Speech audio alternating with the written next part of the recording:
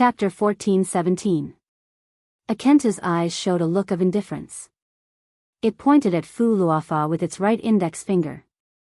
Fu Luofa suddenly let out a cry and fell from the air. She fell heavily on the ground and could no longer get up. Akenta then pointed at the remaining dragon. The dragon screamed and flew backward, hitting a metal pillar not far away. Akenta looked down at the three defeated soldiers with a sneer on its face. Akenta, Fu Luofa lay on the ground with her face covered in blood. She gently breathed, but her expression did not change. Only her voice was as cold as ice. You have killed many of my companions. Do you really want to fight to the death with us, even at the expense of affecting Master's plan? Don't forget that we have a common enemy. They have also entered this world. Akenta raised its head and its horns high, looking a little arrogant. In its view, this cat and mouse game was just revenge for the damn reptiles' disrespect to it at the beginning. It felt that it was necessary to let these reptiles know who was the most capable assistant of its master, and not the unreliable traitors who had temporarily turned to its master. It did not immediately answer Fu Luofa's question. Instead, it silently looked around the underground space. Demons could easily see through the darkness and capture even the faintest light in the darkness. In its view, this dark underground space was as bright as noon. This was an open hall, but it looked more like a workshop. There were rows of metal platforms in the hall, and further away, there was a row of metal culture tanks. There were a total of 12. In the position of the 13th, the metal culture tank that was originally placed there had been removed and was empty. Akenta raised its head and looked at the ceiling in the center of the hall. There was a huge symbol of the Twilight and Order dragon surrounding Wond. It was the symbol of the Gaia organization. After seeing this, it lowered its head and looked at Fu Luofa and the others again. Little girl, are you afraid? Akenta said in a triumphant tone. Previously, you just paid the price for your rudeness. I just want you to understand that necessary courtesy is very important, especially in front of a true powerhouse. It may save your life, but of course, it may also take your life, just like now. Fu Luofa's face was dark, but she did not say a word. She knew that this time she had failed. In the face of absolute strength, any strategy would not work. Not to mention, when it came to conspiracy, they might not be the opponent of this cunning demon in front of them. As for Fu Luofa's previous threat, Akenta seemed to be somewhat disdainful. Common enemy? You mean those pitiful humans outside? I'm afraid that they are still struggling in the sea of reptiles. I hope that they can live longer. After all, I still have a debt to settle with them. Fu Luofa's voice. Fu Luofa. You will regret it, Fu Luofa said indifferently. Her words seemed to have affected her wound, making her cough lightly. Akenta nodded. There is a 13th Titan beside that human. Perhaps he is indeed a unique little guy. But so what? The greater demon opened its hand and said loudly. Everything is in my plan. I have been waiting for this moment for thousands of years. Now, Master's great plan will be completed by me. And you, Akenta looked down at Fu Luofa and the other two and sneered. You are lucky enough to witness how I complete all of this. Your foolish loyalty is not worth mentioning compared to it. Do you really think that Master sent you to complete this plan? Master only sent me the key to open the door. As keys, you should learn to be self-aware after completing your mission. It's a pity. It shook its head and sighed. You are too stupid. You don't understand the subtle meaning of wisdom. As it said that, the greater demon slowly walked to the center of the hall. Fu Luofa frowned. Just as she was puzzled by its strange actions, the greater demon raised its chin and shouted. Come out, Gaia. I know you are here. The so-called Mother Earth, how long do you want to hide? Are you waiting for me to completely raze this place to the ground? The Lord of Purgatory's arrogant roar reverberated in the hall. Fu Luofa and the others couldn't help but frown. Suddenly, the hall became slightly brighter. A gentle voice sounded from the darkness. Akenta, we meet again. After 10,000 years, 234 days, 17 hours, 23 minutes, and 55 seconds, I noticed that your body's functions have declined a lot. This means that the power of the demons is gradually fading. As I expected, the power of dusk is declining due to the deterioration of the world's power level. Akenta narrowed his eyes and looked at the light that suddenly rose in the center of the hall. It was a pure ball of light. In the center of the ball of light, a gentle stream of light flowed like a stream of water. It was like a ray of light that was born in ancient times. Everyone in the hall, including Fu Luofa, couldn't help but be shocked. The mission given to them by their master was to bring back the core secret of Stagnation Realm. Just as Akenta said, they only knew that the secret was buried under the laboratory, but no one knew that there was a god here. Mother Earth, Gaia. Don't pretend to be mysterious, Akenta snorted. I'm not here to talk nonsense with you, Gaia. Perhaps your plan was very precise, and the attack of the Bugas that day was completely beyond our expectations. But unfortunately, all was for naught. You ultimately failed. Thousands of years later, I still came here. You may not have expected it, but it was the mortals that you placed high hopes on that helped me complete all of this. It was my mortal servants who opened the channel of the moons, and another group of mortals who unlocked my seal. So, do you feel that fate is playing you? Akentu, it's meaningless. No matter how much you do, you can't redeem all of this. With the advent of the mortal era, the defeat of the Dusk Dragon is inevitable. This war that has lasted for 6 eras will completely end here. I can't see that those pathetic vermin have the ability to do so. Akenta grinned ferociously. On the contrary, the Great Master has obtained the only pure-blooded ancestor. You have even lost the user of the key. And I'm here to completely cut off all hope for you. Perhaps you're right about one thing, Gaia. The Lord of Purgatory's face was full of fanaticism. The War of 6 Eras will completely end here. This time, you can no longer escape the judgment of the Master by rebooting this world. So now tell me, where is the Throne of Destiny? The light ball flickered for a moment. Do you really want to see the Throne of Destiny, Akentu? The gentle voice said. Perhaps when you see the ultimate face of this plan, it will be too late for you to regret. Akenta let out a long laugh. Are these your empty threats, Gaia? How laughable. When did Martha and her gods fall to such a state? Do you think I'll retreat? I can't think of anything here that can stop me. Is it the gods or the titans? I won't stop you, Akentu. You'll see it soon. The Lord of Purgatory was slightly stunned.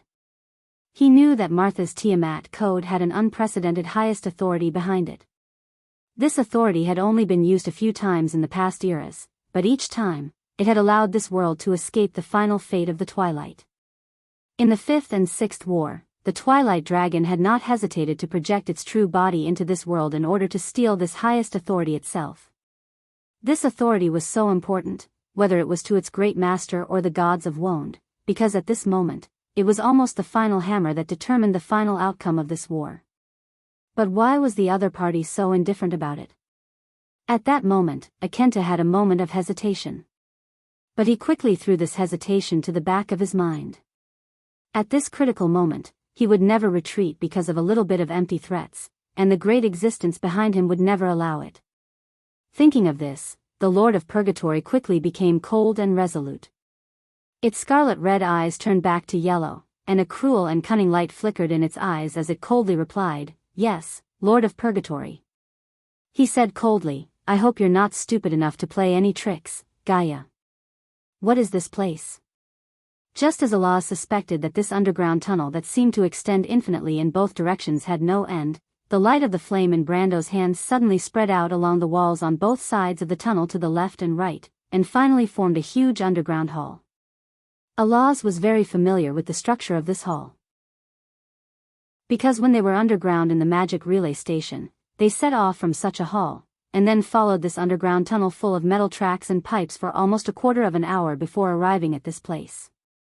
The hall was very grand, and there were at least 7 or 8 tunnels intersecting here. The metal tracks overlapped with each other, but at the intersection, there seemed to be some kind of mechanism that could change the tracks. Almost everyone was curious about these things, but Delphian had seen magic cars in Hazel before. The Hazel people used magic-powered cars to transport or on the tracks, and that kind of track was almost the same as these metal tracks, but much shorter and narrower, and was usually only used in mines. Are we back to the starting point again? Seeing this scene, Fang Qi could not help but frown and doubt. Obviously not. The little female dragon observed very carefully. The furnishings on the platform are different, and there are many more converging tunnels here. I understand, the ground here must be similar to the previous magic relay station. Brando was very surprised by the little female dragon's ability to draw inferences. He looked at her with some surprise and replied, "That's a station, not a platform." He raised the flame in his hand and looked carefully at the sign in the hall. After seeing the words on it, he nodded. "We're here." Chapter 14:18. "Mr. Brando, come and take a look at this." Magadal's voice came from the side. Brendel moved the flame in his hand towards that direction, and the light seemed to have a shape in the darkness. In the pale and narrow space, it reflected a huge door that was twisted to the side. Its alloy material was easily torn apart like paper. Brando saw the fresh claw marks on the door and knew that either Flora or Akenta had passed by here not long ago. Unless there was a third party, this meant that they had found the right place. "Look at the ground." Huang Hu pointed at the bloodstains on the ground. The dried bloodstains glittered like gold in the pale light. "This is dragon blood." Alaz was anxious and wanted to rush behind the door. But Brendel grabbed her by the shoulder, pulled out the holy sword Odorfice with one hand, and walked in ahead of her. Behind the twisted alloy door was the underground hall where Akentu and Flora had a conflict not long ago. As soon as Brando entered the empty hall, he raised the flame in his hand and let the pale light spread in all directions. He only needed to look at the furnishings to know that they had entered the core area of the laboratory. His gaze fell on the metal culture tanks leaning against the wall, and then turned to look at Magadal behind him. The nun princess let out a low cry when she saw this scene. Her face turned pale, and her whole body swayed and fell backwards. If it was not for Brando who caught her in time, the Princess of Antoinette would have fallen to the ground. "Miss Magadal, what did you remember?" Brendel asked in a low voice. Magadal's lips trembled slightly. I think I have been here before." "You're actually very afraid that what your grandfather said is true." Brendel let go of her hand. "You don't believe what Andrea told you. In your heart, you still want to be the nun princess of Antiburo. That's all. You want to go back to those days, right?" Magadal's face was a little pale. She placed her hand on her chest and lowered her head in pain. "I'm scared, I'm really scared. Mr. Brendel, there's another me living in my heart. I'm so scared. If I remember my past, I'll lose everything." She suddenly covered her face and sobbed. "Mr. Brando, I think I am so selfish. She gave me life, but I am so afraid of her." The sudden sound of a young girl crying in the darkness made everyone stop. Even Alaz, who was most anxious for her partner, could not help but stop and look at the nun princess. No one had ever seen the usually quiet and gentle princess cry so hysterically. Even Lotus and Huang Huo were at a loss for what to do with this sudden change. Brando also looked at her. Looking at this lady, he could not help but think of Marshal Brando's request. After all, he was Magadal's grandfather. Although he was only a figurehead, Marshal Brando was the only one who could see the confusion and avoidance in his granddaughter's heart. Perhaps he had already seen through it. Instead of letting this secret be buried in her heart forever, it would be better for her to face the truth. Perhaps it was a little cruel, but at least it would give her a chance to let go of the knot in her heart forever. Perhaps no one in this world would know what the nun princess saw on her last trip to the Silver Plains. Instead of trying to find an answer by beating around the bush, why not come to this world again? Andrea's suggestion was not without reason. Brando silently walked over and grabbed Princess Magadal's arm, taking her hand away from her face. "She gave you life, and let you replace her, to complete her unfinished business.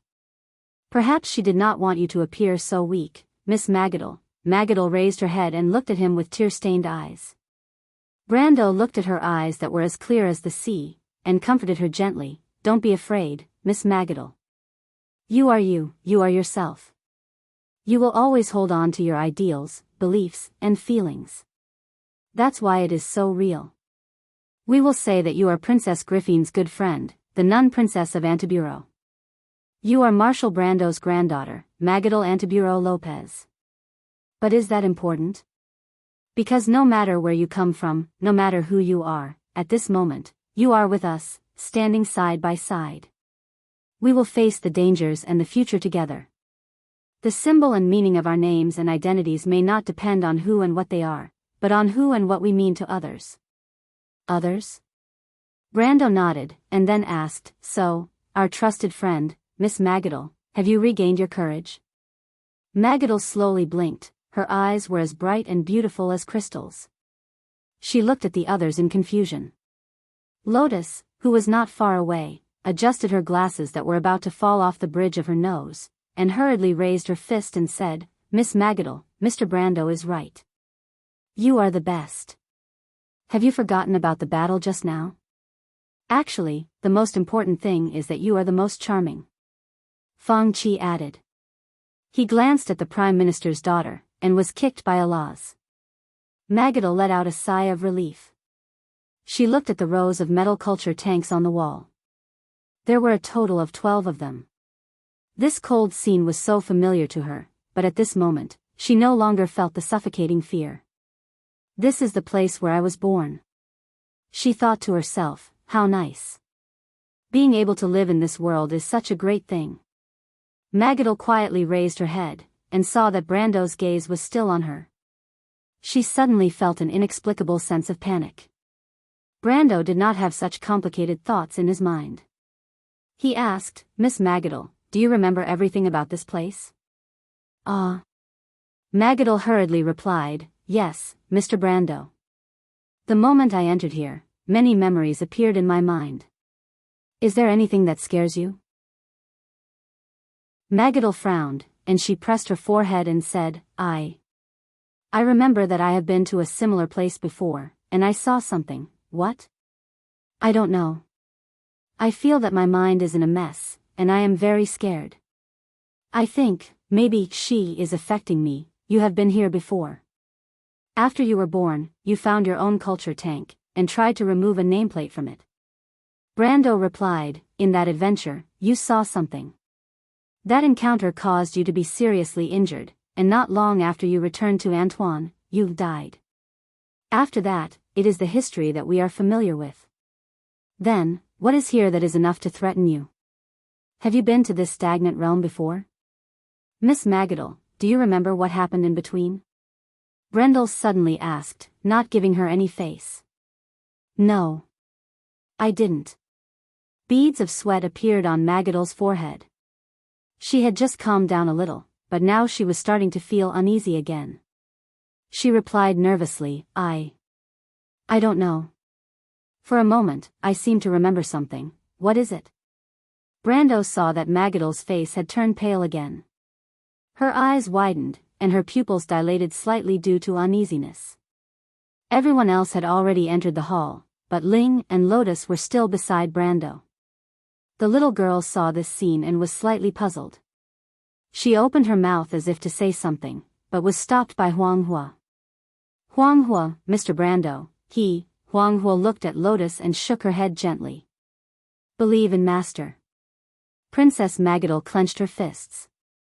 At this moment, Mr. Brando became a little detestable in her eyes.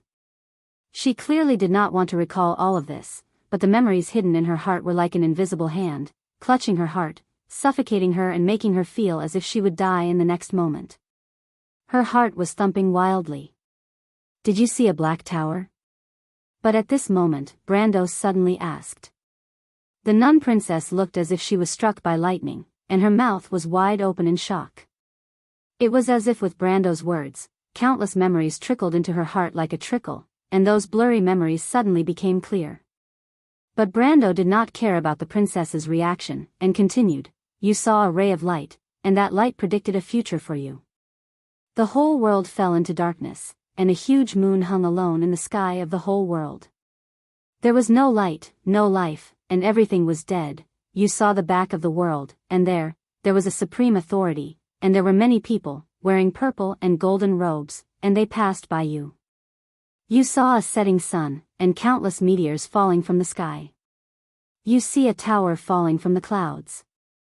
Flames are burning fiercely, and there is only a dazzling green light shining in the clouds. You saw the dusk of the whole world, as if the prophecy of Won's destruction was right in front of you. Brando's voice softened. Am I right? Chapter 14:19. Boo. Boo. Mr. Brando, how did you know?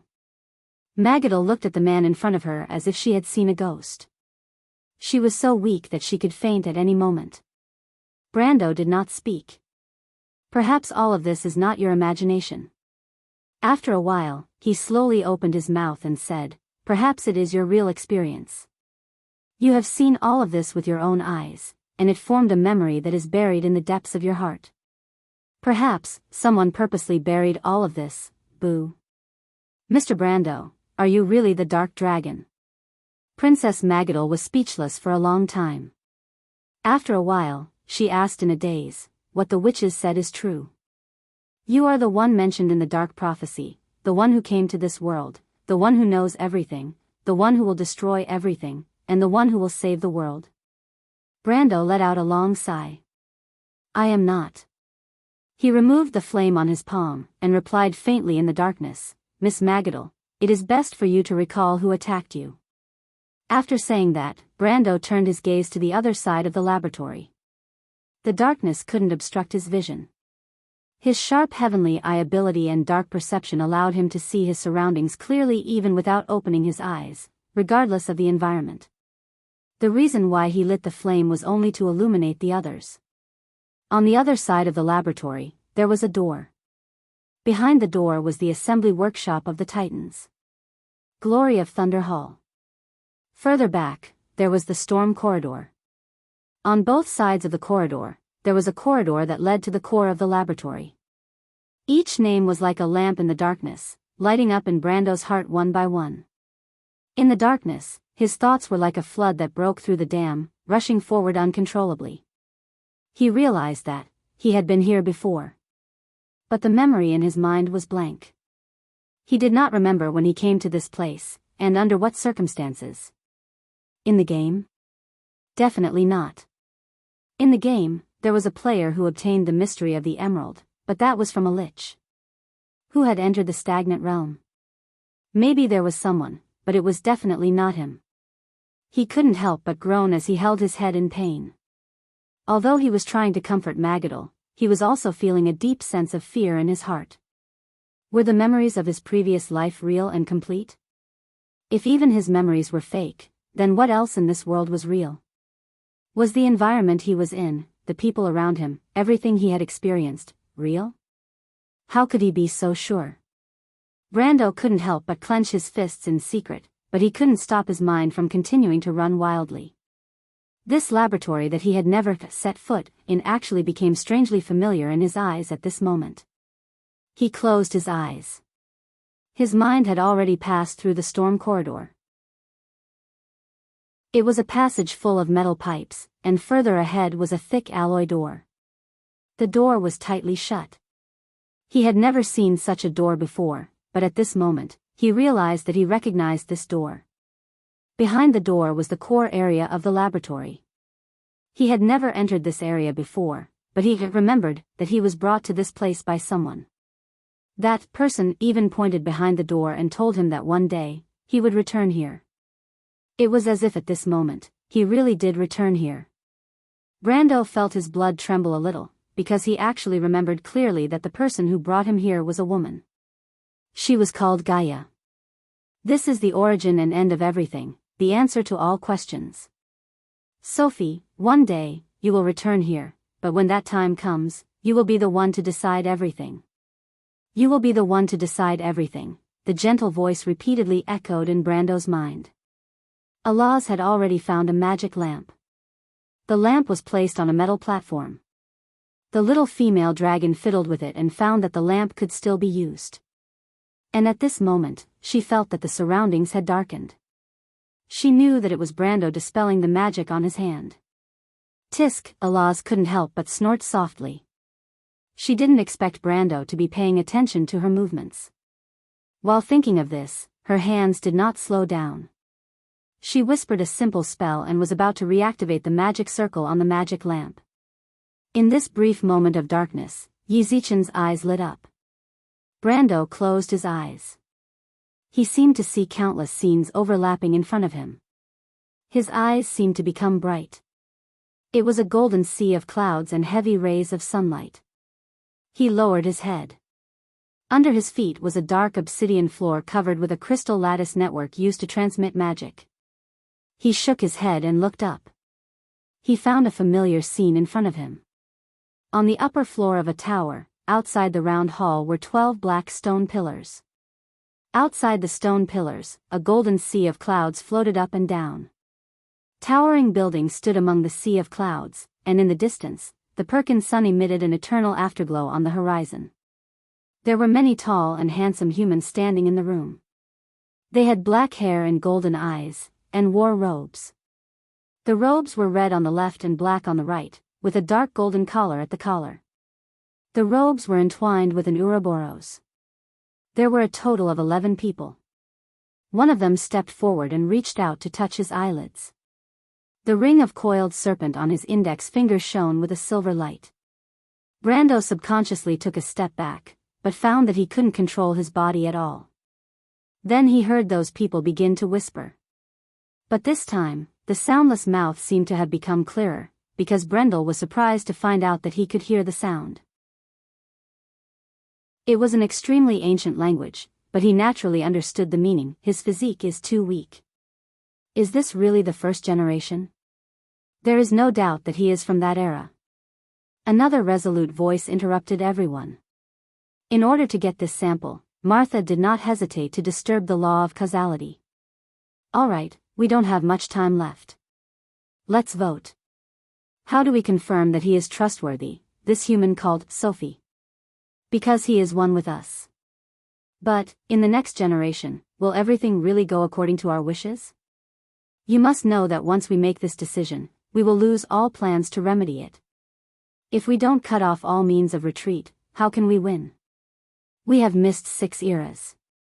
History has already proven everything. This time, we must believe in Martha's judgment. Then, why can't we let him replace that girl? We still have a chance, but this time, we are not the ones who make the decision. According to the rules of the meeting, arbiters please withdraw from the voting. The silver-robed men nodded and left their seats. They turned around and walked out of the round hall. The light suddenly became bright, as if it had swallowed everyone in the hall.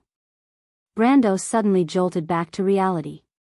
He realized that it was Alaz who had lit up the magic lamp, and the bright light once again lit up the entire laboratory. At this time, Huang Hua finally noticed the heavy expression on her teacher's face. She could not help but ask softly, "Teacher?" "I'm fine, Huang Hua." Brando raised his head and looked at Princess Magadal apologetically. The latter's face was still a little pale. "Are you okay?" he asked softly. "Mr. Brando, Magadal shook her head gently. "I still can't remember much about the past. I can't remember who attacked me." "It's okay." Brando sighed. "Then don't think too much about it." He looked forward, and his gaze fell on the other side of the exit. "Let's move on. Akentu and the rest should have passed through here and are heading towards the core area of the laboratory." Brando's gaze fell on the center of the hall, where there were obvious traces of a battle. Alaz looked at the stained golden blood on the ground anxiously. The dragon race's sense of smell was very sensitive, and she could even distinguish the scent of Faropa from the blood. Faropa was injured, and this discovery made her very nervous. She could not help but think of the corpses she saw on the way, and was afraid that she would see Faropa's corpse next. However, she also knew that this wasn't the time for her to be willful. Putting everything else aside, the power of their opponent, the Lord of the Purgatory, Akentu, wasn't something that any of them could match.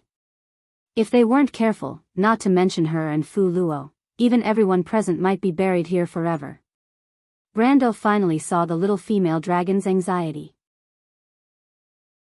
Without saying a word, he led everyone through the laboratory and continued to move towards the core area. However, they had only taken 2 steps when they stopped. Because in the corridor behind the laboratory, they found a person covered in blood sitting against the wall. The other party's appearance was that of a human male, about 40 years old. He hung his head lifelessly, like a corpse. But Brando knew that the other party was a giant dragon. He only needed to look at the golden blood flowing out of the wounds all over his body to understand. Garek. Alaz recognized her familiar companion for the first time. She subconsciously took a step forward, but suddenly thought of something and gritted her teeth and stopped. However, as if it had heard the little female dragon's low cry, the blood-covered dragon actually swayed slightly and raised its head with some difficulty.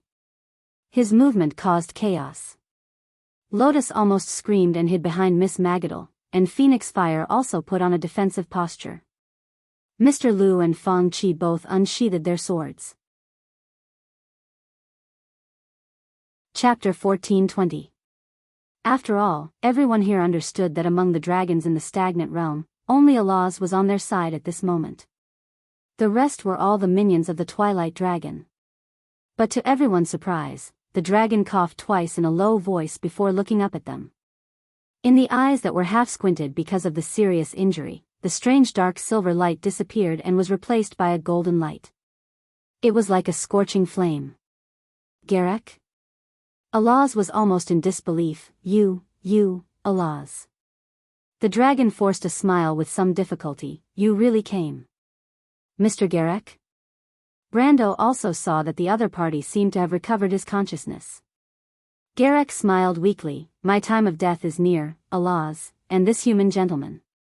But fortunately, at the last moment of my life, my soul was finally able to escape the shroud of darkness, allowing me to return to the eternal home of the dragons, Garek.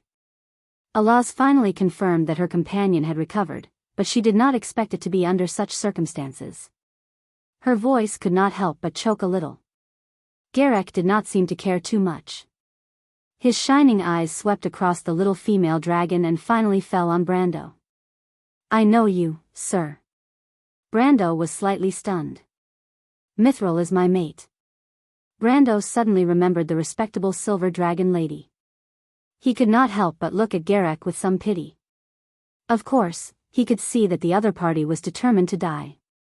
Through such means, he was able to escape the claws of the Twilight Dragon. He may be able to save the other party's life with the angel's heart bottle, but he could see that the other party was not willing to let his soul be covered in dust again. Not to mention that the other party only had a moment left.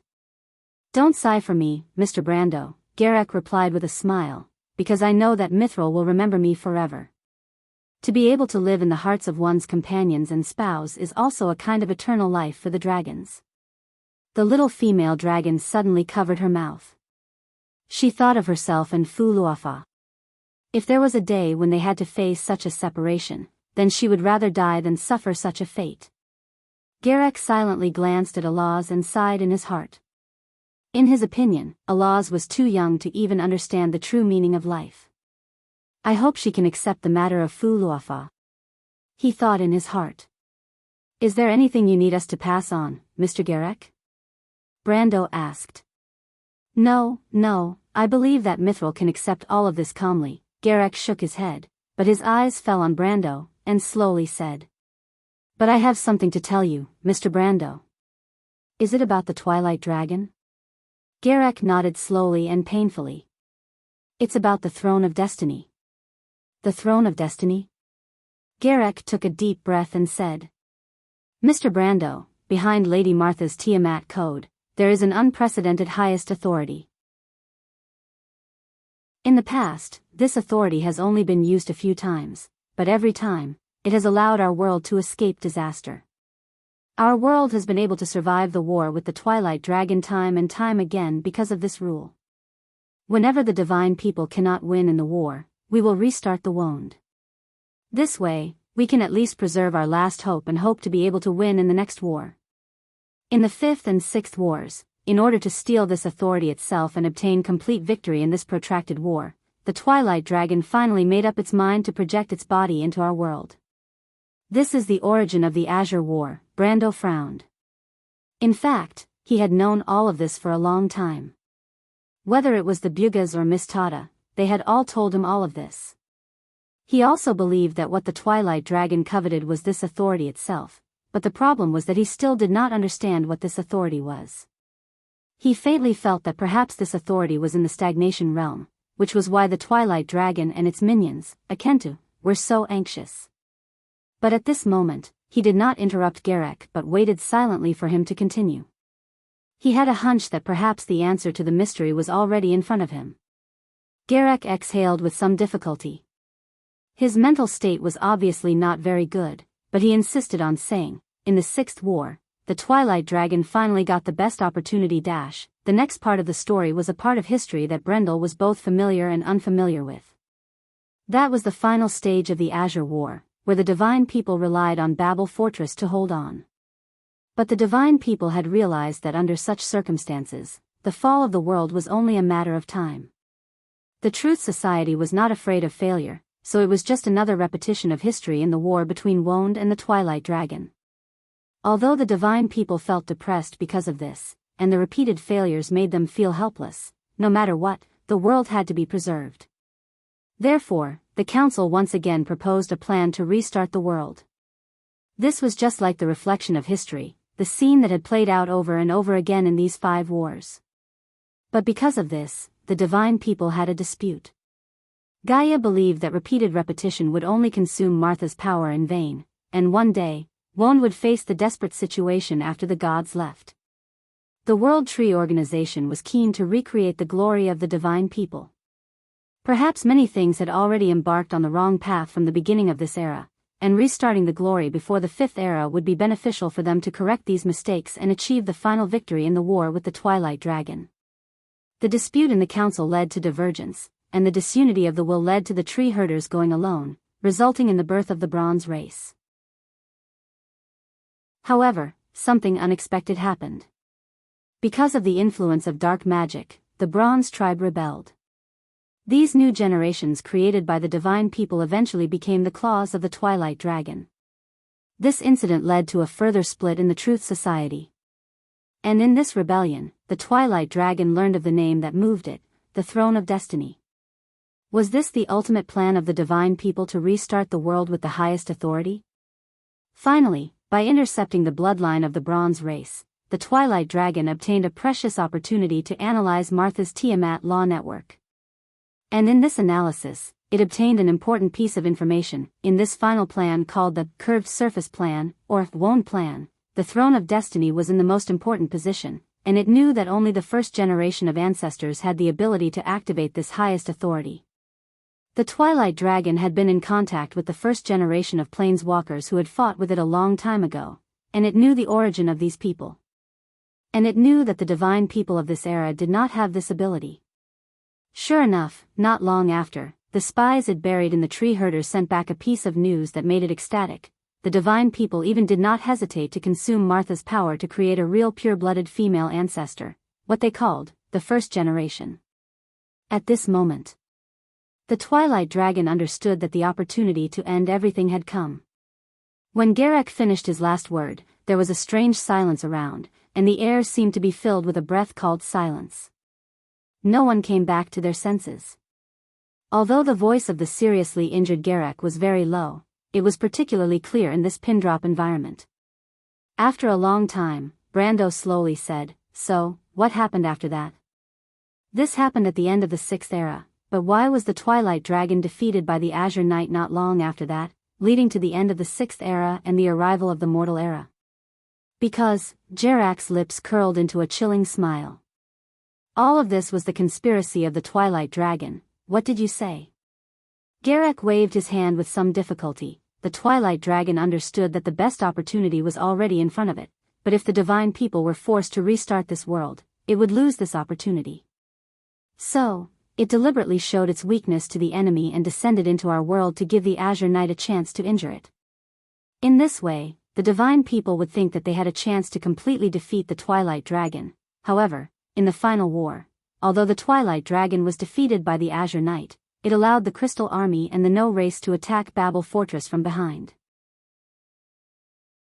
The Truth Society was caught off guard, and the Tower of Babel was completely destroyed. Moreover, the most important thing is, the Twilight Dragon has already calculated everything.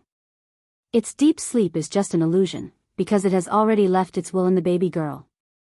When the mortals thought that they had won, sure enough, after the Sixth War, the Azure Knight became a hero, and the era of the mortals came, and our world. Garek coughed heavily twice, was also preserved. In the dead silence, only the calm voice of the Prime Minister's daughter sounded, so, the throne of destiny was not hidden again with the restart of the world. Without waiting for Garek to answer, she continued, in the next 1,000 years, the Myrnas established their country. In the era of the mortals, the power of the earth declined, the gods died, and the dragons were hidden. Then, the War of the Holy Saints. After that, even the Silver Folk withdrew from the history of Wond. In the next 700 years, the Holy Saints established their country. Cruz, Fanzan, Saint Osol, and Nalanta were established one after another. And 300 years later, that was our era. The voice of the Prime Minister's daughter trailed off. But there was a roaring sound in everyone's hearts, because in this era, it had finally come again. Chapter 14:21. The enemy we are facing may be the most ferocious and terrifying opponent of this era. Its existence is far from conquering, nor is it to rule and seize benefits. The destruction brought by the twilight is pure. It will return the world of Wond to chaos, just as its believers in the mortal world claim, the final judgment and the end of the world. Silver Scholar, Judd J. Robenrioland. This was the era of the twilight. In the face of the heavy reality, everyone was hesitant to move forward. This was the common opponent that humans had faced for 6 eras. However, even the gods had failed time and time again. How could the mortals, born of the black iron, raise their hands and feet in front of it? Everyone looked solemn. Even Brando's face was tense. He silently pursed his lips into a straight line. The Twilight Dragon has mastered the blood of the ancestors. Its goal is the ultimate secret of our world. Can we still make it in time? Garek's lips were dry and cracked, but his face looked a little indifferent. That's just right. On the contrary, Fang Qi seemed a little strangely excited. The genius of the Phantom Chariot lineage seemed to have returned to his old ways at this moment. He paced back and forth feverishly. I've long been tired of the repeated days. To be honest, I've long been tired of the trivial calculations between my family and Phoenix Fire. Fang Qi waved his hand. And this is what I want, about the mystery of the emerald and everything behind it. Miss Delphian, do you remember what I told you? There was a flicker of fire in his dark eyes. He looked at everyone and then at Brando. If we can't participate in it ourselves, it will be the biggest regret of our lives. Brando, I believe in you. How about taking us to create a miracle? Brando ignored the guy who had returned to his old ways and only asked Garek, I want to hear your opinion. Garek also looked at Brando. Move forward or die, but this is our only chance. We have some reasons why we have to do it. Above the blue sea of Anglia, we saw the sunrise and everything that bathed in the sunlight. The sunrise we see today may be our last glimpse. The curtain of the past has fallen, and the long night of Wond is coming. But the endless darkness is not the long night. The long night is the wait before the dawn, Brando replied. Maybe, but that depends on you and me. Garek coughed violently. It clenched its hand into a fist and pressed it against its chest. Mr. Garek, is the secret here? Yes, it is the target of Akentu, Flora, and us. Then, what is the seed of destiny? Garek shook his head weakly. No one knows what it is, Mr. Brando. I don't know, Akentu doesn't know, and the Twilight Dragon doesn't know. It may just be a law, a kind of authority, or it may just be a name. Maybe only Lady Martha knows what it is. Master, no, the Twilight Dragon spent countless years to come here. The secret was placed under the ruins of the past order, in the flow of old time. Brando was silent for a moment. How strong is Akenta now? Garek looked at him with his yellow eyes. There was no anxiety in his eyes, only steel-like coldness. Brando raised his head, and he already understood. He looked at the dark corridor in front of him again. It lay there, immersed in the silent darkness, as if thousands of years, or even tens of thousands of years, were just a moment. It would lead to an unknown and unpredictable future, and the time after that might be long or short, but it would be an eternal secret that no one knew. At this moment, Brando suddenly recalled such a scene. It was the sacred white field. The Flame King said so in his oath to the humans, elves, dwarves, silver folk, and dragons. His voice echoed in the wilderness, like an ancient ghost that still lingered in the hearts of future generations. We will take this step, and after this step, it is the path to seek the truth. It may lead to victory or death. We have no way of knowing, but we can make a choice. Forward or backward? Brando subconsciously looked at the holy sword Odorfice in his hand. The dark blade shone faintly under the dim light, and every golden-red texture on the blade seemed to be flowing. With a common voice, they told him the answer. Everyone's eyes were focused on Brando at this moment. They saw the young Earl from Erewhon lower his head and then raise it again. He looked at the dragon who was leaning against the wall and asked, "Are you all right?" Garek shook his head. "Mr. Brando," he asked weakly, "I only have one last question. Can you tell me, what do you think the chances are?" "I don't know," Brando replied, "but I think there's still a chance." "There's still a chance," Garek smiled weakly, "then leave me here. If I can still have a beautiful dream in the dark, maybe I can still see Mithril." "Garek." The little female dragon clenched her claws. "No, Alaz, go forward, don't waste time." The little female dragon wanted to say something more, but Brando pressed the back of her hand and dragged her forward, past Garek. In the darkness, he felt Alaz instinctively struggle, but she quickly turned her palm around and clasped his hand tightly. The others also silently passed by Garek. Brando looked back and saw Phoenix Flame place her sword in front of her chest and salute the other party. It was like a poem blooming in the darkness, quiet as a trickle. Akenta looked at the giant door shining with a metallic light. The door was engraved with the scene of Martha's creation. A little light rose from her hand, and each light beam was drawn by countless stretched lines, passing through the clouds and the sea of fire, covering the whole world, boundless. Deliberately mystifying, Akenta said with a look of contempt, "Where is this place?"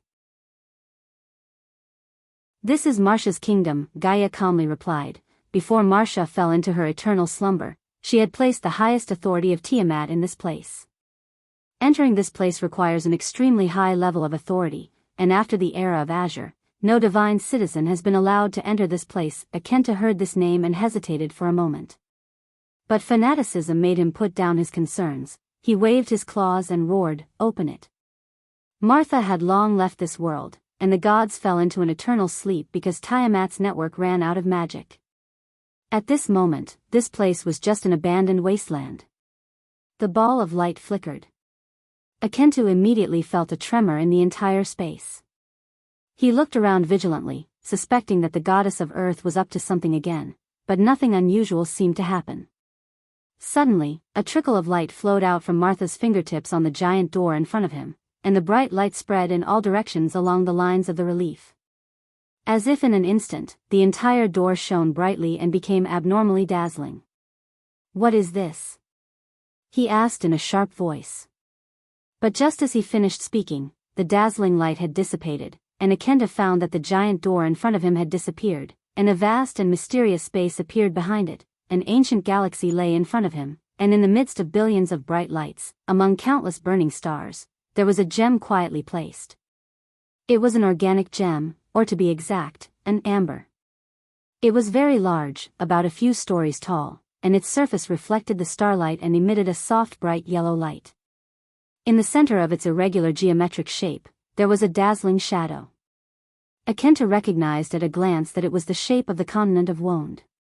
It was placed in the center of this world, and circles of silver protective equipment wrapped around it. The flowing light in the amber was like a dazzling halo. However, the light of the stars passed through this halo, making it seem as if it was immersed in a river of time. At that moment, even the king of demons could not help but be stunned. It's actually here. Akentu's scorched yellow vertical pupils showed a hint of surprise. The fire seed that you have carefully preserved from the past world, the only treasure of this world, the throne of destiny. He subconsciously took a step toward the amber, but a figure had already swept past him. It was Flora. The latter instantly turned into a sharp arrow and shot toward the amber. She tried her best to reach out, and her fingertips almost touched the bright surface of the amber, but the Purgatory Lord snorted coldly at this moment. At that moment, Fu Luofa let out a miserable cry and fell from the sky as if she had been struck by lightning. As soon as the girl landed, she hugged herself in pain. The capillaries under the skin of her arms seemed to come alive and rolled between her muscles. Large beads of sweat rolled down her forehead, and her face was as pale as paper. You don't know what's good for you. Akentu looked at her coldly and sneered. Akentu. Flora's two slender and beautiful eyebrows were almost entangled with each other. She clenched her teeth and stared at the Purgatory Lord with blazing eyes. You know the consequences of betraying the master. Akentu choked. He looked back at that amber with some fascination. The lofty throne was so charming and so enchanting. That was the supreme authority of Martha's Tiamat code, and also the only shortcut to the power of existence. No wonder Ekis was so fascinated by it that he did not hesitate to betray his master. Chapter 1422. For a moment, the Lord of Purgatory's heart was shaken. Fu Luofa's stare made him upset. Of course, he knew the consequences of betraying Dusk. But in a moment, his greedy desire drowned his reason.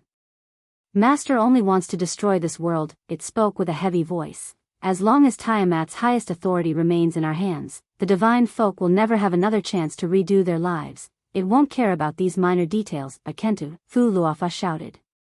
Are you crazy? Her repeated challenges finally exhausted the patience of the Demon King. Akentu suddenly roared and swept the silver dragon girl away with a wave of his claws. She fell heavily back into the original hall, and there was no sound from then on. Fu Luofa.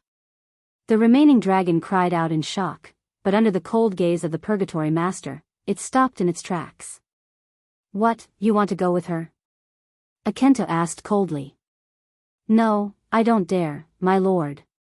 The dragon finally understood the situation. It looked regretfully at Fu Luofa's direction and did not dare to have any objections. Very good. Akentu nodded in satisfaction. Then, he turned around and looked at the amber with greed. He murmured. This time, it belongs to me.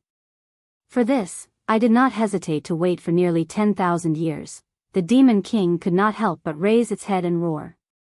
The so-called gods and your ancient creators, the divine people, the Bugas, the dragons, Robdis, and Wilcadia, you two fools who are all brawn and no brains.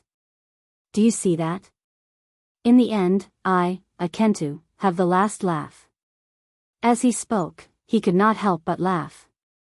This devilish laughter echoed in the entire space as if the entire world was trembling. However, to everyone's surprise, a slightly calm voice answered it. I'm afraid you won't have the last laugh, Akentu. This voice caused the Demon King to turn around instantly and stare at the direction of the voice. There, a group of people were slowly walking into the hall outside. The person in the lead was the young man who made him suffer again and again on the Black Moon waterway. Humans, Akentu squeezed out these two words from between his teeth. Brendel raised his head without showing any signs of weakness and looked into the eyes of the Demon King. Akentu roared, and the pressure of a demigod was almost overwhelming, causing everyone behind him to stagger. Even Alaz could not help but take a step back. However, Brando held the holy sword Odorfice in his hand and remained unmoved. It was as if Akentu's law and territory seemed to be involuntarily separated as soon as they touched him. As if there was something on Brando that made them afraid of him, and they did not dare to approach him. Akentu, he could not help but widen his eyes. How was this possible? He was just a mere human. But he immediately thought that it was the holy sword Odorfice in Brando's hand that played a role. He could not help but say hatefully, "This is really beyond my expectations. You dare to come to me and die? Do you think you can challenge me with a mere golden flame blade?" Akentu. At this time, Brando also saw the huge amber behind the Demon King. Beside him, the little female dragon Alaz suddenly exclaimed. She had already seen Fu Luofa lying on the ground, not knowing whether she was dead or alive. She quickly rushed over. At this time, Brando's voice was almost contemptuous. "Akentu, when your clone was easily killed by me, your tone was not like this. Are you trying to provoke me, human? You know, I don't need it." Brando shook his head. "If I can squash your clone like a bug, I can squash you like a bug, Akentu." Akentu let out a terrifying roar, and his eyes were bloodshot almost instantly. He had always been ashamed that his clone was accidentally killed. It was just that before the seal was lifted, he had neither the spare strength nor the strength to wash away this shame. Now that he had finally broken the seal, he had to temporarily suppress his anger because he had to fight for the seed of destiny. This anger buried in the bottom of his heart did not fade. Instead, it became more and more furious. If it were not for the goal of nearly 10,000 years, he would not have tolerated it. However, at this time, he would never have thought that these reckless bugs would not only dare to take the initiative to appear in front of him, they even dared to provoke him. As the saying goes, don't hit people in the face, and don't expose people's shortcomings when scolding them. Not only did Brando expose their shortcomings, but his words were also like a cold and sharp spear that pierced deep into Akentu's wound. How could he tolerate it? However, the final goal was close at hand. At this moment, Akentu finally maintained his last bit of calmness. He turned back and roared at the dragon who had just surrendered to him. "What are you waiting for? Go and kill these damn bugs." That dragon was dumbfounded. He looked at Brando. Of course, he knew how terrifying this young man's strength was. Previously, when they joined forces with Fu Luofa, they were still firmly suppressed by the latter. Now, he was the only dragon here. Needless to say, Fu Luofa, who was the strongest among them, was not even alive. How could he be a match for this terrifying demon? However, he had to move because he knew how terrifying the Purgatory Lord behind him was. If a demigod wanted to kill him, it would not be much more difficult than crushing a bug. At the thought of Akentu's coldness and brutality, this unlucky dragon finally made a decision.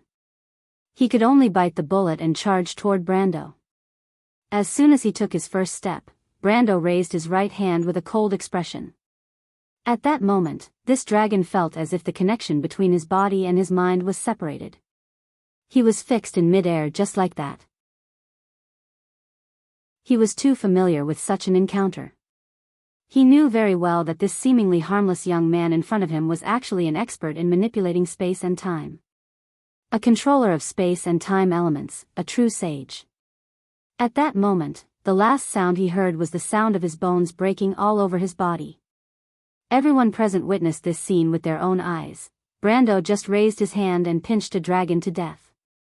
They saw that the dragon's whole body was oozing blood, and his head drooped down weakly. Then, Brando casually threw him to Akentu as if he was throwing trash. "This is your new subordinate, Akentu?" Brando sneered coldly. "He compliments your good-for-nothing master well. As the saying goes, like master, like servant." "Very well." Akentu was so angry that he trembled all over. Although he was a cunning and suspicious existence among demons, his irritable nature still prevailed at this moment.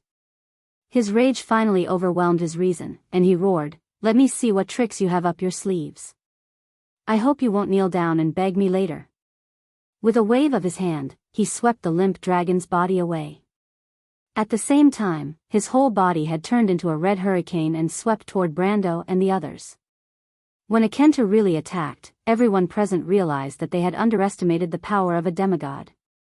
Although the power of the Demon King came from chaos and dusk, which was not the same as the division of power in Martha's Law, there was no essential difference between absolute power at a certain height. If the sage was the boundary between mortals and gods, then what Akenta had just witnessed was truly the power of a demigod. Then, the power that Akenta displayed at this moment was already true divine power. It was the kind of power that could intertwine with the laws and surpass the power of a world. All things were destroyed and born because of it. The whole starry sky resonated with it.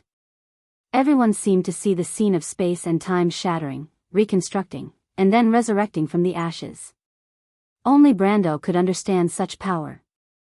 That was the power of the most perfect silver body. Akenta's full-powered blow directly set off a terrible storm. It was like the moment of a supernova explosion. Hundreds of billions of pulses and energy swept across. Before it reached them, everyone present had already reached a common thought in their hearts: that's right. It was unstoppable. Huang Hua bit her lower lip tightly. Her eyes reflected this ray of light. She clenched her fists, but she could not move at all. Beside her, Fang Qi and Mr. Lu had already lost their minds. Ling and Lien even had a look of confusion and despair in their eyes. Human, the law that you are so proud of is not worth mentioning at all. Akenta sneered. You don't understand what is true power, and what is true existence. Princess Magadal's face was pale. Everyone. She seemed to have an endless abyss of darkness in her heart. She used the last of her strength to squeeze out a few words. Be careful, but another voice quickly drowned out her voice. That voice was calmer, and more determined and calm. Brando faced this almost unstoppable blow. Not only was there no fear in his eyes, but there was a flash of light. He whispered, Allahs, now is the time. A domain was completely opened. It was like a staggered space. A circle of water rippled between the stars. It swept past everyone. Then Brando disappeared. It moved forward, and the floor of the hall disappeared. The water continued to move forward and collided with the storm brought by Akentu. Then the terrible storm also disappeared. Finally, under Akentu's astonished gaze, it passed by him. At that moment, the Lord of Purgatory also disappeared. The space trembled slightly. Chapter 1423. Everything seemed to have returned to its original state. Everything quieted down, and everyone seemed to have regained control of their bodies in an instant. Huang Hua, Ling, Lotus, Mr. Lu, and Fang Qi fell to the ground in an instant. Brando! Allahs screamed. But she immediately reacted. She knew in her heart that she did not have much time left. It could even be said that it was only a split second. The little female dragon immediately turned around, and the huge amber was reflected in her golden pupils. This time, there was no one in front of her. Brando! Allahs clenched her sharp fangs. You must hold on. And in the next moment, she was already like a golden arrow, shooting towards the center of the vast galaxy. The constantly spinning amber was only inches away from her. Her hand had even passed through the layers of metal protective equipment. Finally, she was about to reach the amber. But time froze at this moment. Allahs heard a scream coming from behind her. She already knew that it was Miss Magadal's voice, but she did not have time to turn around. In the next moment, she felt a cold hand grabbing her ankle. She swung her hand forward with all her might, but she only missed that amber by a hair's breadth. No! Allahs only felt her vision go dark. She turned around subconsciously, and just happened to see a pair of deep, flickering eyes with a dark silver light. That is not something that belongs to you, Allahs. No. Philofa, the little female dragon's voice was almost a moan of despair. The moment he opened the polar plane, Brando could be said to have prepared himself for the consequences. He was so familiar with all of this, so familiar with all of the possibilities that unfolded with all of this. Even if he closed his eyes, every classic battle tactic from his previous life seemed to reappear in front of his eyes. That was the power of the polar plane. Regardless of whether it was strong or weak, it could contain all opponents and all attacks into its kingdom. Using this unique power, the players had developed countless possibilities. The many bizarre tactics and classic battle examples had created miracles of the weak defeating the strong in the other world more than once. The players called it a bug, but the officials never cared about it. That used to be one of the biggest puzzles in Amber. But at this moment, Brando thought that he might already know the reason. This was because in a world where resurrection was impossible, the extreme planes and all of its characteristics were so ordinary. A Lemaitre would never risk his life to rashly lure an opponent who was much stronger than himself into his own kingdom. However, there were always exceptions to everything. Facing the Lord of Purgatory Akenta's attack, Brendel suddenly realized that he did not have the slightest bit of fear. It was even difficult to find such an emotion in his heart when he absorbed this Devil King into his own law and kingdom. He suddenly realized that what was surging in his heart was actually excitement. The classic miraculous battles of the past. At this moment, she was reborn in his heart. So much so that when he saw Akenta's expression change abruptly and reveal a terrified expression, a smug smile even appeared at the corner of his mouth. That's right. The moment Brando opened the extreme planes, Akenta understood that he had been fooled. This human couldn't defeat him, but he didn't seem to need to defeat him either. Because in fact, the moment he made his move, the outcome of this battle had already been decided. How dare you? Akenta couldn't help but widen his eyes. He saw the sneer on Brando's face, and his heart was already cold. This coldness instantly turned into a kind of shame that went straight to the top of his head, and all the shame and anger turned into a heart full of murderous intent at this moment. He let out a shrill scream, and when he made his move again, it was already a full blow with anger. But in fact, this didn't make much of a difference to Brando. Because in his extreme planes, it was impossible for him to resist such a blow. Even if he unfolded his kingdom, the power of this blow would be magnified thousands of times. Just like the unlucky bastard he killed in the Battle of Ampere Seal. Thinking of Williams, Brando couldn't help but reveal a bitter smile. He didn't expect that the same thing would happen to him one day, and he didn't know if this was a kind of retribution. Then he silently lowered his head and watched as Akenta's claws passed through his defense without any hindrance, and swept heavily on his chest. The aftermath of this blow directly swept through the entire extreme planes that was formed by the laws of time and space. As a result, the entire extreme planes almost completely collapsed in an instant. Brando only felt his vision turn black at that moment. He opened his mouth wide, and almost couldn't make a sound. Although he had already predicted Akenta's power, he still didn't expect the power of this Purgatory Lord to be so terrifying at this moment when he was angry. Pages of light screens popped up in front of his eyes almost at the same time, and each page was full of warning messages. He saw his HP drop rapidly, and it could even be said that it was only a moment before the long HP bar turned black. Then the unyielding talent instantly took effect, and the HP value changed at an unimaginable speed until it became an almost uncountable number. And in front of this number, there was a shocking minus sign. But it was far from the only time. The extreme planes collapsed, and all abilities related to elements were instantly locked down.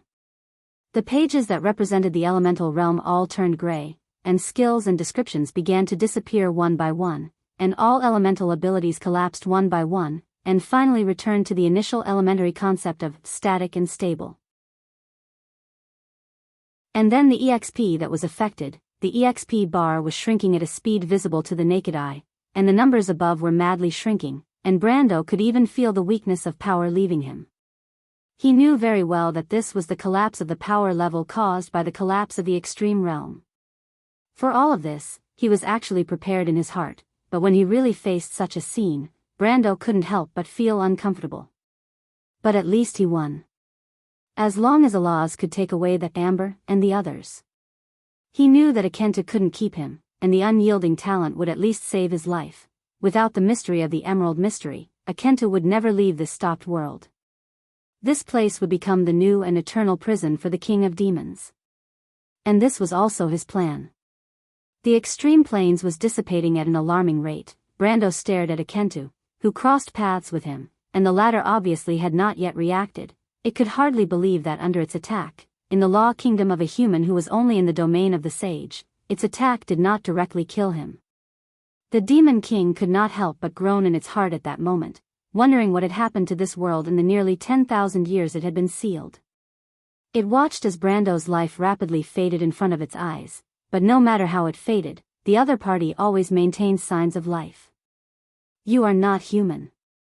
It could not help but scream in shock and anger. "Immortal? How is this possible? How can there be such a person in this world? You are a divine citizen." "No, even a divine citizen has a moment of eternal stillness. Who are you?" Brando sneered. He did not dare to waste too much time, and subconsciously reached for the angel's heart vase in the floating celestial sphere, but at this moment, his hand froze. The stunned expression on Akentu's face also stopped at the last moment. Both of them saw the last moment of the extreme planes dissipating. But what they saw was not the scene they imagined. Standing in the middle of the vast galaxy was the figure of a young girl. She was wearing a long robe, but it could not hide her graceful figure. Her black hair was scattered behind her, dancing without wind. She turned her head, and her dark silver eyes swept across Brando and Akentu's faces with a trace of pity and ridicule. Alaz fell at her feet, floating in space with her head down. No one knew whether she was dead or alive. "You," Akentu's face changed dramatically, and could not help but scream, "You damn reptile, how dare you!" However, it suddenly stopped talking. His face turned pale, and his huge body started to tremble uncontrollably. It was as if he wasn't a powerful demigod, but an insignificant character. "Akentu," the young girl spoke, but it was not the voice of Fu Luofa. "You disappoint me." Brando only needed a moment to distinguish the voice. "Roman, no." He was almost moaning as he muttered to himself. "Twilight Dragon." "Human." Fu Luofa's gaze fell on Brando. "We meet again. I'm glad you brought my servant to this place. The result will not change, you should understand, this is fate." Akentu collapsed in an instant. "Next," Fu Luofa continued, "is the moment to reveal the fate of this world, although it has been a long time since it came." After that, the young girl turned around and walked towards the floating amber.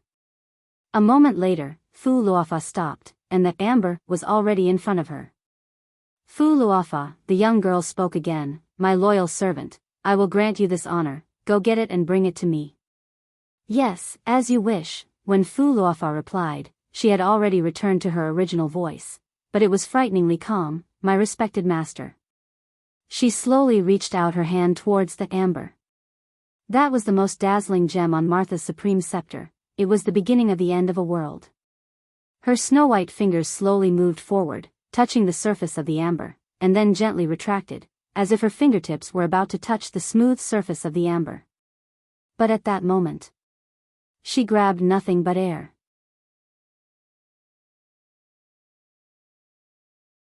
Chapter 14:24. At that moment, Flofa's hand seemed to have passed through the non-existent amber and grabbed nothing. Even if he lost his courage due to fear, Akentu, who was paralyzed on the ground, could not help but widen his eyes when he saw this scene. "What is this?" he screamed hoarsely. "Gaia, you lied to me." However, no one cared about his fear and resentment, because the voice of the Demon King was quickly drowned out by an even sharper howl. It was the voice of Flofa, which was also the voice of the Twilight Dragon.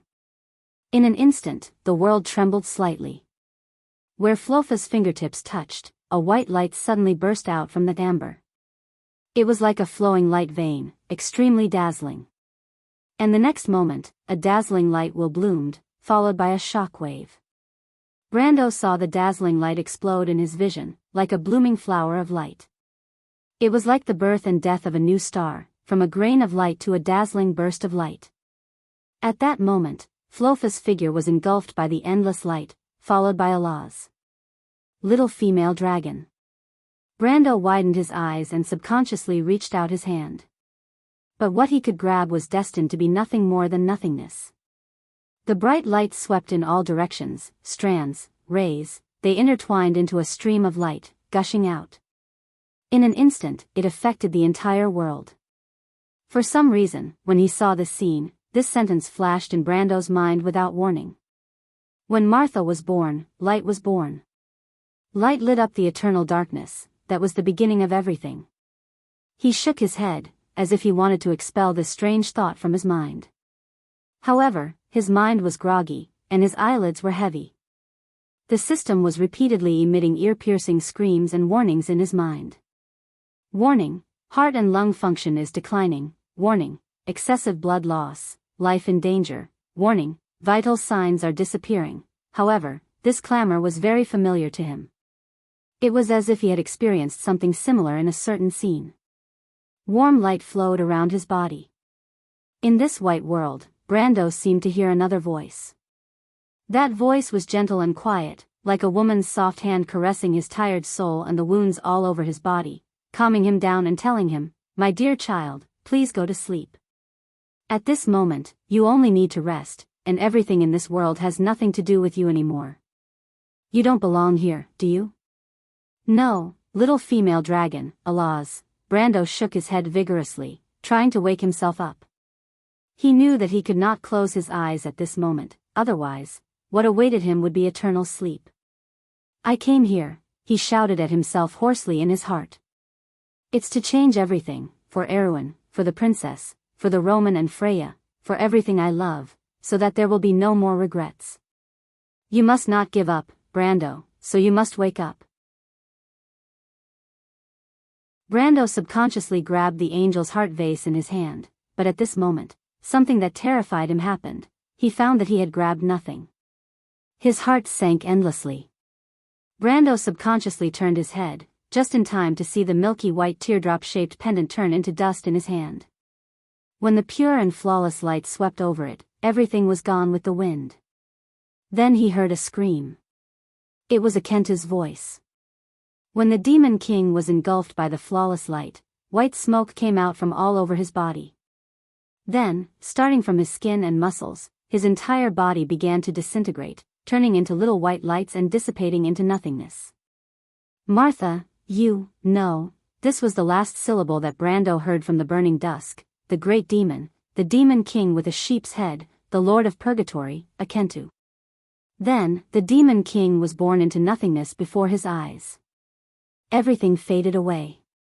He saw a woman appear beside Akentu.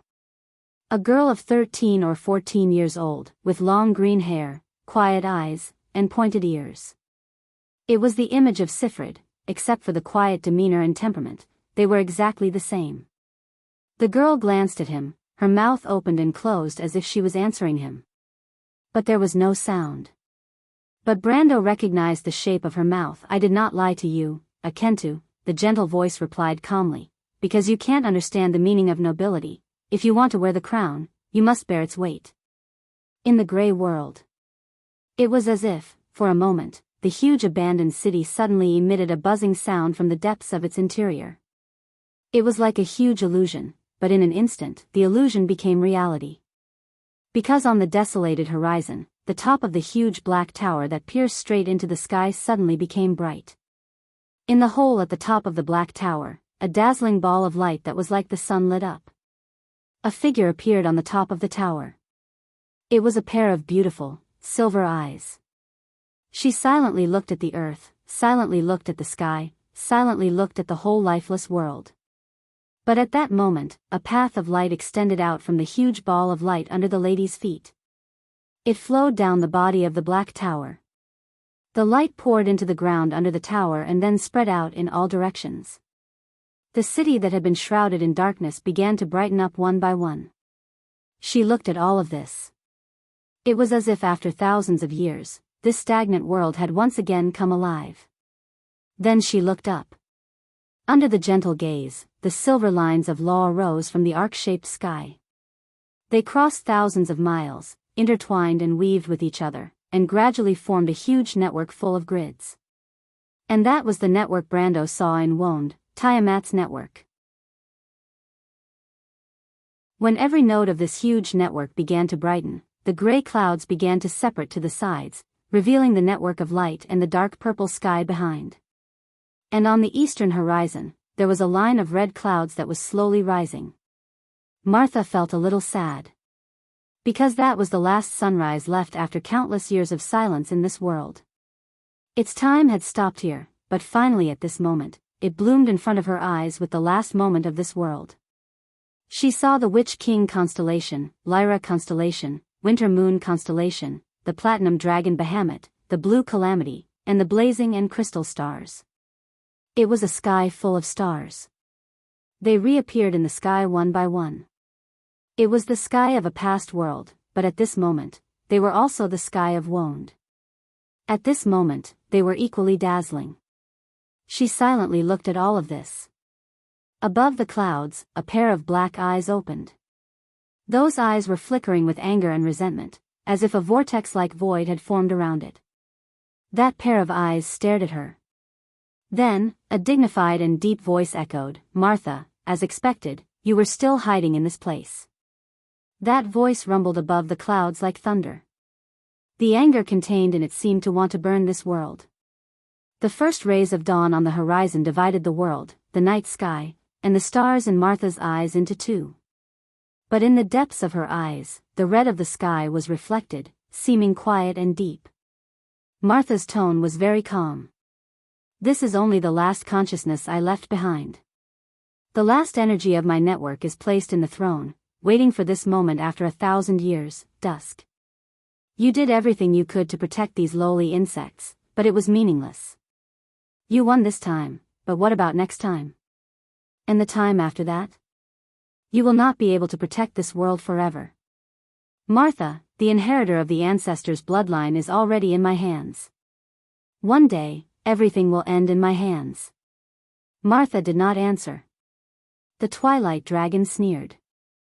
"Actually, you no longer exist in this world, Martha. I learned about your death from the network you created. Your comrades, your creators, all of them have fallen into eternal slumber in this war. In the end, even you were not spared. But I, on the other hand, am eternally. It's a pity, Martha. I can't let you see the moment when everything is realized. The end of all things, the end of the world. The result of this war between us can only be witnessed by me alone in the end." The Twilight Dragon's tone was somewhat bleak.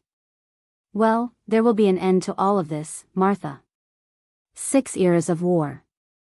As my opponent, perhaps in my long memory, I can remember this moment, remember you lowly insects.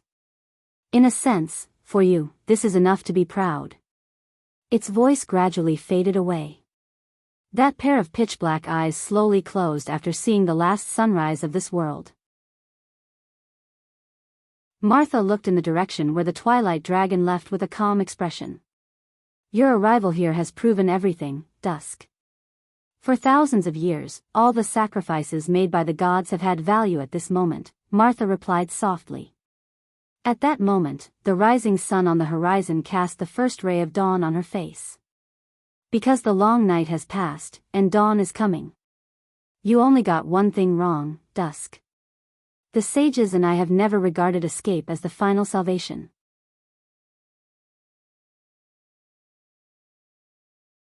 Chapter 14:25.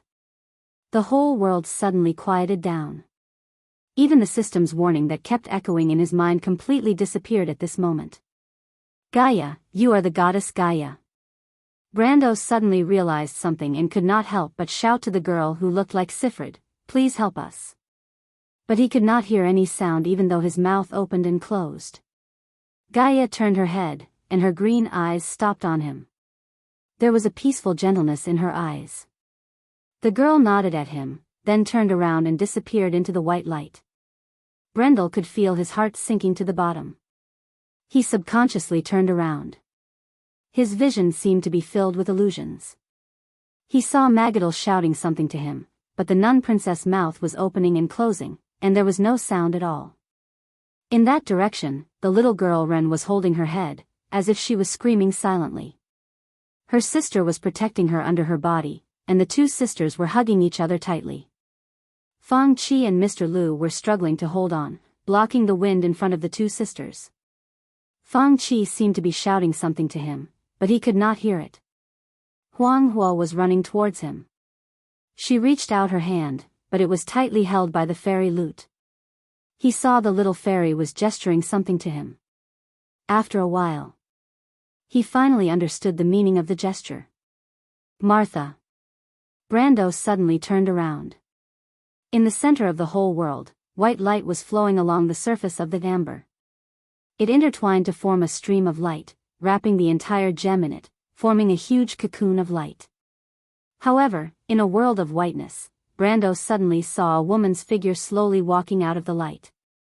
She seemed to be a simple woman, but in an instant, she was so dignified and noble that one could only look up to her. She seemed to be a mother or a kind elder, but in an instant, she gave off the aura of a young girl and youth. The charm of a woman seemed to be fluctuating from her body, unpredictable and unpredictable. Brendel could not see the other person's face clearly in the light, but he understood that the other person was smiling at him. It was a smile of praise, and there was a trace of familiarity and intimacy in it. She nodded slightly at him. It was a gentle and quiet voice, as if it could heal all the scars in one's heart. I said, I will give you wings of light. So, one day, I can make you king. My child, in the dark world, a bright and gentle light appeared in his vision. After a while, Brando realized that it was a passage of light. What is this place? Where am I? He thought in his heart, but his feet involuntarily moved forward. The light in front of him became brighter and brighter, as if the whole world was enveloped by this light. Everything around him was white. In this light, he gradually heard a sound.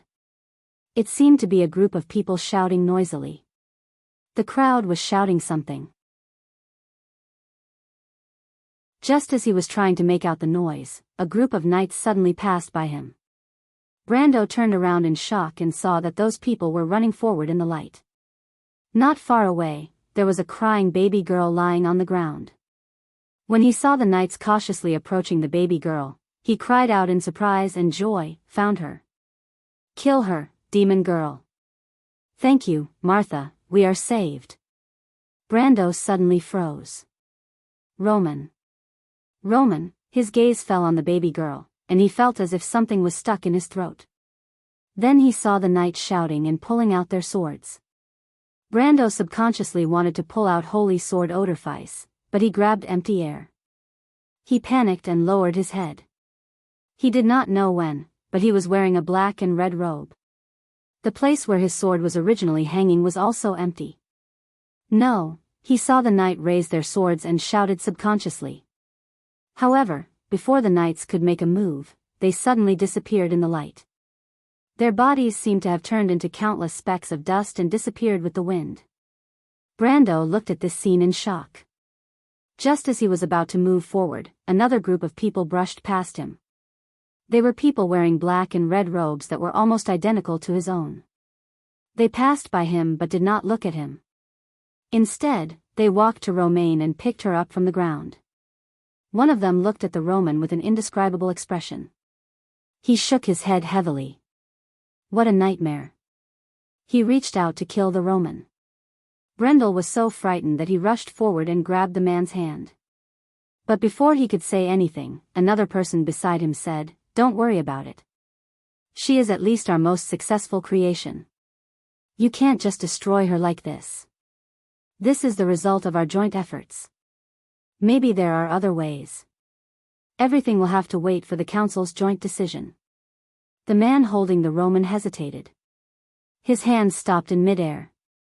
If this plan fails completely, we may have to compromise. No. Maybe there is a second way. The plan of the Druids may not succeed. The Bronze tribe is violent and full of flaws. The council will not approve of it. This is not good news, my brother. The Watchers have found that Martha is acting strangely. In the past few days, she has used 70 to 80% of the network's energy several times. Although it was very short, there are still traces. What is our Great Mother doing? Projection. She seems to be projecting something. The man was silent. He put down his hand. I have to talk to her. Brendel looked at all of this in shock, but in an instant, the figures of these people in long robes also disappeared into thin air. The last one to disappear was the baby girl. Brando felt that the merchant girl looked at him strangely. There was surprise and nostalgia in her eyes. He was about to say something, but she also disappeared. At this moment, Brando suddenly realized that all of this was manipulated. He turned his head and shouted in this snow-white world, "My lord, I've been waiting for a long time. Lady Martha, I know you are here, but I don't understand. What is all of this for?" But there was no voice in the space that answered his question. Then, he saw another scene. There stood a young girl. She was only 13 or 14 years old. Her face was a copy of Sifrid's, but she was older. She had a head of dreamy green hair that fell to the ground like a waterfall. She stood barefoot on the snow-white ground. It was the goddess Gaia. Brando recognized her at a glance. But at this time, the goddess did not seem to see him. She was facing a direction and seemed to be talking to someone. "Mother, the power of the network is almost exhausted. I have arranged for everyone to enter standby mode, but the divine people seem to have noticed something. Let me see Azure, I will explain everything to them." A gentle voice replied. Brando recognized the owner of the voice in an instant. It was Martha. Mother of all things. "But," Gaia replied, "is all of this really necessary, Mother? Why do we have to deny the divine people's plan? Haven't we always done this for 5 generations? Because, Gaia, we can protect this world for a while, but we cannot protect it forever. One day, we will disappear. So before that, we must make a decision. Is this the origin of the curved surface plan, Mother? But why can't all of the divine people know about this? Is it because of the Bronze Tribe's betrayal? The Twilight Dragon has infiltrated my network. I can feel its presence, but this is also our best chance, Gaia." Gaia nodded silently. "I understand, Mother." But she paused and asked, "The next era, will it really be as we think? Will we really be able to obtain the final victory? I do not know, my child. But everything has the possibility of its existence. This may be the uncertain fate of our world, but there will always be one person who will control it." All the voices seemed to gradually become softer and softer until they could no longer be heard. The image of the goddess Gaia also disappeared in an instant. The surroundings seemed to have become quiet again. But at this time, a gentle voice suddenly sounded in Brando's mind. "You have many doubts in your heart, don't you, my child?" Brando suddenly turned around and looked around as if he wanted to see someone. But he found nothing. He suppressed the shock in his heart and asked, "Lady Martha, is that you?" "It is me, child." Brando was silent for a moment before asking, "My lady, where is this place? Where am I? Am I still alive?" "This is my world," Martha replied in a gentle voice. "As for whether you are still alive or not, I think you have the answer in your heart, don't you, my child?" Brando was silent. After a while, he finally asked the question that had been in his heart, "Lady Martha, you know where I came from, don't you?" "I know where everyone comes from," the gentle voice replied. "My child, I know what you are thinking in your heart. Perhaps I will give you the answer." Brando suddenly saw a sandstorm in front of him. The dust and sand gathered into a tower, forming a scene that he felt familiar with. He stood in the middle of a street. There were tall buildings on both sides of the road, and the traffic was shuttling back and forth. Looking back, he could even see the dazzling array of shopping malls and billboards. On one of the billboards, there was even a poster about the Amber Sword. All of this was so familiar to him. It was everything in another world. His past memories.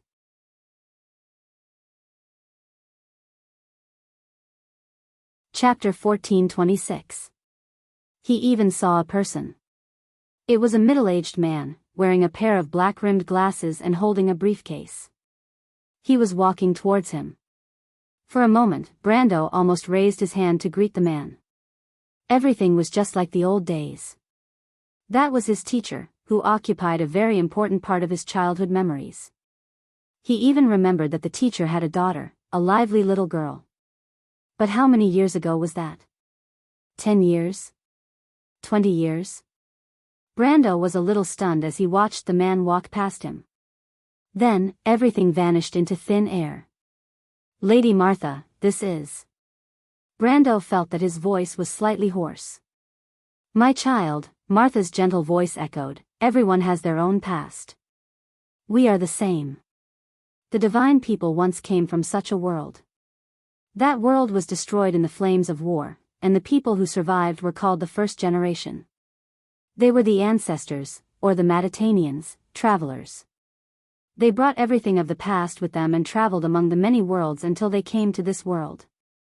That was the story before the first era. With the joint efforts of the ancestors, we built everything. I created this world and called it the Wond. However, the civilization and order that we brought from the past world was so incompatible with this new world.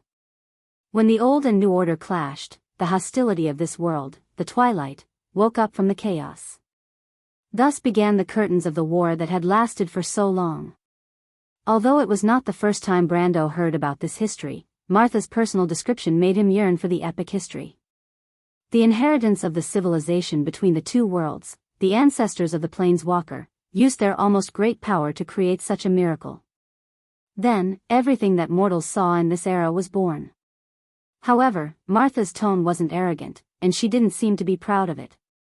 "My child, since the beginning of the ancient war, we were destined to fight against the will of this world. Therefore, in every war, we have almost lost. In order to preserve ourselves, I left the Sword of Fate, Amber, in the supreme authority of Tiamat as the last resort to restart this world. And in the 5 wars after that, almost every time, we survived through it." "Amber?" Brando was a little puzzled. "Isn't that the throne of destiny?" He raised his head and suddenly noticed that the mother of all things had appeared before him at some unknown time. Martha's face was filled with a sacred smile. She looked at him but did not directly answer the question. "Do you understand the meaning of the throne, my child?" Brando was a little at a loss. Martha smiled gently and continued. "My child, you must understand that in that eternal war, we are not immortal. And one day, when the gods pass away one by one, everything we protect will meet the destined end in that era." "Destined?" Brando frowned. "Lady Martha, if everything is destined, then what is the meaning of all these wars? You said that Amber is the sword of fate for mortals. Can it really let us control our own fate?" Martha also smiled and shook her head at the answer to this question. She only replied, "Our world has been destroyed and reborn again and again. But everything is not unchanged, my child. Although the ending of each war is repeated, like a knot that cannot be untied, but under such circumstances, the Bronze Race was born." "The Bronze Race? They have left us, my child, but that is inevitable." Martha's voice was calm and steady. "In the darkness, the rusty clockwork is returning to its original position. Because, from the beginning, they have already pointed to a path to victory." "What?" Brando was a little surprised. He had only heard of the Bronze Race's betrayal, but he had never heard of such a thing. Martha seemed to have expected his surprise and continued. "In that era, I saw a kind of hope in the Bronze Race. Perhaps there is such a path that allows us to coexist with the will of this world. Our goal is not to destroy everything, but to protect this new home, so this is." Brendel suddenly understood something when he heard this. "Yes, this is the beginning of the era of mortals. Mortals born of iron were born. My child, this is the era you see." Brando fell silent and did not speak for a long time. It was not until a few minutes later that he spoke again. However, the Twilight Dragon did not weaken because of this. Instead, the gods and ancestors left this world one by one. In our era, the power of mortals is so weak. Where is our hope? How can we defeat the Twilight Dragon? He raised his head and looked into Martha's eyes. Those deep silver eyes were full of praise. Martha slowly walked to Brando's side, reached out her hand, and placed it on his forehead. Brando could not feel the physical touch of her hand, but he could feel a faint warmth. "You should understand, Brando, my child. The Twilight Dragon is not the will of this world itself. It only represents the hostility and destruction of this world. When the conflict between the old and new order is inevitable, it is born. So when everything ends, it is the time of the Twilight Dragon's demise, my child. And everything? Martha's silver eyes fell on him and looked at him quietly. The Twilight Dragon understood in the Wars of the Four Eras that it must seize the highest authority of the Tiamat law, the Amber Sword. Only then can it completely end everything, our world. For this reason, it did not hesitate to project its body into the network of Tiamat. It descended into this world in a physical form and occupied the body of the Roman lady. Because it already knew of the divine people's plan, and through the Bronze tribe's betrayal, it stole the most important part of the plan. Through its own ingenious arrangements, it allowed the outcome of the Sixth War to proceed in the direction it wanted, until today, when this moment has arrived. Brando stared blankly at Martha. Looking at the mother of all things. You? He asked in a daze. You already knew? Martha nodded silently. Because from the beginning, the gods actually had two plans. Brando opened his mouth slightly. Their first plan was called the Throne of Destiny. In this plan, the gods used the bloodline of the ancestors to create the Roman lady. When the Roman lady grew up, she could use the Amber Sword to restart our world and let everything return to the beginning. And that era will be the beginning of the next war. But this plan is actually just a cover, Martha replied shockingly. The real plan is actually the Bewound plan, which is the curved surface plan. This plan is the beginning of the end of everything. That is. When the Twilight Dragon descended into the law of Tiamat through our first plan and obtained a physical existence through the Roman lady, it was indeed the moment it was closest to victory. However, at the same time, it also exposed its greatest weakness.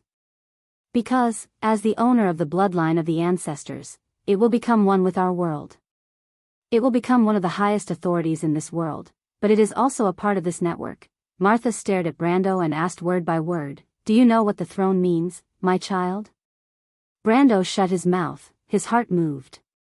The Twilight Dragon will never understand what the throne means because it lacks the emotions of a mortal, so it will never be able to win this war. Martha shook her head gently. This era, she replied, is an era where the gods have left the world and the stars have fallen to the earth. And on the earth, the mortals born in the Black Iron will control their own fate and future. That will be a new era. Above the mortals, there will no longer be authority above them. And after that, we will no longer be able to determine the fate of these people. Perhaps for this world, it is time to loosen its remaining shackles. Brando, Martha asked softly, the era you see, our dreams and hopes, has it been realized? Has it arrived? Brando shook his head gently. On the earth, there were still the gold and silver races. The legacy of the gods still determined the future and fate of Wound. There were also existences like him and the Silver Queen, who held the highest authority in this world. It even had deep traces of the previous era. The order left by the Planeswalkers still existed. Even the Planeswalkers themselves had not completely left. And the fire of divinity had never been born from mortals. Did mortals really control their own fate? Perhaps this is my question as well. Because the answer to this question is without a doubt, no. So the Twilight Dragon still exists, Martha replied softly, my child, do you understand? Brando was silent for a moment. He reached out and held his mother's hand on his forehead. That hand was heavy, as if it was the crown she promised him. Mother, what should we do? If you want to wear the crown, you must bear its weight, my child. Brando raised his head, somewhat stunned. Martha looked at him and slowly narrated, I was born with the highest authority, my child. From the moment I was born, I created a network called Tiamat in this world. When all the laws descended, elements and magic each had their own duties. Thus, the world called Wound was born. But our world was born with the highest authority. All its authority and power also came from there. Therefore, only those above the throne can destroy the throne itself, and the Twilight Dragon will not know that there is another person in this world who can also pick up the Holy Sword Amber, the highest authority in this world. Brando pursed his lips tightly. He even closed his eyes, as if he had already expected this. Martha looked at him with a somewhat gentle gaze, Brando, my child, I have chosen a hero from the unseen world. He has such a special quality. Only he can bear such a heavy responsibility. He will end everything in the past and put the final end to this never-ending war. But, after a long time, Brando opened his eyes again. Why me? Martha looked at him and gestured for him to raise his head. She pointed at the scene in front of them. When Brando saw that scene, he felt as if all the blood in his body was rushing to his brain. Because he saw a young man. The young man's upper body was naked and his eyes were closed. His body was contained in a metal culture tank, and his whole body was wrapped in a translucent liquid. In front of the young man, there were 3 tall men in long robes. Brando stared at the rings on their hands, the head and tail of the Ouroboros coiled around each other, shining brightly. That's me. The face that should be called Sophie seemed so unfamiliar to Brando at this moment. Martha nodded. I have used all the authority of cell nuclei 4 to 13, mobilized almost all the remaining energy in the Tiamat law network, and built a game called The Amber Sword in your world through the causality of time and space, and did not hesitate to disturb the flow of time in the future to reproduce part of Won's history in front of your eyes. I have chosen some people, but only you have successfully come to our world. I can feel the obsession in your heart, Brando. Perhaps it is your love for some people and things, and for Erwin, that resonates with this world enough. Brando sighed softly. What is a cell nucleus? It is the collective name of the 36 satellites in low Earth orbit of Wond, which is also my body. Are all the gods like this? Brando recalled the spectacular scene he saw outside the elemental boundary of Tiamat and asked. Martha nodded. Then what about senior sister? Miss Maynard was also a part of this plan, but the child was not completely successful. Perhaps you will have a chance to see her in the future and bring my apologies to her. Then, I came to this world and got the identity of Brando. Was it also arranged by you? Brando hesitated for a moment and finally asked this question. Martha looked at him and answered softly. You have lived for 140 years in our era. In that era, Odin and Gaia taught you many things. After you died, we preserved your memories and created another embryo. That is the current you, Brando, my child. You don't have to doubt your identity. She put down her hand. You are Brando, the grandson of the Earth Sword Saint, a Highland Knight, and the heir of the Cardoloso family. But when everything came, your past memories recovered themselves and returned to you again. You are Sophie, and also Brando. Brando was silent. He seemed to have returned to that summer night a few years ago. At that time, at this moment, he silently said to himself, yes, I am Sophie, and also Brando. Then allow me to ask one last question, Lady Martha. Martha looked at him and nodded in tacit agreement. Why did you project the curved surface project into our era, and where did the ancestors come from? And why do we have the highest level of authority in the Tiamat network? At this point, Brando raised his head. He saw Martha's silver eyes flickering with a gentle luster. Because you and the ancestors have the same bloodline, Brando. It is not contaminated by the laws of this world at all. The first generation of people who came here, they should have had another name. Their homeland was once called Earth.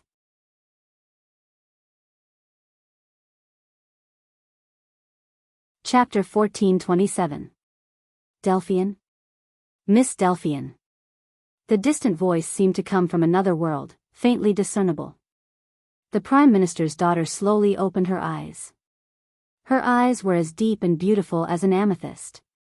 The first thing she saw was the slightly dazzling sunlight passing through the shade of the trees. It was the sun afternoon, and it dyed the layers of leaves in light yellow and tender green. The veins of the branches and leaves were clearly visible under the sunlight, and the dull and monotonous sound of insects echoed in the forest. She frowned as if she was recalling something, but soon her face showed a palpitating expression. Delphine gasped softly and blinked her eyes. Then, she saw the pair of eyes that were staring at her not far away. My lord. Are you okay? Brando looked at Delphine, whose face was as pale as if she had just been fished out of the water. He noticed that she subconsciously curled up, and could not help but wonder if she had just woken up from a nightmare. "Can you help me up, my lord?" Brando looked at her for a moment and nodded. He reached out and held her shoulder, helping her up and sitting her on a rock. Delphine's body was almost soaked in sweat, and her face was pale as if she had just recovered from a serious illness. She only looked up and stared at the former in a daze. Brando was a little uncomfortable under her gaze, and could not help but lower his head to avoid the latter's gaze. The first thing he saw was the girl's snow-white slender neck. The dazzling white skin was slightly translucent under the sunlight, and the capillaries below were clearly visible. "Do I look good?" Delphine suddenly asked faintly. "Ahem, I still don't understand." "What don't you understand?" Brando was stunned. "I don't understand what you're thinking." "Me? My lord, don't tell me you're not moved at all." Delphine looked into Brando's eyes, and her eyes were a little blurred. "I've been your mistress for a long time, haven't I?" She raised her hand and stopped Brando from speaking. "I understand. My lord is so afraid of me because I am a vicious woman, right?" Brando frowned.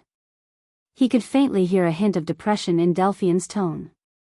He rarely saw the Prime Minister's daughter like this. "No, Miss Delphine, I understand. That's pity and some guilt. You want to pity me and give me alms. Because you took my body, you want to be responsible for me, right?" Brando froze slightly. Delphine lightly shook her head, her purple eyes revealing a deep light. "How laughable. Actually, if we were in the Empire, would definitely not fall for a coward like you. My lord, Elman is 1,000 times more resolute and cold-blooded than you.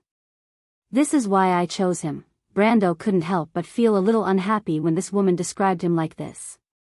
Although he didn't care about some of her values and opinions, he was still a man after all.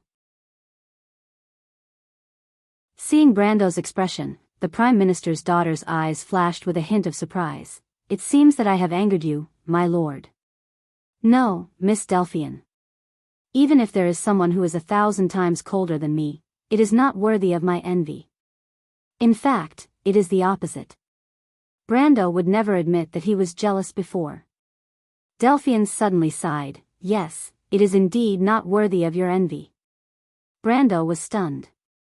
Because one by one, they have become a thing of the past. Just like me, the empire of the past has fallen apart. What is left of everything I have pursued? Delphine faintly asked herself. Perhaps the truly laughable one is a woman like me who does not know herself. Brando saw her downcast expression and faintly felt something in his heart. He knew that what she had seen and heard these days had affected her. After all, she was just an ordinary person. Even if she was the eldest daughter of the Prime Minister's family, how could her original knowledge and schemes surpass the class she represented? It was at this moment that he suddenly realized that the most precious treasure that his 2 lifetimes had left him might not be the highest authority known as the system. Instead, it was the vision that allowed him to not be limited by history and the present, allowing him to directly see through the future and the confusion. Everyone in this world was bound and shackled by their own fate and what they had seen and heard, but he was already standing at the intersection of history and the future. Because he had once witnessed the arrival of such an era with his own eyes. That was the past, present, and future. They had no secrets in his eyes. Thus, in the Dark Age, a king descended. Everything he knew, the world had no secrets in his eyes. And perhaps this was the most important treasure that Martha had not hesitated to disturb the flow of time to pass on to the winners. Brando could not help but unconsciously let go of his palm. There, in his palm, was a ball of light that emitted a faint green light. It shone, verdant like a dream, and the light flowed in his palm. Delphine was attracted by the light. She looked up and stared at the ball of light in Brando's hand. "This is the nature pearl?" Brando nodded. "Lady Martha gave it to you?" Brando nodded again. He could not help but recall the scene at that time. After Martha softly answered all of this, the space quieted down. It was so quiet that one could hear a pin drop. Brando felt his mind in a mess. He could not speak for a long time. The people of God were earthlings, so as a pure earthling, everything seemed to have a reasonable explanation. After a while, he stammered, "So, I'm the only person who has the highest authority other than the Roman?" Martha nodded gently. She said softly, "So do you understand, my child? Now you will become the only hope in this world. Until that day, Wone's fate will depend on your choice." Martha's voice was as gentle and peaceful as ever, but Brando frowned. "I don't understand, Lady Martha, I don't understand. Since the Azure Age, didn't the gods leave the world to create an era that belonged to the mortals? Amber is the holy sword that the mortals control, but if the survival of the world is still in the hands of one person, how can it be called our self-salvation? If," he could not help but raise his voice, "if one day, this world no longer has such a savior, where will the mortals go? In that era, who will fight against the Twilight Dragon? If this is the future we foresee, then what's the meaning of its existence? Madame Marcia, could it be that everything we did was just to return everything back to square one?" Brando was suddenly at a loss. If this world only needed a supreme king, a savior, then what was the difference between his choice and that of the Silver Queen? What right did he have to accuse the Silver Queen of doing everything wrong? What was the meaning of the darkness dragon Odin, the four sages, and the sacrifices of countless predecessors? No, perhaps all of this should not be like this. He could not help but raise his head, as if wanting to get an answer from the face of the mother of all things. However, Martha just looked at him and smiled slightly. "This is very good, my child." She suddenly raised her hands, and in her palms was a crown of light. "This is really very good. Perhaps one day, you will remember what you said today." At? Martha gently interrupted him. "Brando, you have to understand that for this war, it has just begun. A mere Akentu is nothing. The crisis is far from over. The Twilight Dragon already understands that this is just a trap, and I have never placed the throne of destiny here. And when it turns its attention to Wonde, this war will truly descend. Even if its body is still sealed by the mortal sages, it still has thousands of claws. Find the throne of destiny before the Twilight Dragon, use the key of destiny, and open the path to the future. Who will dictate the fate of mortals?" Martha's gaze was both gentle and sentimental. "Brando, it will be left to you to choose for yourselves." "Lady Martha." She had already gently lowered her hands. "Brando, my child, perhaps one day, you will become a king. On that day, I will crown you in the clouds. You will bathe in the mountains, and all the voices of the world, all the people, and all the countries will call you king. Your throne will be above the flame of destiny, at the peak of the ancient sages. You will be the one and only ruler of this scepter, the master of all the worlds, and the king of Wonde. When that day comes, Brando, please follow the voice in your heart. At that moment, you will understand everything." Brando raised his head and watched as Martha gently lowered the crown, letting him feel the heavy weight of the crown. "Remember my words, child." Martha's tone was unprecedentedly serious. "If you want to wear the crown, you must bear its weight." She gently lowered her hands and looked at him one last time. Then, the mother of all worlds and all things slowly turned around and walked forward. "Lady Martha." Brando trembled slightly, as if he understood something. "My child, farewell forever. From now on, the fate of the world will be tied to you." Martha smiled slightly. She seemed to have walked into a white light. Her figure gradually moved further and further away in the light, finally turning into scattered light spots. Brando looked at this scene in a daze, and in that light, he seemed to see many people and things. They slowly came to his side and said goodbye to him one by one. "Do you still remember me, Sophie? I am Crystal, we will never meet again. Little one, do you understand now? What is the origin blood?" The man laughed. "It is just the blood of the dark god. What is it to you?" He patted him on the shoulder. "Take good care of the Roman, and take responsibility as a man." Finally, a girl with long green hair that reached her ankles came in front of him and looked at him quietly. "Sophie, I know you have forgotten the days we spent together, but do not forget the ideals and beliefs of the Truth Symposium. Take good care of yourself." "Goddess Gaia," Brando blurted out. But he immediately shut his mouth, and looked at the woman who suddenly stood in front of him with some surprise. "Ma. Princess Magadal? Why don't you call me Project 13? The woman who looked like the nun princess had an unruly smile on her face. She shook her head and replied, "But forget it, it is all in the past anyway. Besides, this project itself is just a cover-up." "You are." Brando suddenly reacted. "Tell her to forget about me." The woman smiled, "I only want her to be happy." The woman bowed to him. "Project 13, I bid you farewell, Mr. Sophie." One by one, the figures disappeared. The space seemed to have become quiet again. Brando looked up, only to see the light spots in the sky falling between his shoulders and hands. He subconsciously raised his hands and gathered a ball of light in his palms. The ball of light flickered. Verdant like a dream.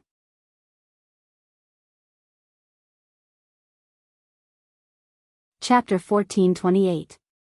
Brando came back to his senses in a daze. He stared at the nature orb in his hand that was emitting a soft light and glow. He turned his head and found that Delphine's gaze had fallen on his face. "What's wrong?" "Nothing, Sir Lord." Delphine shook her head gently and looked away, but there was still a clear sense of loneliness between her eyebrows. Brando could not help but sigh. Although the thoughts of the Prime Minister's daughter were extreme, she was also a victim. Moreover, in comparison, although she had plotted many things behind the scenes, there were not many people who really suffered because of it.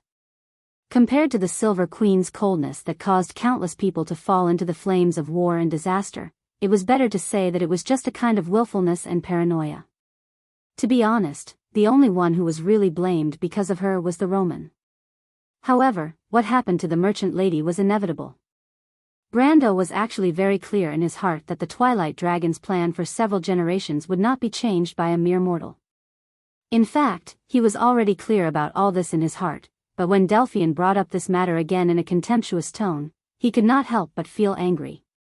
"Are you really okay?" Brando asked. "Do you want to rest?" "No need." Delphine hesitated for a moment. "It was just a dream." "A dream?" "Yes. I dreamed of some things when I was young."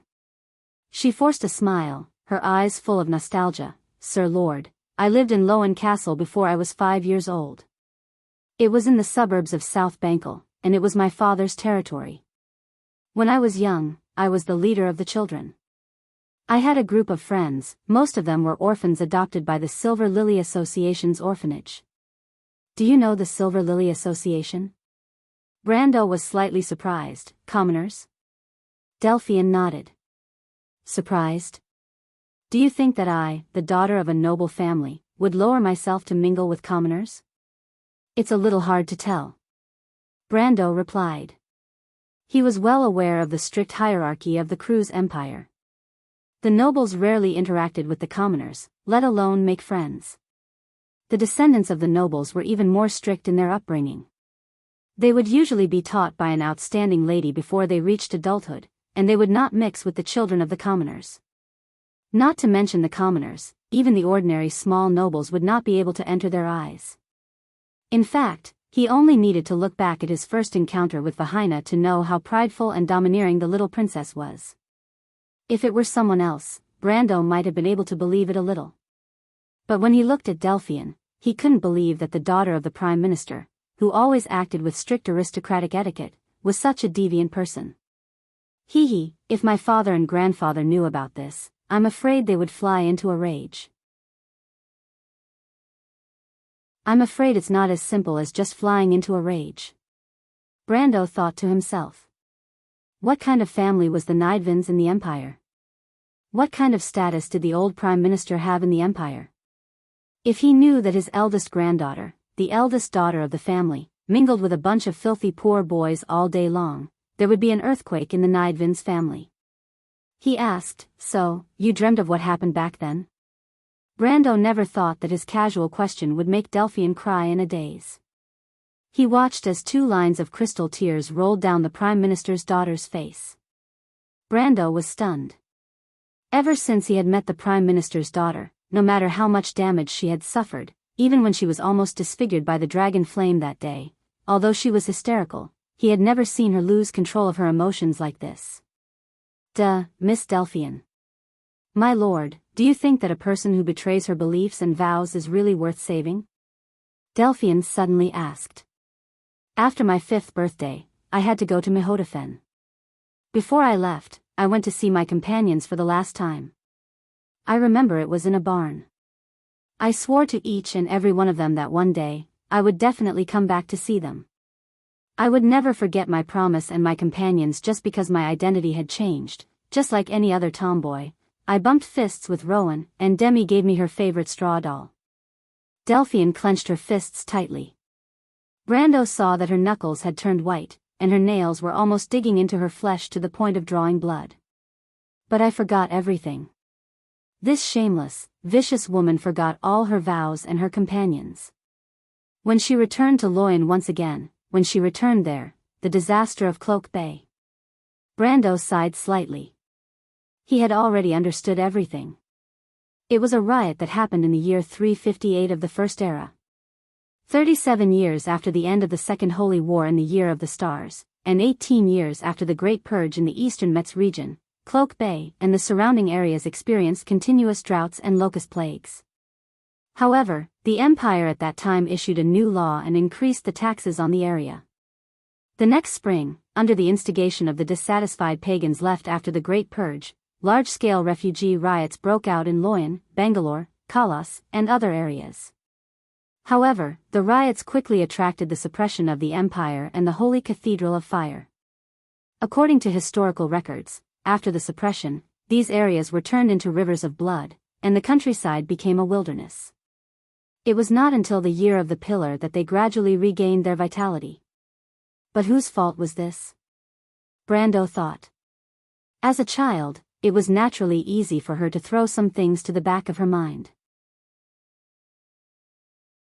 But one day, when she once again remembered her promise and returned to her childhood hometown, she discovered that everything had changed beyond recognition.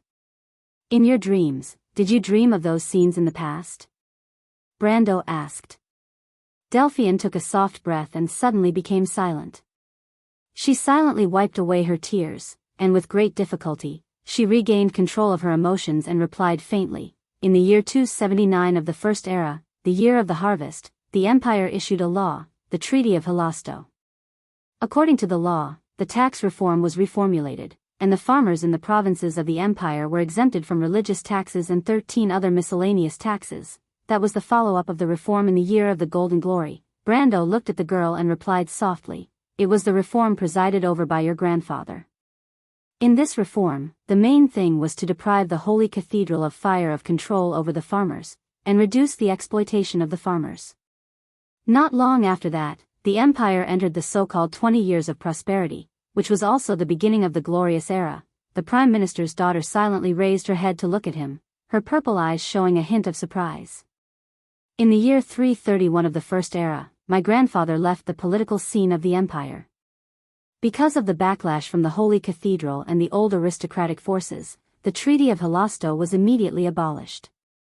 But in the new French that was inherited, most of the provisions of the treaty were inherited. That was because Her Majesty the Queen had not yet stabilized her position and did not want to see the Holy Cathedral rise again. As far as I know, the new French was actually the product of the struggle and compromise between the two sides. Brando pondered for a moment, slightly puzzled. He did not understand why Delphian would suddenly mention this. But the good times did not last long. Her Majesty soon showed her strong side. With the support of the dragons and the bugas, she quickly grew her wings, and the Holy Cathedral was no longer her opponent. At this time, she wanted to make a move on the entrenched aristocratic political forces of the Empire. Delphian replied coldly, she first supported the Pallet family, and then promulgated the Turnipani French. This French was in fact born to eliminate my grandfather's influence in the political scene of the Empire and suppress the Nidevan family. Hearing this, Brando suddenly understood what she was going to say. The Prime Minister's daughter's eyes were slightly red. The next year, according to this French, the Empire imposed heavy taxes on the Lowan, Bangalore, and Kalas regions. This tax was nominally to supplement the expenses of the Imperial Navy's new docks, but in fact, Her Majesty suppressed the Nydevan family and gave the Cecil family a sweetener, in order to support Her Majesty's motion for the Pallet family to be enfeoffed. That year, there was a continuous drought and locust plague in the northern part of Cloak Bay. According to the traditions of the empire, the taxes in the region should have been reduced. But Her Majesty's struggle with the old aristocratic political forces was at a white-hot stage, so she would never compromise at this time. After 4 months, the taxes in the Lowan, Bangalore, and Cullis regions increased. At this point, Delphian fell silent. In the spring of the year 359, I received a letter in Lais. After that, I secretly went to Cullis, but I did not have time to see Rowan for the last time. Their army had run out of ammunition and food in the hills north of Cloak Bay. When I arrived, they had already been besieged and annihilated by General Mangrove. After a long period of silence, the young girl's voice sounded calmly. After that, I made a vow: one day, I will definitely repeat the reforms of the Golden Glory year and fulfill my grandfather's long-cherished wish. I will re-implement the Treaty of Halasto that my grandfather abolished, but to do so, I understand that I have to restore the influence the Nydevan family had on the empire in its heyday. Brando looked at her, but his heart was heavy. He had never thought that this stubborn young lady would have such lofty ideals in her heart. However, she had chosen the wrong path. The reason the Nydevan family was able to reach their current position in history was purely because of the game between royal authority and religious authority. He had fulfilled the long-cherished wish of Emperor Grantity the Great and became an indispensable part of the 3 pillars of the empire during that era. As a result, he had been an extremely prominent official for his entire life, and the Nydevan family had also shaken the empire.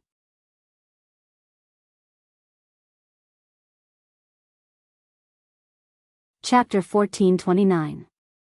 However, as the times changed, the conflict between the church and the nobles shifted from the church to the nobles.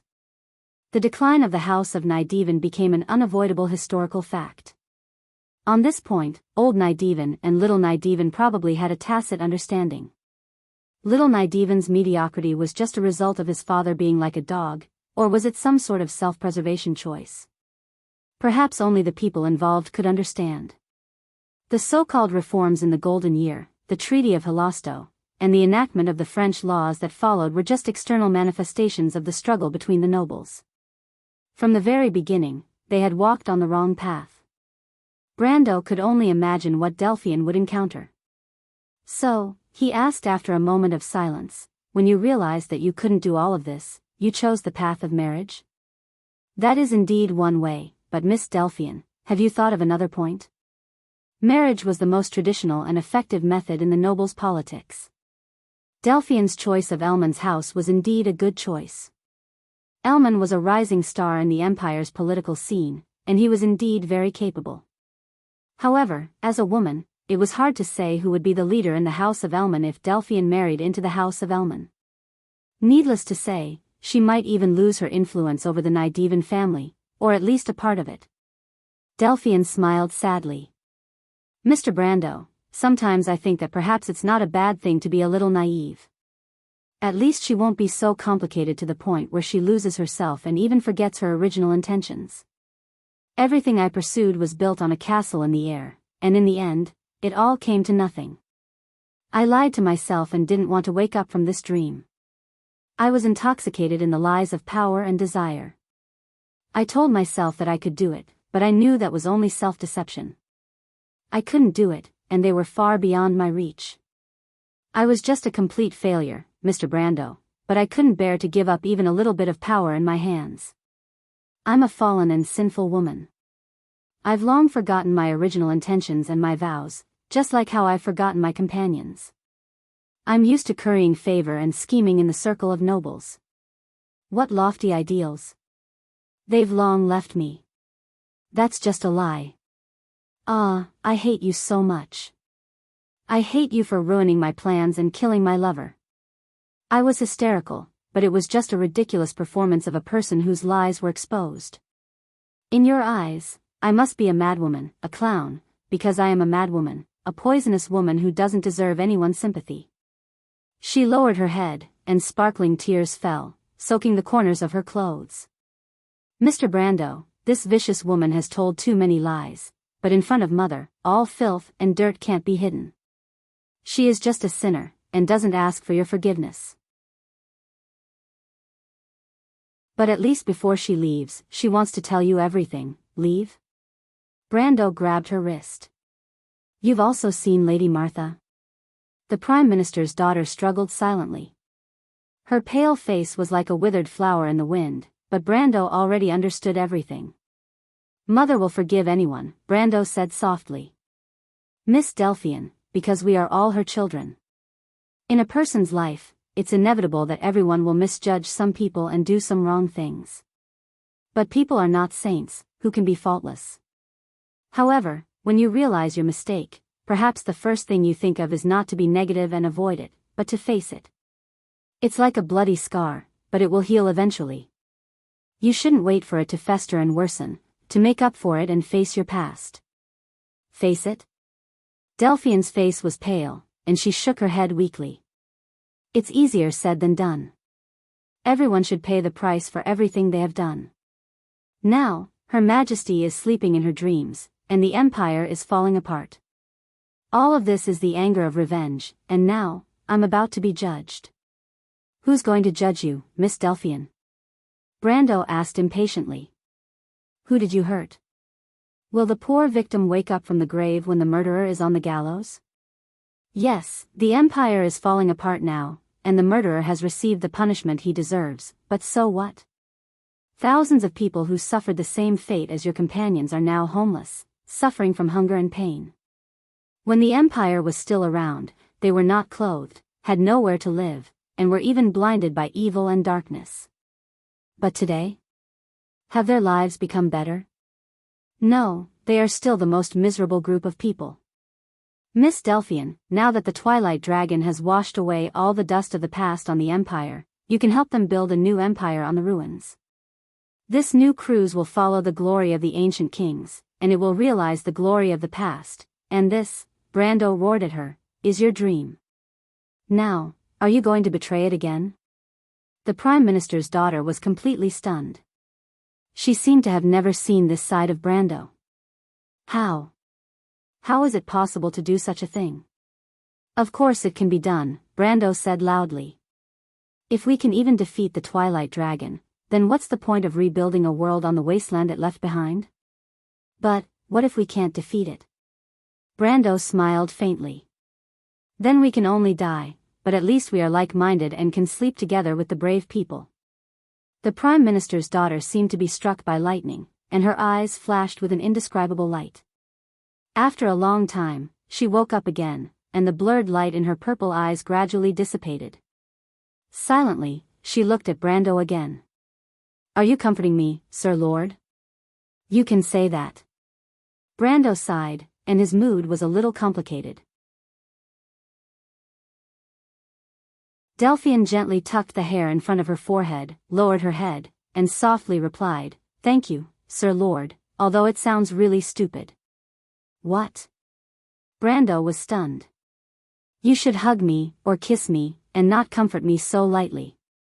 You don't understand a woman's heart at all, Sir Lord. Huh? Brando wondered what the hell was going on, but at least he understood that the Prime Minister's daughter had finally recovered. Then where is this place, and where is Miss Huang Hua and the others? Delphian asked after wiping her tears with the back of her hand. Brando straightened up and looked around. They were in the middle of a lush forest. The midday sun shone through the shade of the trees, sprinkling golden spots of light on the fallen withered tree trunks. They could vaguely see the deep and serene scenery of the dense forest in the distance, where the branches and vines were overgrown and the vines hung down. Naturally, this was not a scene that existed in the stagnation realm. Lady Martha might have sent them outside, but they did not know if they were still in the green sea. This is an island? Brando shook his head. At least he did not hear the sound of waves nearby, but perhaps this place was far from the coast. We haven't met Huang Hua yet, but we met Lu Te and Mr. Lu Wu before that. We have already split up and searched in different directions. It seems that everyone should not be too far away. So Sir Lord did not spend much time to find me? Brando nodded. do you still need to rest?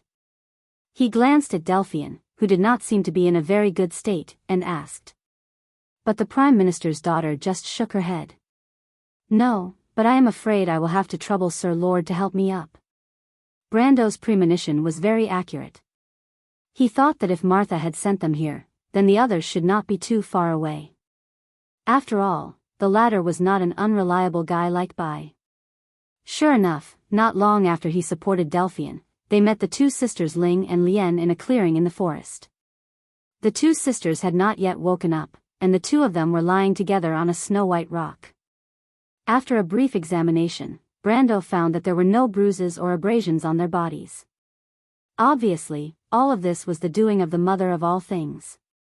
Soon after, the little fairy Lute, who had split up to search for the others, brought back Huanghua and Feng Qi. When Her Royal Highness saw Brando, she was obviously relieved. She bowed respectfully to Brando and said, "Master, Huanghua is back." Listening to the gentle and peaceful greeting, Brando felt warm in his heart. He took a closer look at his student and could not help but be a little surprised. "Huanghua, your inheritance?" Huanghua nodded calmly. "Master, Huanghua has obtained all the inheritance of the Desert Wind swordsmanship. Lady Martha told me that all 9 swords were born from the sacred sword verdant. The inheritance of the Red Lotus is hidden in the natural pearl. This is the mystery of jade. The mystery of the emerald is actually one with the 7 keys. That is to say, only the person who can open the door can truly solve this mystery," Lute said excitedly. So, when people are seeking to solve the mystery of the emerald is actually choosing the person it likes. "Mr. Brendel, you are indeed the person that Miss Tada likes." "Yes." Huanghua also looked at her teacher with some admiration. She bowed and said, "Huanghua can be where I am today because of Master's kindness.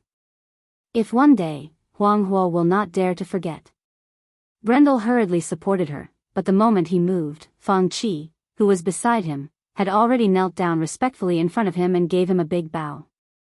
Brando was shocked, but he heard Feng Qi say, "Mr. Brando, the kindness of teaching you is like a father to me. Feng Qi has offended you, please forgive him."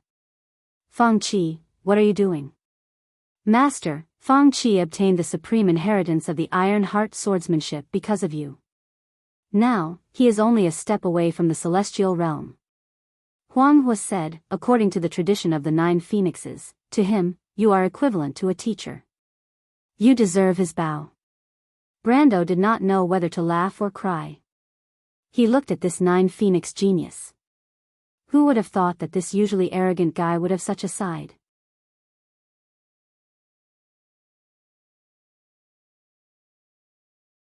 Chapter 1430. Princess Magadal was the last to speak, and her voice was a little soft. But a hand was placed on the back of her hand, and the princess looked back in surprise, but saw the calm face of the Prime Minister's daughter. "Swear on this." She was like a competent maid, and finished her oath to her lord. "Yeah." Lotus seemed to have done something big, and she was so excited that she waved her fist, and even her glasses almost fell off the bridge of her nose, scaring her into holding them. The little fairy Lute sat on the little girl's shoulder, and also looked a little excited. This must be the moment to witness history, it thought to itself. The Prime Minister's daughter turned back at this time, and looked at Brando. She lowered her head slightly, and said in a hoarse voice, "I heard that Prince Lenored is still alive, my lord. Although I don't know if this news is true or not, at least it shows that some of the Empire's top officials survived the war. The Battle of Metz only affected the northeast of the Empire and the Ludwig area. Although the elite part of the Empire was destroyed, it still has vitality, and the Red Army in the wilderness of the 4 territories should still be intact." "Delphian, you want to?" Brando was stunned. Delphian nodded silently. "I have to return to the Empire, my lord. Although it seems that they have realized the seriousness of the problem, or there would not be this meeting. But they may not know everything that happened here in Madara, and more importantly, you, my lord." Brando was silent. He knew his importance in this war. Besides the Twilight Dragon itself, only he could hold the only key, but to find the Throne of Destiny, his strength alone was far from enough, and he had to borrow the strength of the four empires. But at this moment, he did not have such a position. "You do, my lord," Delphian seemed to read his mind, and whispered, "Have you forgotten, my lord, the Silver Queen had personally put the crown that only belonged to the empire on your head, and this is the most important legal basis.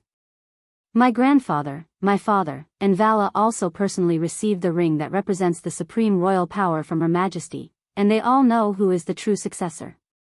"But Lennered is still alive," Brando replied. "I have no reason to take his throne."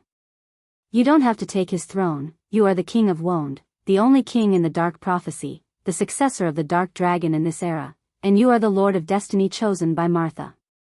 Delphian shook her head. "Why would you care about the mortal throne? When your divinity descends, you are the king of kings, the god of gods, and the kings of the world are just your subjects. But now, you still need the support of the crown prince, my grandfather, and the holy see of Vala.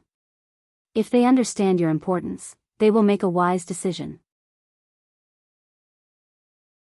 The prime minister's daughter replied seriously, "So I have to return to the empire, there is not much time left for us."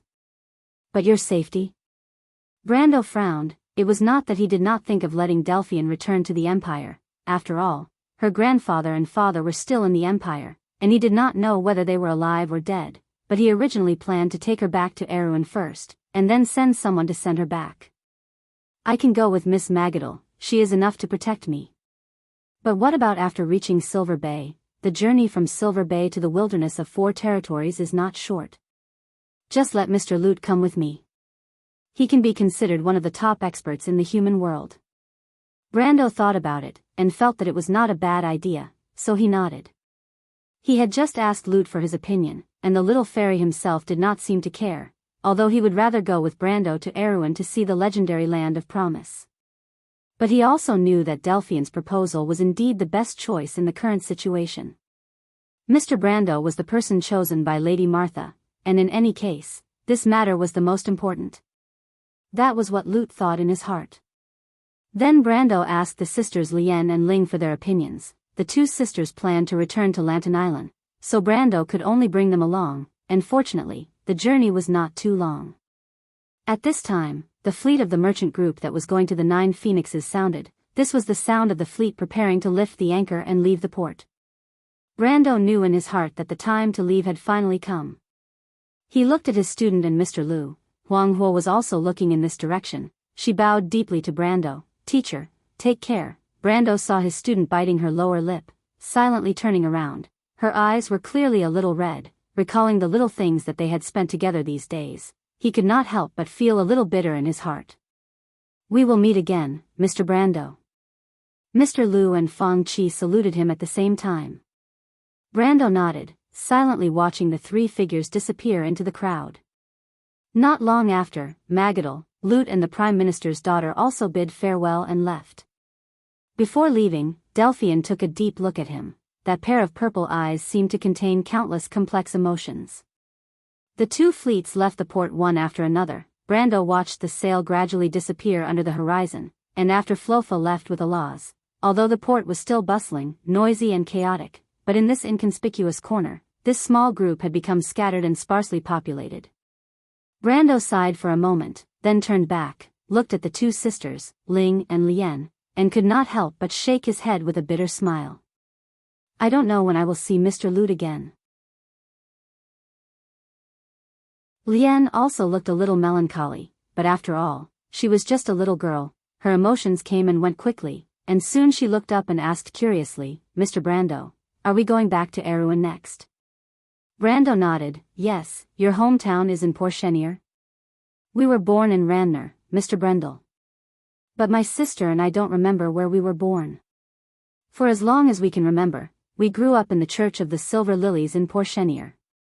Ah, speaking of which, I really miss my companions. According to the age of humans, they must have grown up by now, right?" Lotus said with some anticipation. "Maybe some of them have already formed families." Brendel smiled when he heard this, then glanced at the silent Ling, thinking that the personality difference between the 2 sisters was a little too big. "Porchenier," he replied. "I suddenly remembered that it was Yak's chassis." "Yak?" That's the son of the Duke of Lantanailan, he should be your lord. I know the Duke of Lantanailan, but I've never heard of him having a son. Was the little lord born after my sister and I left? That's not it, but that's a long story. Brendel chuckled. Ha ha ha. Since the First War of the Black Rose, Karsuk and several mountain roads to the east of Buchi had completely fallen into a state of abandonment, especially after the Golden City lords sealed off a series of the kingdom's entry and exit routes from the Black Wolf Pass to the Icewind Gorge. These places became synonymous with desolation. In fact, in relatively peaceful times, the roads in these mountains were still traversed by caravans. The conflict between Erewhon and Madara was intermittent, but in the world of darkness and light, the profits were several times higher, especially when the contraband goods were transported to the inland areas north of the Sea of the Dying Moon. There were many dark nobles and necromancers who would pay for it. Not to mention that there were also many human residents living in these places. However, even though merchants pursued profits, they still needed to be alive to spend the money they earned. Ever since the First War of the Black Roses, a large number of patrolling troops had been maintained in these areas to capture and execute spies from both sides who had infiltrated the country. So after the first few groups of people were sent to their deaths, the merchants stopped. They understood that to make a fortune on this road, they would lose their heads. They could still take the sea route. Although they would lose a lot of money, at least it was much safer. This situation lasted until the Second War of the Black Rose. In history, because of the fall of Karsuk, Viro, and Buchi, the mountains that were originally the border between the two countries became the heartland of the new empire. The few ports in the north of Viro were closely connected with the ports in Belafay and went directly into the interior of the empire, so these smuggling routes in the past became history. Except for a few adventurers and players who went deep into the mountains, almost no one would pass through here. But in this time and space, the small kingdom of Erewhon won the Second War of the Black Rose in an almost bizarre way. After that, the undead completely withdrew their influence and gave up on this place, causing this area to become more desolate than it was in history. Except for the fact that there were no players in this world, even the adventurers seemed to have completely forgotten about this towering mountain. The reason was very simple. Because since the end of summer, there had been a lot of bad news from the south of Madara. Refugees not only poured into the ports in the north of Madara, but also rushed to the border between Erewhon and Madara. In fact, in this month, according to the statistics of Gold City and Buchi, there were at least tens of thousands of refugees from Madara entering the country. Although the upper echelons of the kingdom were discussing the issue of peace and alliance with Madara, the lords of the various territories did not seem to welcome these uninvited guests from the enemy country. Of course, they sent out troops to seal off the borders. This way, not many people could enter the mountains of Buchi. But obviously, today was an exception.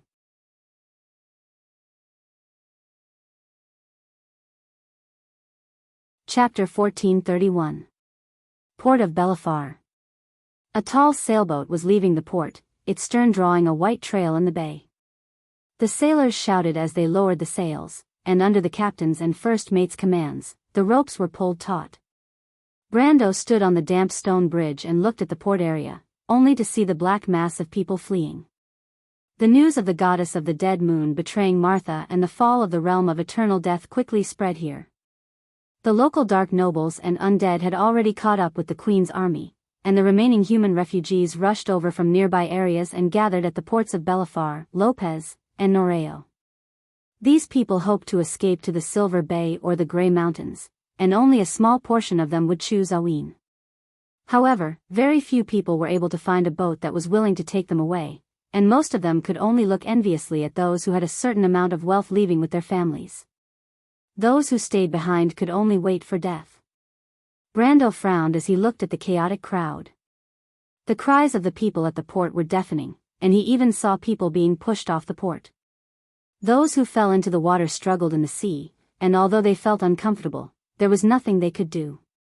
Compared to the scale of the refugees, Port of Balafar's transport capacity was far from enough. Perhaps the upper echelons of Madara left too heartlessly, but staying behind was also a dead end. The Supreme One with the Mercury staff made the right decision again with her unique coldness. Princess Magidal's face was filled with pity. They had only arrived at Belafar 3 days ago, and Martha had teleported them to the evergreen forest. The forest at the foot of the Tedart Mountains was not too far from Belafar. Belafar was located in the north of Madara, across the Dark Star Sea from the Nitmina Peninsula where Grey Mountain was located. It was Madara's last supply port to Erewhon and Silver Bay. From here to Erewhon, the caravan would only need half a month to travel along the Buchi Mountains. To the east was the Karsuk Plateau controlled by the Highland Knight. This place had always been the gathering point of information in the north of the Sea of the Dying Moon. The refugees from the south had brought all kinds of rumors about the Crystal Cluster and the Undead Army. According to the latest rumors, the Undead Army had turned in the direction of Nauvoo. They had split into two at the Torres Pass in the north of the Sea of the Dying Moon. One part of them went east, while the main force went to the Strait of Tabanya. The Strait of Tabanya was a naturally formed isthmus between St. Tothol and Madara. It was to the west of the Dark Sea, and it seemed that the Queen of Madara had made up her mind to enter the Grey Mountains from there. As for the one heading east, Brando thought it was likely that they were heading to Erewhon. In addition to the news from the south, some of the fleets that arrived a month ago also brought news from the north. However, the news of the collapse of the Cruz Empire spread like the plague. However, some of the rumors mentioned the peace talks between the Cruz Empire and the Wind Elves in the wilderness of the Four Realms, which was beyond Brando's expectations. It seemed that there were people from the Empire who survived the battle in Metz. He was very worried about the safety of Vahina and Lady Veronica, as well as the priestess of the Leo Palace who always had a straight face, and the Archseigneur Vala. Especially the Archseigneur Vala. After the death of the Silver Queen, Vala became the spiritual and faith pillar of the Empire. If he unfortunately died in the war, the Empire would soon become a pile of loose sand. The loss of one of the four great empires of the humans and the elves would be a heavy blow to the Order faction. However, the truth and falsehood were hidden in the chaos of rumors and rumors, making it impossible to distinguish the truth of the matter. Brando could only give up guessing and wait until he returned to Erewhon. Originally, he did not have to come here to squeeze with the refugees on the limited ships, but Huang Hua, Mr. Liu, and Fang Qi had to go to Nine Phoenix, and Princess Magidal had to return to the Duchy of Antiburo, so everyone had to separate here. In fact, the ship had been found a day ago. Huang Hua and the others happened to meet a merchant fleet that was returning to Nine Phoenix. This fleet would go through the Strait of Tabanya to the Red Jade Mountains area, enough to avoid the Taowu Strait route that was cut off by the Lost Names. Princess Magidal, on the other hand, hired a whaling ship to go to Storm Harbor. With her current strength, Brando did not think that the Nun Princess would encounter any trouble on the way. At this time, Brando turned his head and looked at the dragon girl standing beside the little female dragon. It was Flora, but at this moment, the dark silver luster in her eyes had faded, and the golden flame that represented the Golden Clan reignited in the depths of her pupils. Flora was found with Alaz 3 days ago. Among the surviving dragons, there was another black dragon named Pur, who had already recovered their consciousness when they were found. Flora was ready to return to Dragon Island, and Alaz and another of her kind naturally had to go with her. Although the little female dragon was very reluctant, but after so many things had happened, she could not be so carefree as to wander around outside. On Dragon Island, there were not only the inheritance of the dragons, but also the young dragons that were left there during the war. Now that the dragons had been hit hard, to maintain the survival of the clan, returning to Dragon Island was the first thing to do. Brando, the little female dragon, let out a whimper and bumped into his doubts, causing Brando to roll his eyes and almost fall back into the sea. Alaz looked up with tears in her eyes and blinked her golden eyes. Brando, you must wait for us. When everything is done, I will come with Flora to find you. Flora could not help but frown. However, she still nodded slightly to Brando. She understood that if it were not for this human, she and Alaz would not be standing here in one piece, and the dragons would have suffered even greater losses. However, when she thought of her earrings that had fallen into the hands of this human, she felt a little confused.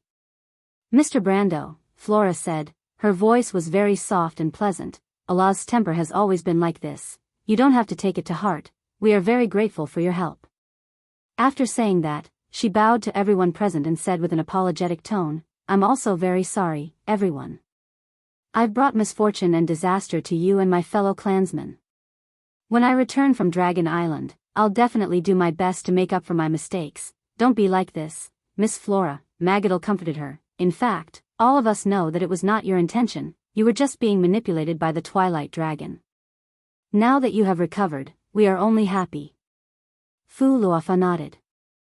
Fortunately, Fang Qi put his hands behind his head and said with a cold joke, at least you don't have to repent in front of Lord Bahamut, because even the dragon god has betrayed the Twilight Dragon. Fang Qi. Phoenix Wood jabbed him with the hilt of her sword. What? Fang Qi said with some grievance, I didn't say anything wrong.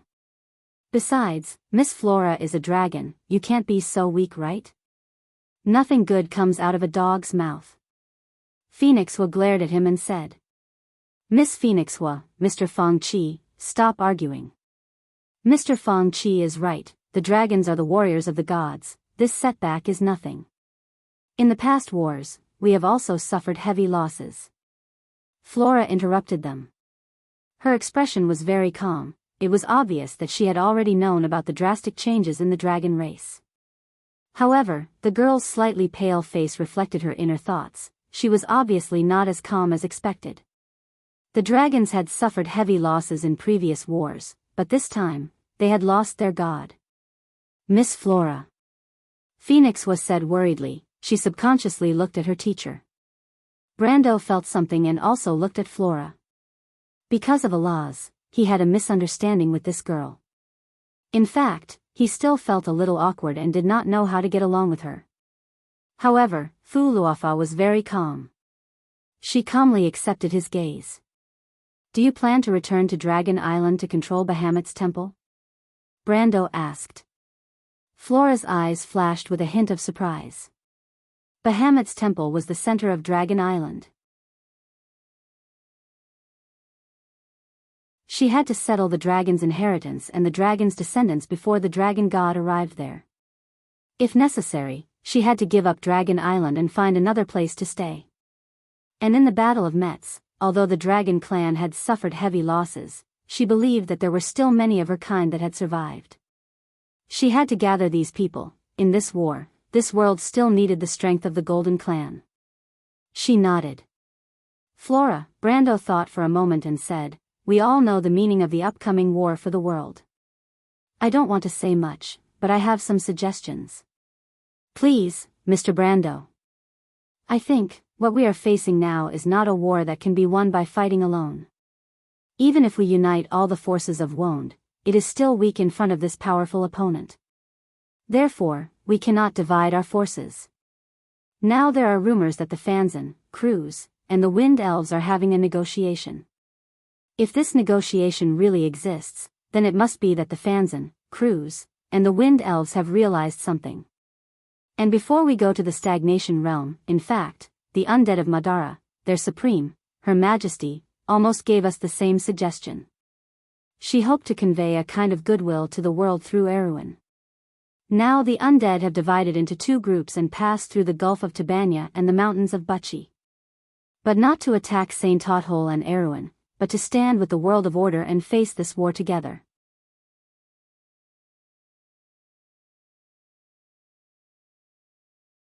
Chapter 1432. I understand what you mean, Mr. Brando, Fu Luofa replied after a moment of silence. If this news is true, then it's the best news I've heard in a while. Perhaps the Silver Folk already know all this, and they may have already participated in that meeting. I know the Bugas, and the dragons will also stand with you. Brando nodded. He already had this idea before entering the stagnant realm. Queen Madara's suggestion gave him some hints. Perhaps the world had to start from itself. This time, there were no gods or Knight of the Azure. Everyone had to throw themselves into this almost unwinnable war. This kind of power was still too weak. If they were still divided and opposed to each other, then hope would be even slimmer. Fortunately, he now had such people around him. On the surface, this group of people didn't seem to be very impressive, but they represented a considerable force. After the dragons died in a battle, Fu Luofa and Alaz were almost the only remaining geniuses of this generation of dragons. According to dragon tradition, their status was enough to represent the will of the dragons. Princess Magadal was not only the princess of the Duchy of Antiburo, but also had a profound influence on this family. She was also the nun princess of the Holy Cathedral. The Holy Cathedral of Fire had a deep influence on some of the small kingdoms along the Silver Bay. With her royal status and position in the church, it was easy for her to summon a group of countries. And now, her grandfather was on the way back to the duchy. The wolves of Antiburo were even more famous in the Silver Bay area. As for Huanghua and Feng Qi, they were the first inheritors of the 9 Phoenix Jade Phoenix and the Ghost Chariot respectively. The former was the princess of the 9 Phoenix royal family. These two families were the most powerful families in the 9 Phoenix Kingdom.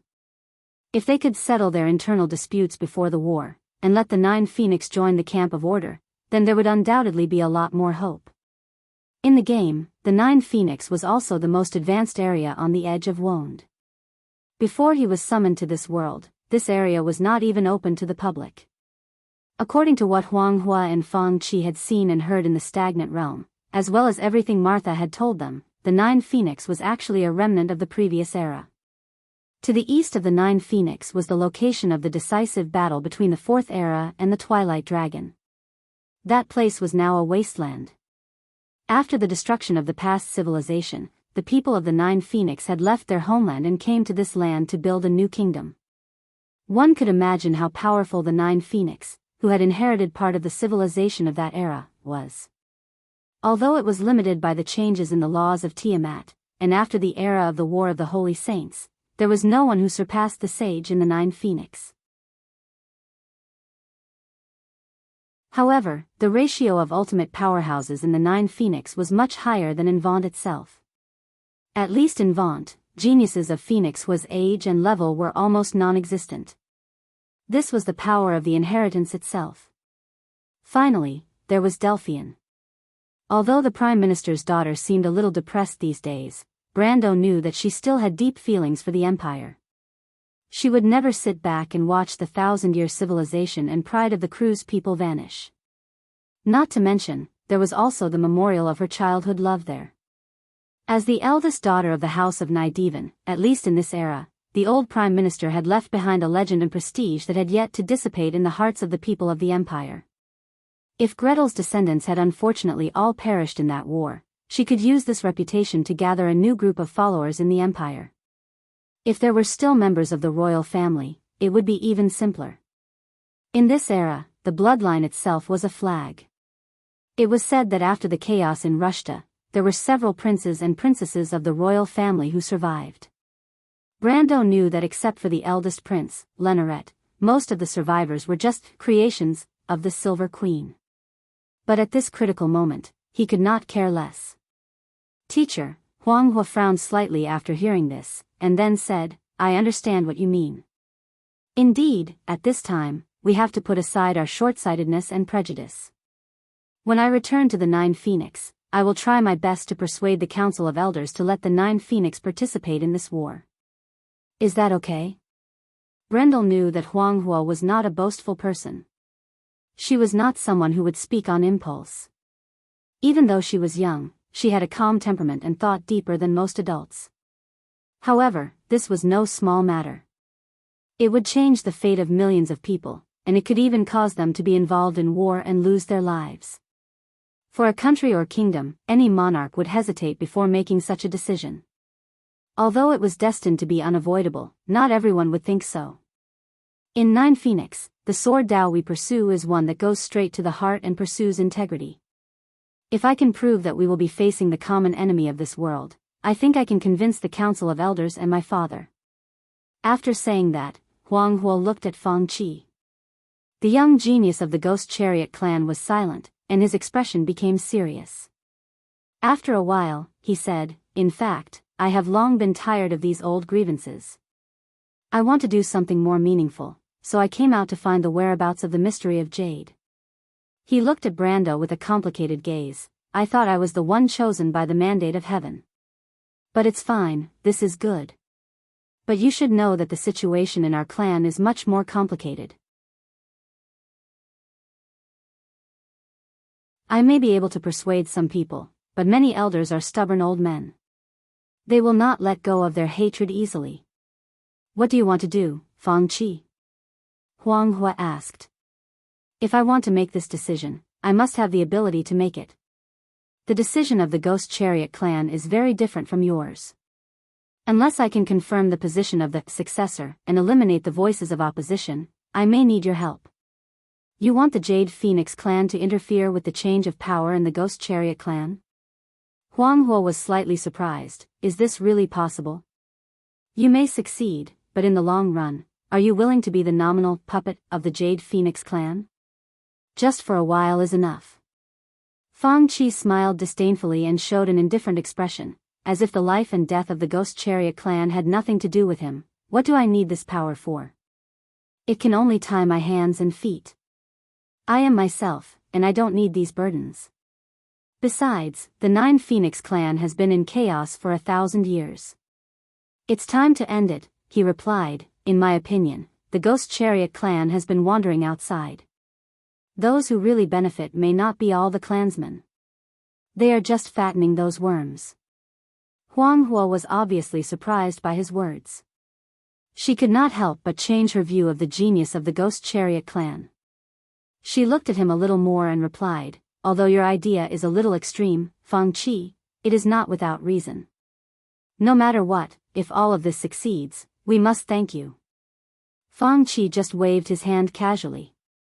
This worthless thank you means nothing to me. He looked at Delphian, who was standing behind Brando, and sighed. Mr. Brando, you are right, Magadal said softly. After I return to Antiburo, I will do my best. Although the various kingdoms and forces in the Silver Bay are complicated, most of them are under the Holy Cathedral. Under the threat of twilight, I think they will unite. Miss Magadal, no matter what, your safety is the most important thing. Brando looked at the nun princess and understood that in a place like the Silver Bay, where the various forces were intertwined and complicated, and there were also the All-for-One and other evil cults lurking in the shadows, things may not be as simple as she thought. Your grandfather should be returning to the Duchy of Antiburo soon. When you see him, you can listen to his advice. Magadal nodded. I understand, Mr. Brando. Brando saw that she looked very tired, as if she had not rested well for the past few days.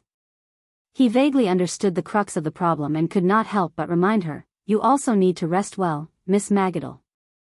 Mr. Brando, you don't have to worry about me. She replied softly, it's just that I saw everything in Lady Martha's dream. My sister personally created my existence and gave me all her blessings, so I have to do more to make her proud of me. Now that I know my origins, all that's left is to restore the glory of the Antiburo family. Mr. Brando, I think we will definitely bring back the era of the sages. Brando nodded silently. Then everyone, have a safe journey. Perhaps in the near future, we will meet again in the wilderness of 4 realms. He looked at everyone. I hope that when that day comes, we will not be far from victory. How about we make an oath? Lotus looked at everyone curiously, as if she was infected by the atmosphere. She could not help but suggest, just like what was described in the Pale Epic, the sages made a holy oath on the White Plains, swearing to defeat evil and darkness. Who would have thought that after that, it would be passed down through the ages? After saying that, she was the first to raise her little fist excitedly. This was a somewhat childish suggestion. But everyone was silent and looked at each other. Fang Qi was the first to reach out and pressed his hand on the little girl's fist. All right, I swear to you, little girl, we will definitely win. I'm not a little girl. Ling silently reached out his hand and blocked Fang Qi's hand, using his own hand to cover his sister's hand. Brando looked at the others and also put his hand on the little girl's hand. Let us make an oath, to keep the oath. We will give everything, only for the final victory.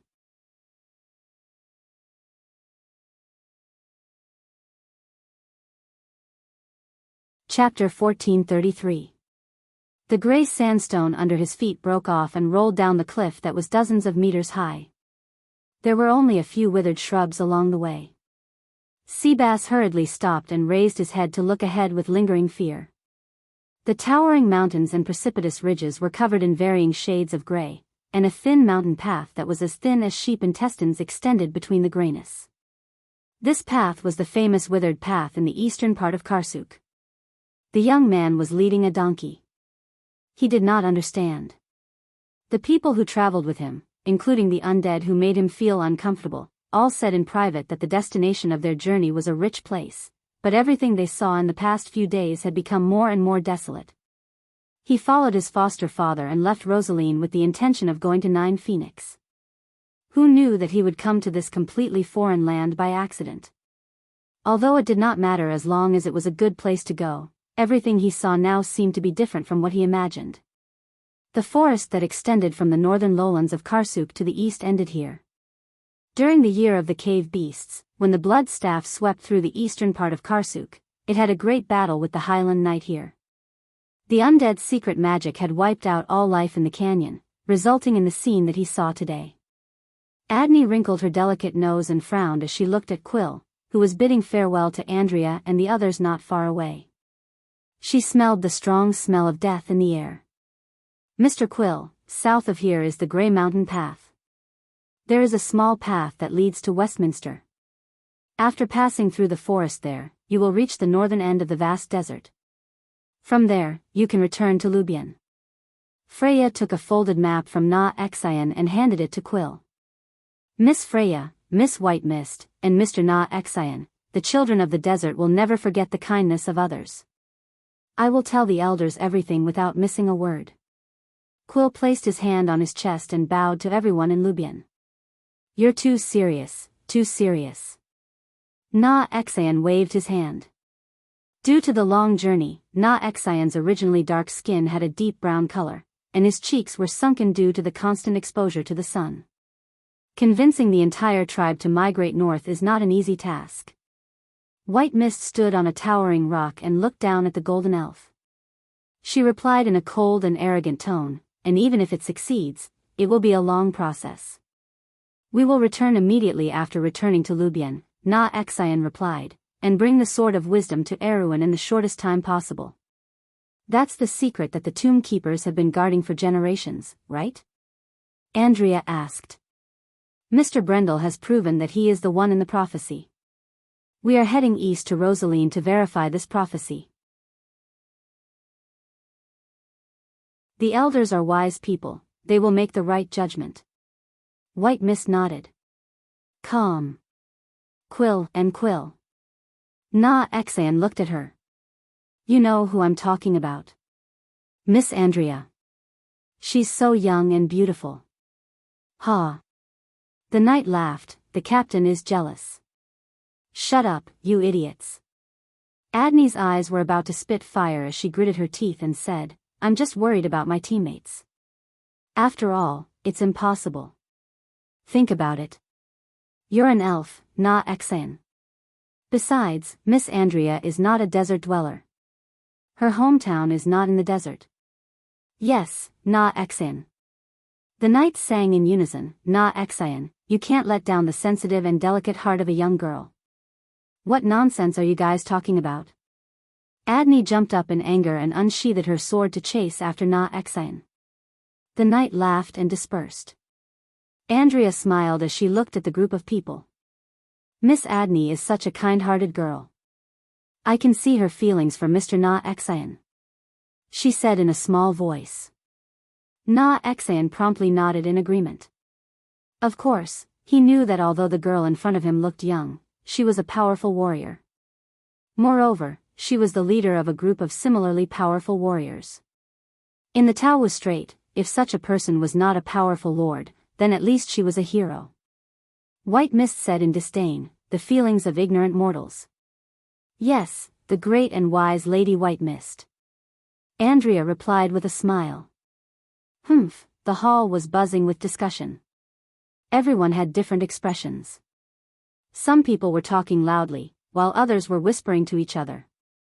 Burning torches were inserted into the holes in the rocks, and the light from the torches was sometimes bright and sometimes dark, making the contours of everyone's faces appear particularly deep. The atmosphere was very heavy. Some people had already stood up at a long table in the center of the hall. They were red in the face and excited. Their chairs were pushed away and fell over. But the people who were still sitting were very silent. The Duke of Grenoir sat at the head of the table with a bearskin coat draped over his shoulders. The cold air from the Deathfrost forest was descending south of Vallon. Autumn had not yet passed, and the weather had quickly turned cold. It was said that snow had already started to fall in Vero and Lantenilon, and in Brags. It was also the beginning of winter. In this year, the temperature in Erewhon had been abnormal. Everyone could clearly feel the shortening of summer and the lengthening of autumn and winter. Other than Tonagel and Ranner, which seemed to have been prepared for this, most regions had decreased their food production. Fortunately, the Second War of the Black Rose did not affect the regions outside of Grenoires and Karsuk, so the farmers could still make a living. It was said that in the north of Erewhon, across the Darkstar Strait, the weather in many places in the Silver Bay region was even more abnormal. There were even some places that had rare long nights and long days. A few small duchies had completely lost their food production. After the fall of the Black Moon, the panicked refugees rushed to the places that could still be maintained, breaking down the only order that was left. These rumors increased the panic in Aween's southern border to varying degrees. There were rumors everywhere that an unknown enemy from the north was invading the lands of the civilized world from the south. Although this rumor was not confirmed, it still made people feel uneasy. Thinking of these troubles, the Duke shrunk his neck and seemed to be a little absent-minded. Look at what our princess has done. She made peace with the undead, and now they want to send an army into Erewhon. This is simply asking for a yard after taking an inch. I've said it before, how can those evil fellows be trusted?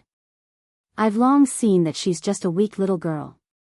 She's not like her father at all. When the late king was still on the throne, Erewhon would never have fallen to such a state. She wants to walk the same path as a wreck, but it's only because those Tonagel untouchables have bewitched her all day long. What kind of knowledge can those fellows have? They're just a bunch of greedy sycophants. I heard that Madara spent a lot of money to bribe them. The crowd was in an uproar when they heard this. The blame immediately fell on the mistress of Tonagel, Count Ranner, and the number one fighter of the Count, Freya, who was now privately known as the Valkyrie. Of course, the nobles who were deeply afraid of her only called her the Count's loyal dog. As for Maynard and Oberway, who had sided with the eldest princess for a long time, it was inevitable that they would be labeled as traitors. However, few people blamed Brando himself. Most of the people present knew that Brando was the grandson of Sword Saint Darius, and had the support of the Highland Knight and the Black Tower Wizards. The Highland Knight's status in Erewhon was already high, not to mention that the Cardoloso family's history and status were much higher than the families behind most of the people present. They dared to unscrupulously criticize the royal family and the princess, but not many dared to criticize the traditional forces of the kingdom. In fact, most of the people present were just the representatives of the old noble forces. Everyone knew this in their hearts. However, almost everyone was gnashing their teeth at the cold-blooded and ruthless butcher, as if their hatred for this new force was completely pinned on Amandina. In comparison, Brando himself, who had been out of the country, was much more innocent. Maybe it was this devil woman who bewitched the grandson of the old Marshal Cardoloso. I heard that she did a lot of sensational things in Tonagel. She's just the daughter of a low-class person from a small noble family.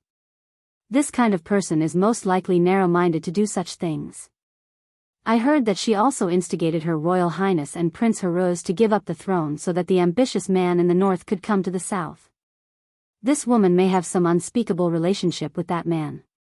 There's such a thing? Some people obviously hadn't heard about the reopening of the peace conference in Ampere Seal. It's true. His Royal Highness Levin Orneson's envoy has now arrived in Abi's castle. I heard that he also plans to betroth his sister, the little princess of the Cipher family, to the Count. If it wasn't for some agreement behind the scenes, how could such a thing happen? We can't let her play tricks here. There was a sudden commotion among the nobles in the hall. The Battle of Ampere Seal determined the confrontation between the north and south of Erewhon, but the hatred between the nobles of the north and south was far from being eliminated. This hatred could be traced back to the time of the December coup, when a large number of members of the royal party were persecuted and assassinated in the palace struggle. In the south, Vero, Grenoires, and Anthony were the strongholds of the royal party. The deep hatred between the north and south was evident. These former members of the royal party could even tolerate the sudden rise of Tonagel and Brando in the kingdom's political arena, but they would never sit back and watch the forces of the north once again rule Erewhon. Because it might mean a new purge and suppression, even if it was only a possibility, they would never sit back and watch.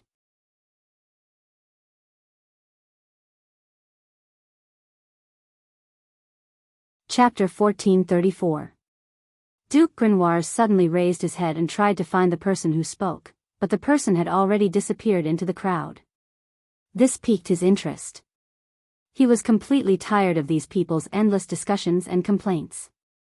At first, he still hoped that these people could overthrow the newly risen count, just like how they overthrew Enrich's rule. But soon, he was disappointed. From the beginning to the end of the Second War of the Black Rose, these people argued endlessly, but they could not come up with an idea. In the end, it was Count Randner's mistress who acted decisively and killed many people. It was worse than a woman. Duke Grenoires scoffed at these so-called old royal party, but he immediately felt worried. The rise of Tonagel did not only hurt the traditional royal party. In fact, as the highest official of the kingdom, the dukes of the kingdom felt a more direct threat. And he was even more so. Duke Anthony's son, Jacques, was a staunch supporter of the elder princess during the Battle of Ampere Seal, and Duke Vero was a close relative of the princess. Karsuk's status was extraordinary, not to mention that he was inextricably linked to the Cardelloso family. Now that Enrich and Radner were dead, the only enemy of the princess was left, and it seemed that he was the only one left. Duke Grenoires did not agree with some of the actions of the princess, and the threat of the princess was like a knife in his back. He could see that these royal party could not succeed. They might be representing the interests of some people, but these people were also hesitant. On one hand, they were worried about the reaction of the Highland Knight, and on the other hand, they were afraid of the retaliation of the northern nobles. Duke Grenoires knew very well that these people were two-faced. If it wasn't for the fact that a knife was on his neck, he would have been willing to be one of them. These people will never understand the principle of interdependence. The Duke thought with disappointment. He did not plan to participate in this routine meeting of the old royal party. He knew that the royal party was now divided into two. Oberway, Maynard, and the other core members had abandoned their former companions. Since Fleetwood's death, Makarov had also retreated from the world. The remaining people were all useless people. But before today, someone invited him here for a special reason. When he thought of the mysterious people who had been in contact with him these days, the Duke had a vague idea of the other party's identity. But he did not dare to confirm it. He did not understand why those people were interested in Erewhon. Because of this, he forced himself to sit here patiently. However, after a long period of boredom and waiting, he seemed to have finally found the shadows of those people in the previous speeches. He knew that these short-sighted people in front of him did not have the ability to grasp the key points. Anger was brewing in the crowd, and the Duke of Grenoires finally pulled himself together. He straightened up and focused on observing the reaction of everyone present. "We can't let her play tricks here," someone shouted. The Duke glanced at that direction and recognized that it was a lowly baron. He did not have any territory, but he was backed by some of the traditional nobles in Vero. "We must take action." Some of the representatives of the old nobles in Enrich's territory were also depressed and uneasy. Since the territory was returned to the royal family, these nobles in the border areas had been having a hard time. Although they were oppressed by Duke Enrich, their lives were not that good either. Duke Grenoires shook his head in confusion. Was this the reason why Roland asked him to come here? Was this what he wanted to see? The nobles were in a heated discussion, but they could not come up with an idea. Tonagel's strength was obvious, and those who were loyal to Her Royal Highness were also powerful forces, including the White Lion Legion and the royal family's fleet. On the other hand, although they represented the most traditional nobles in the south, they could not put together a decent force. At least the core and the upper echelons of the royal family still had power in their hands. At least Lantern Island's army and the Night Order were still loyal to them. But when the royal family split up, the original upper echelons either left or joined the royal princess. The remaining people were originally the surrenders of the royal family. Oberway and Makarov did not think highly of these people, so they naturally did not have any power in their hands. Just as Duke Grenoires was beginning to feel bored, a piece of paper was suddenly passed to him by his servant. The Duke was slightly stunned. He put the paper under the table, opened it, and glanced at it. His face immediately became serious. He took one last look at these good-for-nothings and shook his head. He turned around and gestured to his servant, and the two of them quietly left the banquet. There were some people present who noticed the Duke's actions, but not many of them cared. It was already a surprise that the Duke was willing to show up at this venue. His early departure was also something they had expected. However, the Duke did not leave the venue from the back door as usual. Instead, he was led by his servant to a more secluded room in the venue. When he pushed the door open, the guests inside had been waiting for him for a long time.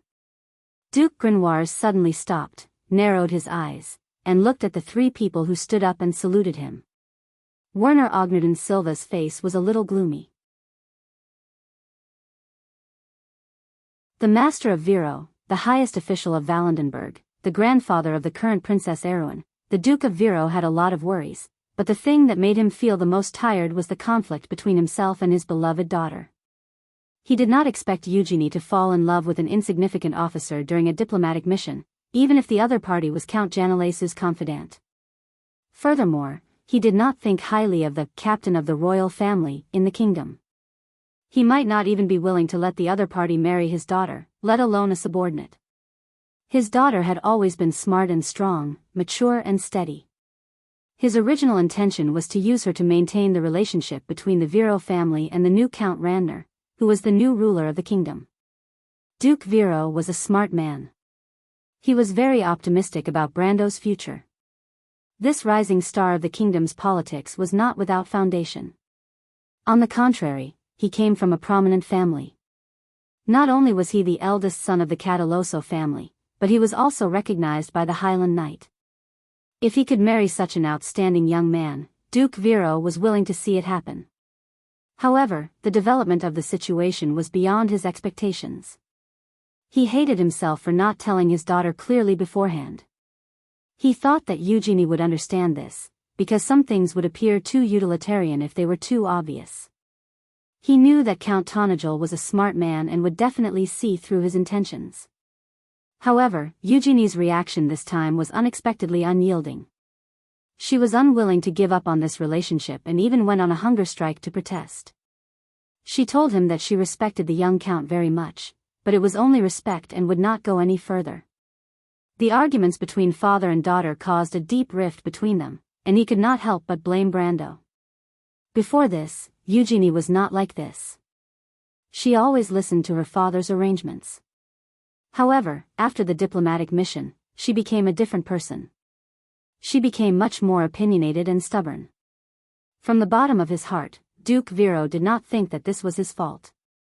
He believed that Brando must have led his daughter astray.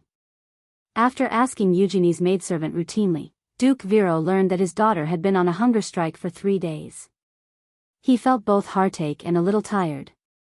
He sighed deeply, feeling that the world was beginning to slip out of his control. He was originally the supreme ruler of Viro, and no one dared to disobey him. His grandson and granddaughter were the masters of the kingdom. But now, he felt more and more pressure from his granddaughter. The failure of the marriage alliance forced the Duke to face an even heavier truth: the distance between the royal family and the old nobility was growing. Although Her Royal Highness was still respectful to her grandfather in her letter, he could clearly feel that the two were walking on different paths. His people would one day become a stumbling block for the royal family. Although Duke Viro did not know what centralization of power was, as a smart man, he could vaguely feel that the sword hanging over his head was about to fall. Thinking of this, Duke Vero seemed to have aged 10 years in an instant. He waved his hand weakly. Forget it. Let her be. She is my daughter, after all. Duke. The maidservant's eyes widened as she looked at the ruler of this land with some disbelief. What? Duke Vero roared. Are you not going to listen to me as well? Are you waiting to see me make a fool of myself? Get out now. The maidservants immediately retreated, trembling in fear. Duke Vero panted heavily like an injured beast. He supported himself on his desk and looked around with red eyes. For a moment, his expression changed.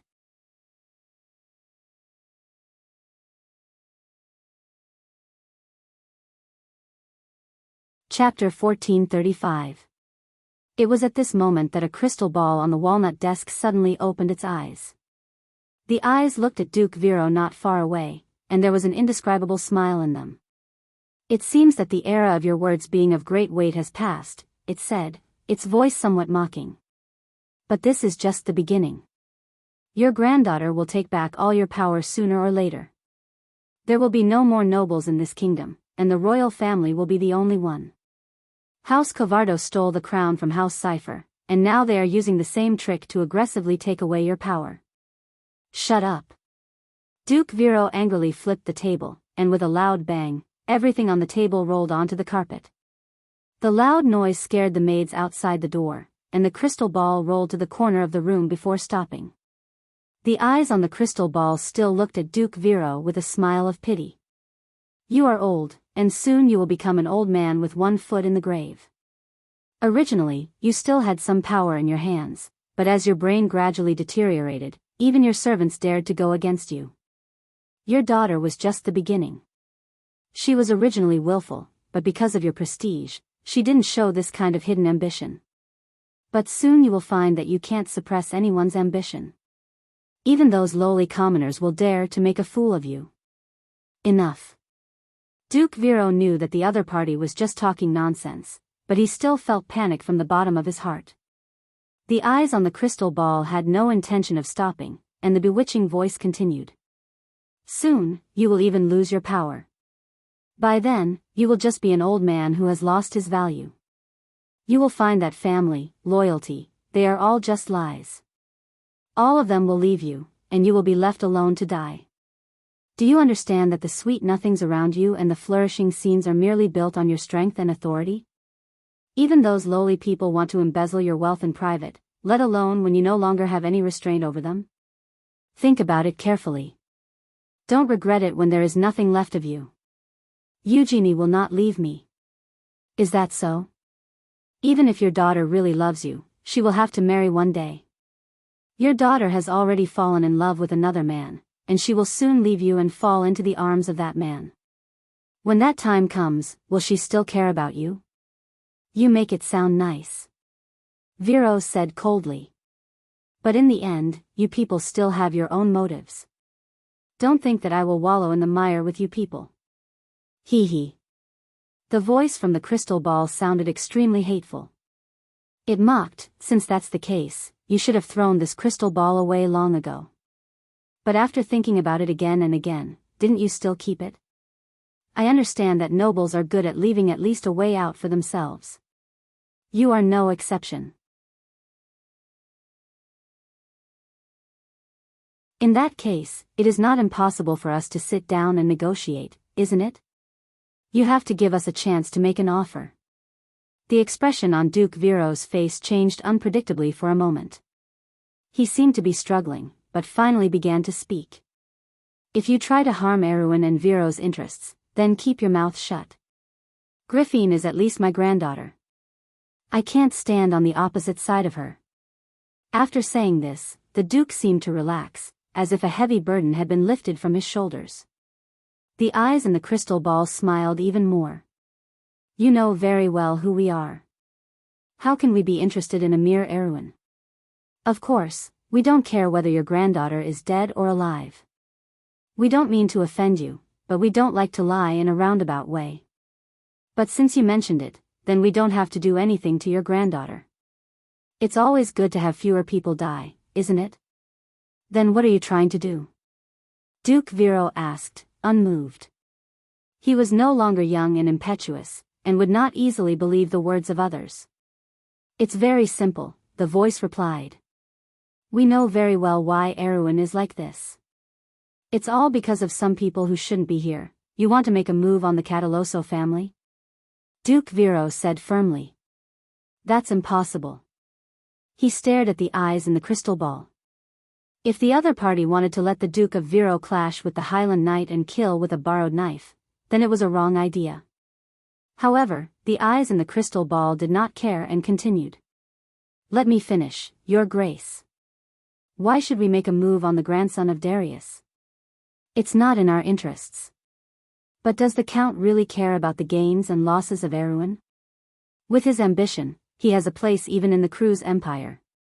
Why would he care about a small kingdom? What are you trying to say? You should know that the people who really affect Her Highness are only the despicable people around him. Those new nobles who were born in Tonagel. If they can't gain the favor of Her Highness, they won't have any status in the kingdom at all. Do you know who those people are? Some of them were even born as pariahs, mercenaries, and adventurers. They are the most despicable group of people in this kingdom. They use the flag of the grandson of the Earth Sword Saint to seize the power that you should have. They are trying to turn this once glorious kingdom into a depraved and demonic country. Think about it. Would Darius' grandson really condone such people? Before he left the kingdom, was Erwin like this? Everything happened after he left the kingdom. Now that the Count is missing, his original subordinates are even more unscrupulous. They even dare to flirt with the nobles in the north. Your Grace, all of this, is it something you can tolerate? Humph, Duke Vero regained his composure at this time. He sneered, so, you came all the way here just to help us? Ha, the eyes in the crystal ball laughed. Your Grace, we are not children anymore. These high-sounding words are too boring. I'm just telling you a possibility. Of course, we have our own goals, but on this point, our interests are the same. Those despicable people from Tonagel can influence Her Highness Erwin. As her grandfather, why can't you try to influence her too? Duke Vero was slightly startled and couldn't help but frown. There is no need to be hostile between us, and there is no need to offend anyone. You are just trying to make your granddaughter listen to what you have to say. This is human nature, isn't it? Besides, everyone has their own methods. Do you intend to surrender without a fight and withdraw from the kingdom's politics? What do you plan to do? Duke Vero was silent for a long time before he asked. We will provide you with the necessary resources, the voice replied. It can be funds, manpower, information, or even advice. With these things, you can regain your influence in the kingdom. At least, you will not be pushed out of Erwin's political power center. We can even let the few powerful wizards in this world cast those powerful spells on your body, allowing your body to regain its vitality and return to its peak state, allowing your territory to crawl under your feet again. What benefits do you get from doing this? It's hard for you to understand the benefits we've received, but you should know that we've been secretly trying to bring this world under our control. That's our most important goal, but this kind of control doesn't affect you at all, so we can have common benefits. The Duke of Vero was silent. This was an answer that was not on the same level. If someone else told him this answer, he might not have believed it. But he knew who the people behind the crystal ball were. In the past, their actions seemed to confirm their words. This answer was not reassuring, but he also understood that as a mortal, he only needed to worry about the interests in front of him. It would be better if the two sides were not intertwined. He had to admit that he was tempted, especially the last point. No one would not want to stay young forever. After a long time, Duke Vero said quietly, "Don't worry." Then what do I need to do? Griffin silently looked at the girl in front of her. To be exact, she was just a little girl. The little girl had a head of beautiful golden curly hair, especially around her ears. Her fluffy curly hair was tied into two playful and gorgeous ponytails, and the thin layer of fringe on her forehead couldn't cover her bright blue eyes that were like the sea. The girl seemed to be full of vitality. Although her every move reflected the best royal aristocratic etiquette, and her slender body was bound under the tight-looking long skirt, she still gave people the impression that she was restless. Perhaps it was the curiosity and slyness hidden in her eyes that gave everyone who saw the little girl for the first time such a feeling. The golden sunlight penetrated the plant curtains on the upper level of the Valhalla Holy Palace. Fine light dust floated in the air and fell on the little princess of Cipher. This was the first time Griffin saw her cousin, who was nominally a distant relative.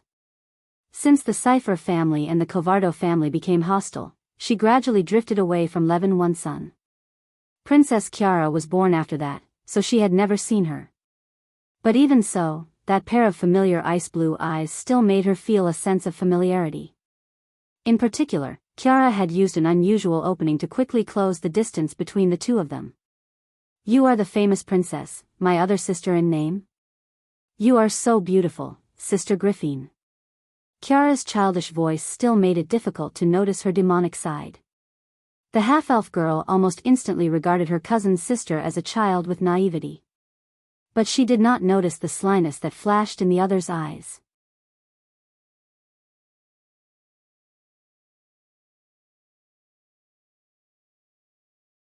Chapter 1436. Miss Amandina, please make a trip to Area 674.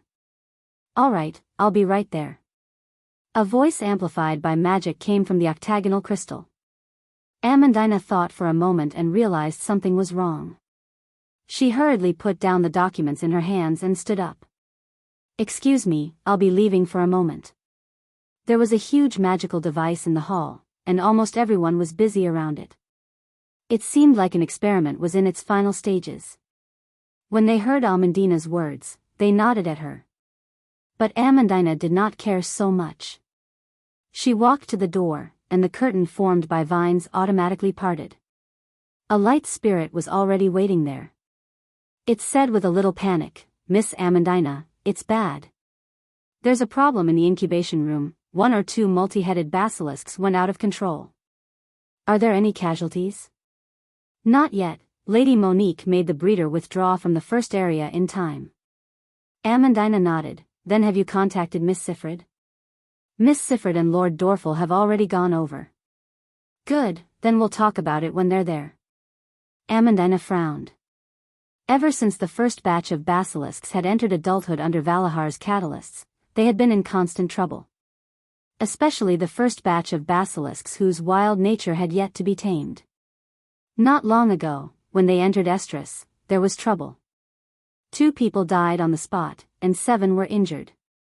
After laying eggs, the female basilisk's awareness of protecting their nest grew stronger day by day, and the breeder was careless. Even though there were no major incidents so far, there were always dangerous situations. Originally, according to Brando's opinion, the first batch of basilisks should be released to the Black Forest or killed, and the second and third generations should be trained and tamed. But the officials of Valahar were reluctant to do so, especially now that the situation in the north and south was unstable. This batch of powerful basilisks became one of the trump cards to protect Valahar, and Amandina herself acquiesced to this point. Valahar needed these basilisks, and this was only their second time laying eggs. The second generation was far from mature, and the third generation could not wait any longer.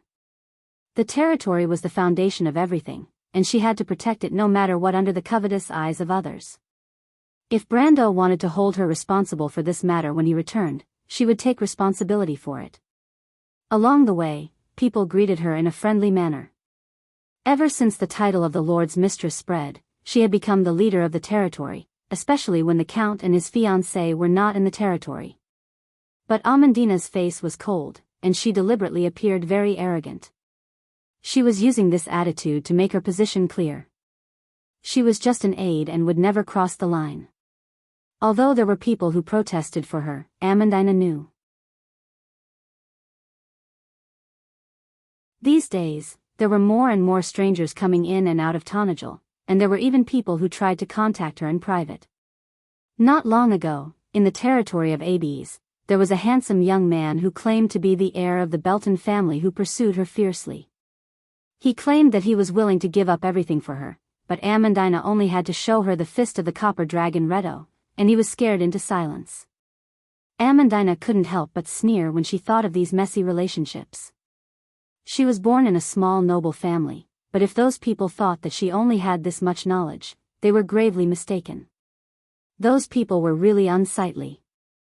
Even Makarov, Oberway, and the other elites of the royal faction, and the most outstanding nobles of Erewhon were not in Brando's eyes, let alone these people who thought they had succeeded.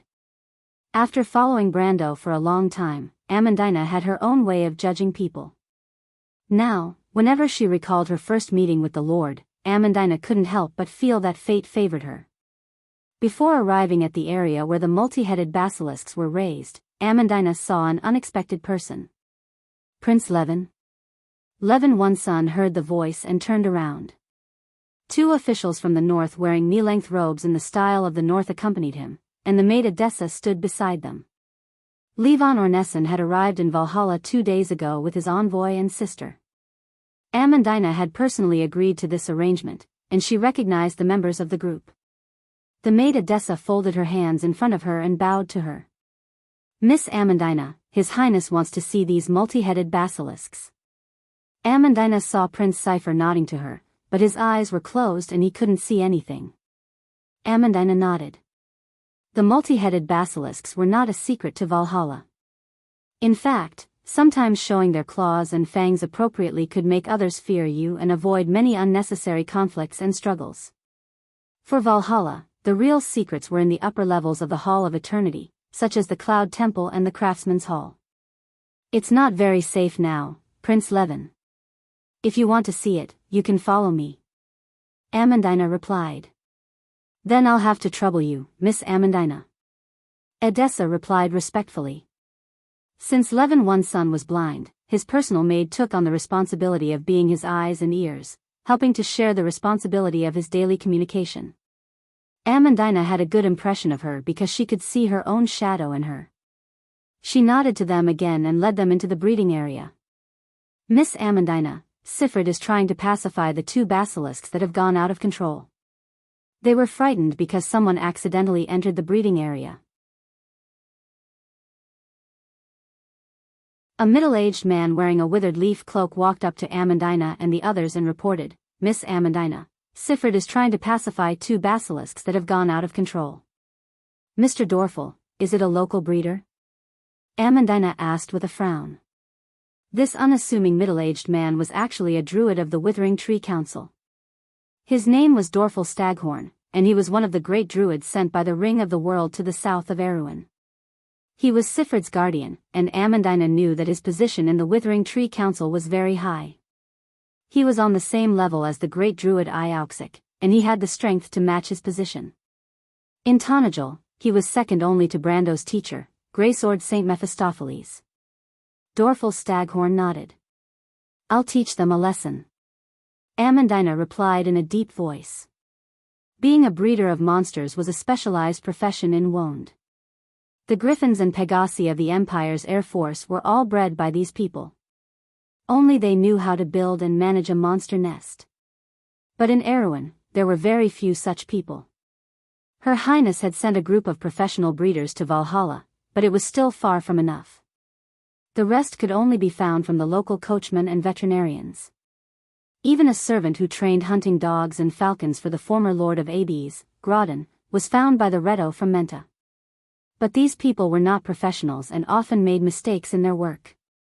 Moreover, they had a weak sense of safety. Monsters were far more aggressive than normal livestock, so safety was the most important thing in their breeding work. In fact, the last incident was caused by a breeder who broke the rules and turned his back on a basilisk, resulting in a tragedy. Amandina was infuriated, but at the same time, she sighed inwardly.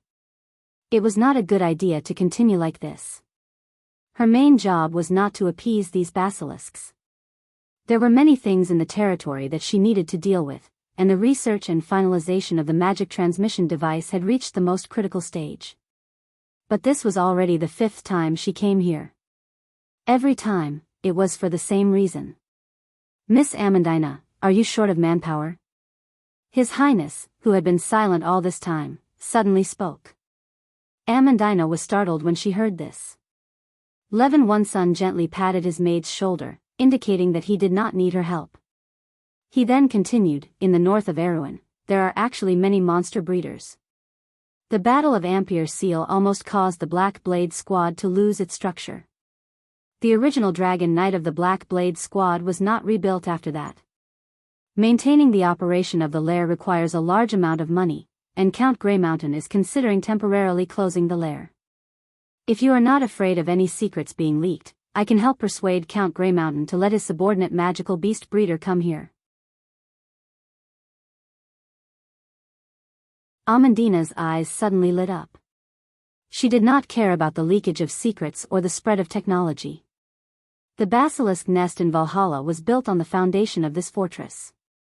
Without Valhalla, a natural land of magic, even if she secretly took 1 or 2 basilisk eggs away, it would be meaningless.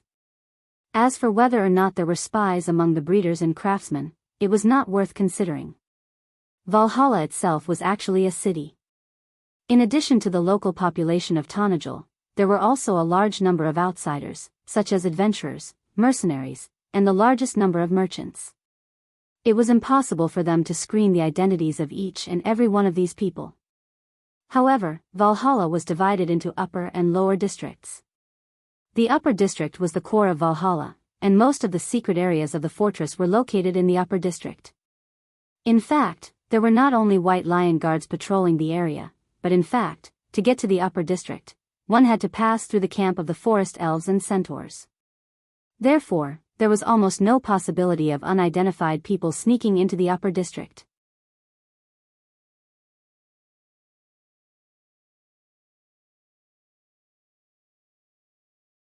Chapter 1437. The breeding area for the multi-headed lizards was located in the upper part of the lower city of Valhalla. It was under the strict surveillance of the White Lion guards. Even if there were spies among the craftsmen and magical beast breeders, it would not be a big deal. In comparison, the extra manpower was what Valhalla needed the most. Even if they were on loan, they could use them to cultivate a large number of qualified talents during the loan period. Your Highness Levin, Valhalla is a new city, and naturally welcomes every builder. Amandina's expression did not change as she spoke in an official tone, but then she changed the topic. But will Count Grey Mountain agree? In the Battle of Ampere Seal, did the Black Blade Squad lose at the hands of the Lord? Levin Oneson smiled slightly and did not mind Amandina's attitude. He replied, "The Earl of Grey Mountain's health has been deteriorating since the Battle of Ampere Seal. Now, his eldest son has actually taken over the daily affairs of the territory. The latter is my best friend, and he also has a sister who has a good impression of you. In addition, although the situation in Erewhon is still divided after the Battle of the North and South, people with discerning eyes can see that this division will not last for long. The chaos since the Year of Frost is coming to an end, and the chances of another conflict in Erewhon in the future are not high. In fact, it was this gentleman who intended to close the few magical beast nests in the Grey Mountain. I think he will be happy to sit down and talk to you about this business. If that's the case, it would be great." Amandina's face was calm, but there was a hint of joy in her voice. With more manpower, it meant that the breeding of the multi-headed lizards could be expanded, and it would also save a lot of trouble. For Valhalla, this was tantamount to borrowing an urgent need. "Who is this lady?" "Her name is Edney, and she has just returned from the Cruise Empire." Amandina thought about the name for a moment, and her heart immediately understood. The group walked forward, and Edessa whispered to the prince about what they saw along the way. The breeding area for the lizards was located in the central area of Valhalla, made up of crisscrossing tree holes and halls. The serpentine lizards had a strong sense of community, so they were often separated from each other. Amandina had tried to train the serpentine lizard cavalry, but all of them failed. She could only ask Tamar to create special armor for them so that they could fight alone. The first batch of adult serpentine lizards had a total of about 60 of them. Most of them were already equipped with specialized armor. These armors did not have any special abilities. They were simply thick and heavy. Serpentine lizards had an extremely strong regenerative ability. Coupled with their powerful defense, they would be invincible on the battlefield. When the noble emissary from the north saw the huge monsters covered in steel armor like moving fortresses, he couldn't help but suck in a breath of cold air. His eyes revealed a dignified look. "Miss Amandina, what do you think of the recent meeting in the wilderness of 4 territories?" Levin Ornesson asked. Amandina was stunned. Even though the news of the wild conference of the 4 realms still hadn't spread, everyone who understood the inside story knew that an era of war and chaos was about to arrive. Valhalla's mobilization of troops might not necessarily be for this reason.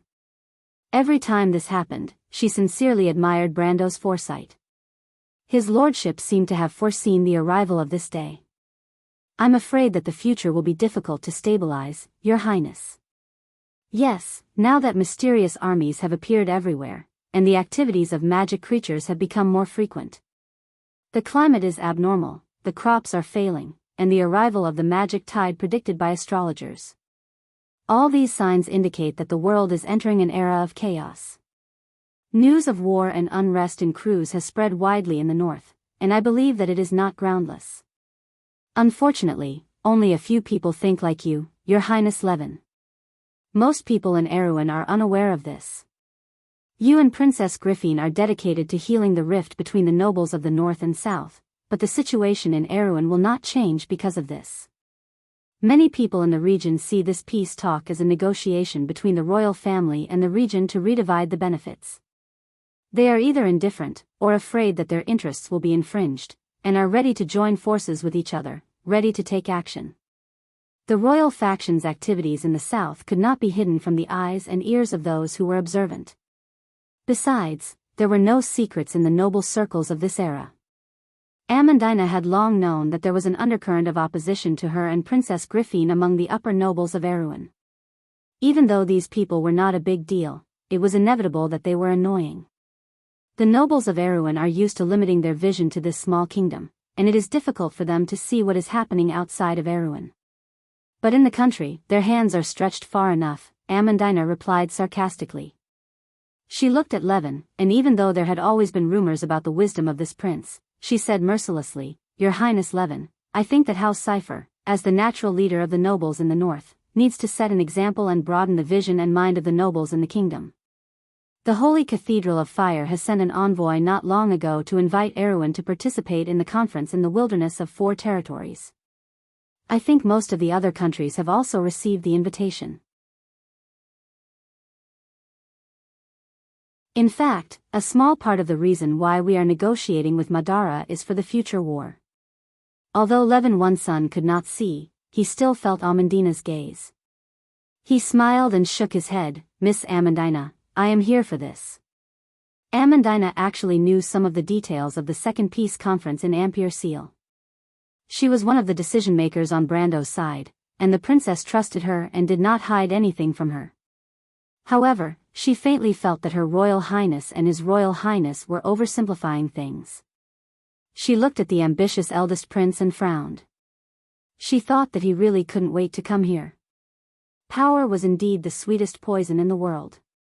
However, this was the royal family's business, and Amandina was not willing to intervene too much, so as not to leave the impression that the Lord was a powerful minister. From the bottom of her heart, of course, she would prefer for the Lord to have a political marriage with the princess, and become the legitimate king of Erewhon as a prince. But Amandina knew what her lord was thinking. He would never take advantage of someone in such a precarious situation.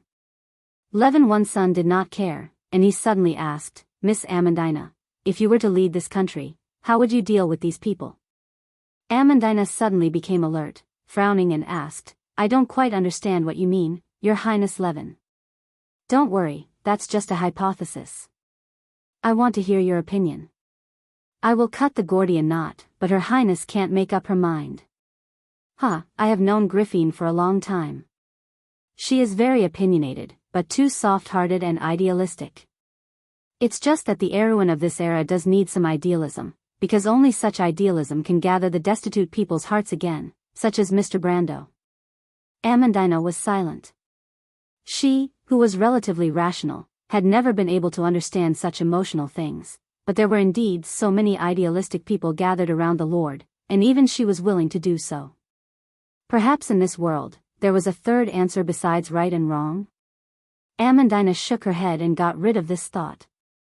Seeing that Amandina was silent, Levin one's son did not ask further and just smiled indifferently.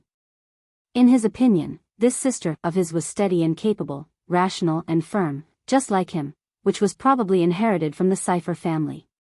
However, she still lacked some long-term vision, but this was not a problem. With the assistance of the Count, she would become a better ruler sooner or later.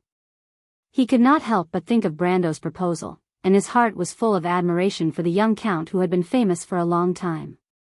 Perhaps only a person with such a mind could have such foresight and vision. The conversation between the two came to an end, and the group gradually approached the 6th and 7th area. Amandina soon saw a green-haired girl standing beside two snake lizards with her snow-white ankles bare, her hands on their bodies. Her eyes were closed, and her dreamy green long hair was scattered to the ground, but it was spotless. The two snake lizards obediently bowed in front of the girl, and did not look like they had lost control as they had previously claimed. Seeing this scene, even the light spirit was surprised. Edessa was saying something to her prince in surprise, and the two envoys from the north were also stunned. Amandina knew the girl's identity. Her name was Sifrid, and she was the little girl that the Lord had saved from Abes. The Druids believed that this little girl was the daughter of the forest, the goddess of nature, Medea's chosen one. For the past 3 years, she had been receiving Druid education in the loop of trade winds. She was now almost 14 years old, and her figure had become taller and more slender. She was no longer the little girl who had not yet shed her childishness, and her body showed a sacred aura. Sister Amandina. Sifrid heard footsteps and opened her eyes to look back. Her beautiful appearance made the two envoys unable to move their eyes away. Her new green eyes were spotless, like flawless crystals. Her skin was whiter than snow, and her long eyelashes were hazy like a dream. She was like a goddess of the forest. Amandina hugged her. Amandina knew that this child had deep feelings for Valhalla, and treated her and the Lord as her family. Her father had passed away from an illness a year ago, and her feelings for Valhalla had become even more lonely. Amandina patted Sifrid's forehead lovingly and asked, "Are you all right, Sifrid?"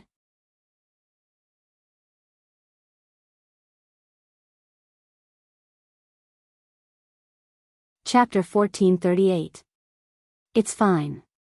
The serpentine lizards were only startled. I calmed them down and they were fine. Sifrid replied. She had already surpassed her master and stood out from the rest of the Druids. As if to prove the prophecy of the daughter of the forest, Sifrid was able to communicate with animals and listen to the sounds of the forest. Druids could only communicate with wild beasts, but Sifrid was able to understand the language of monsters and plants. She was now one of the most powerful Druids in the Withering Tree Council, and her position was only below a few great Druids. The Grand Elder also wanted to pass the position to her, but she volunteered to come to Valhalla when she heard that the monster's nest was in trouble. Right now, Sifrid was not only the leader of all the magical beasts in the Serpentine Lizard Farm, but she was also in charge of Valhalla's agricultural production. Almost all the Druids in Ferber obeyed her commands, and her position in Count Trenthium's hierarchy was second only to Amandina and a few others. "Thank you, Sifrid." Amandina replied sincerely. "This is what I should do, Sister Amandina." Sifrid replied modestly. Sifrid paused for a moment and looked at Levin Onessen's direction. Amandina noticed her expression and realized something. She lowered her voice and asked, "What is it, Sifrid?" "Sister Amandina, the workers accidentally entering the hatchery was just a trigger for the serpentine lizards to go berserk. Is it still the same matter?" Sifrid nodded. Amandina frowned. The secret plan was one of Valhalla's top secrets. It originated from a report by Monique, the light spirit of Valhalla. The report mentioned that Valhalla was slowly recovering. In the ancient times, the stronghold was a part of the world tree. It was not an inanimate object to begin with, and its recovery could be said to be an orderly process of growth. Amandina thought of the possibility that the light spirit mentioned. Even though she was not sure if Monique was exaggerating, but if it was successful, it would be a great change for Valhalla. But that was a matter for the future. Right now, the serpentine lizards were becoming restless. If this continued, it would only be a matter of time before outsiders found out about it. Of course, this plan could not be known to outsiders. Amandina glanced at Levin and the others not far away, thinking that what the king's eldest son saw should be the open secret of Valhalla. She patted Sifrid's shoulder and gestured for her to follow her. So Valhalla can fly? Amandina and Sifrid met Monique in Valhalla's central mana pool. The light spirit had not left this place for a month. The nest of the light spirits, the vortex of light, was also placed in this place. At this time, Valhalla already had 3 complete mana pools. A steady flow of mana was sent into the vortex of light. Every few minutes, a light spirit would be born from it.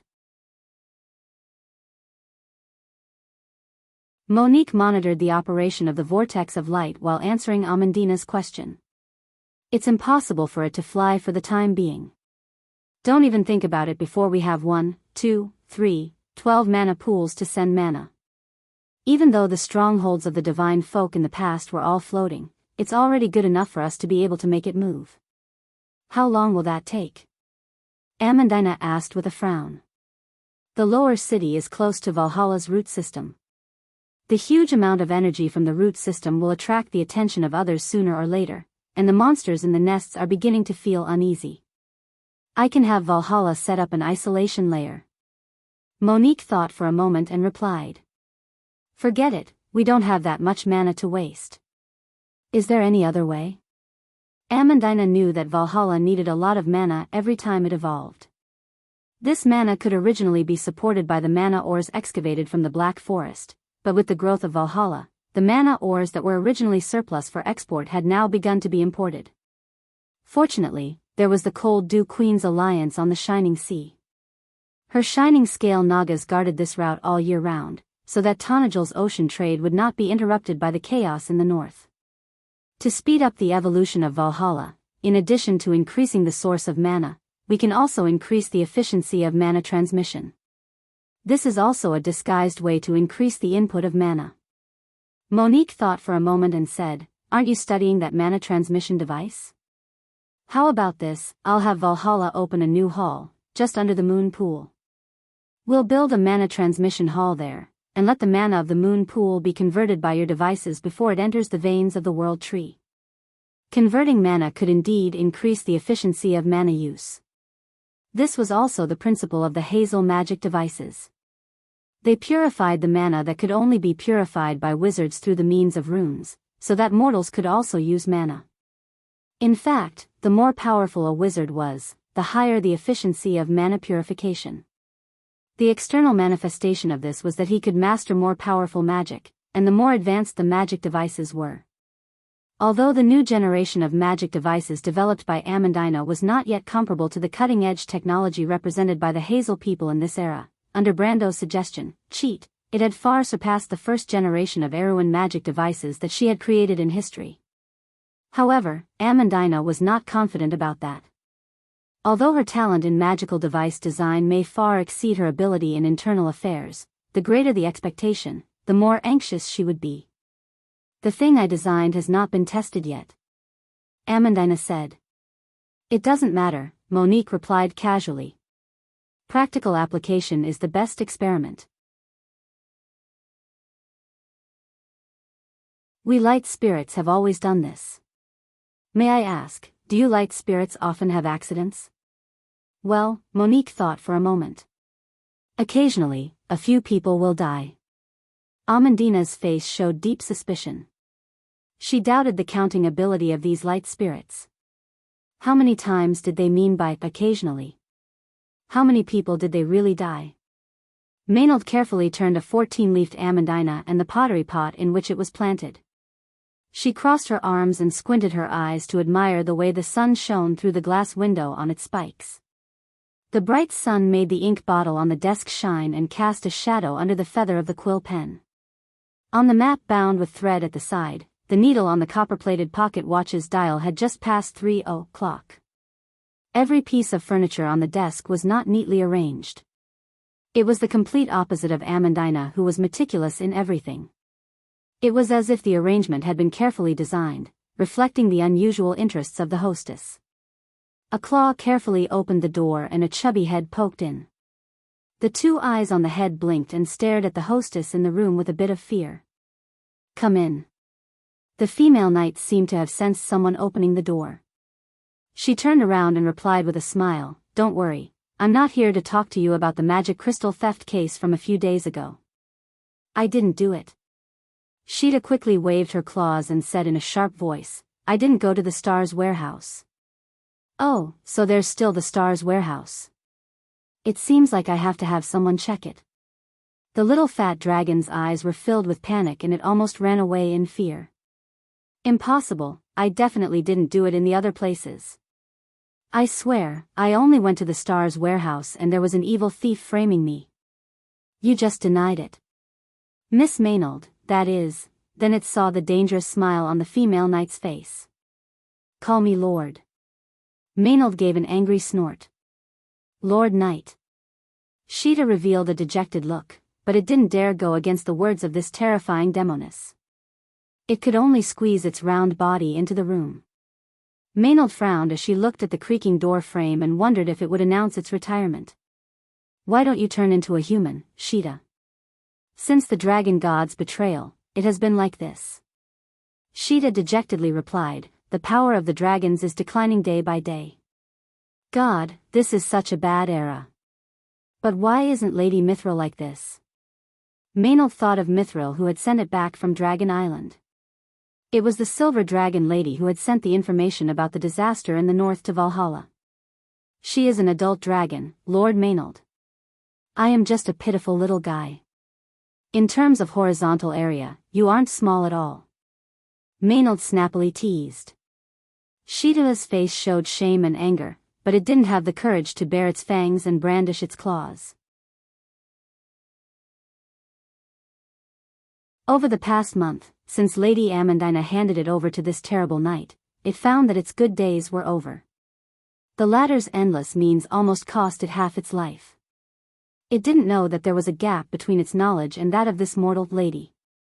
The latter had once managed a huge guild, while it was just a baby dragon that had been hiding in a glacier for hundreds of years. "Sheeta," Maynard knocked on the desk. "Have you thought about accompanying Prince Haruz on his diplomatic mission to Lantern Island?" "Oh, that. I'll think about it again." The female knight looked coldly at the guy who was too lazy to move and said, "Then we can only talk about the theft case at Star's pet chain supermarket." "No." The little fat dragon screamed, "You said not to talk about this, Lord Maynard." "Yes, I originally wanted to talk about Prince Haruz, but you chose to refuse this topic, didn't you?" Sheeta almost wanted to bang its head on the ground when it heard this. It wailed in pain, "This is despicable coercion.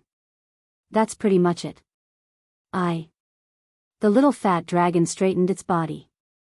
It almost wanted to rebel against the tyranny, but the moment it met Maynard's smiling gaze, the young dragon turned back into a little sheep. "All right, I agree." "That's good," Maynard replied with a smile. "This way, when Lady Hippamra comes back, maybe I'll have forgotten a lot of things." Sheeta couldn't help but let out another wail.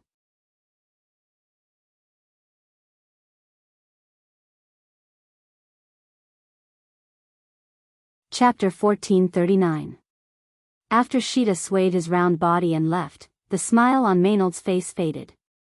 She pulled open the drawer. Lying in the drawer was a report.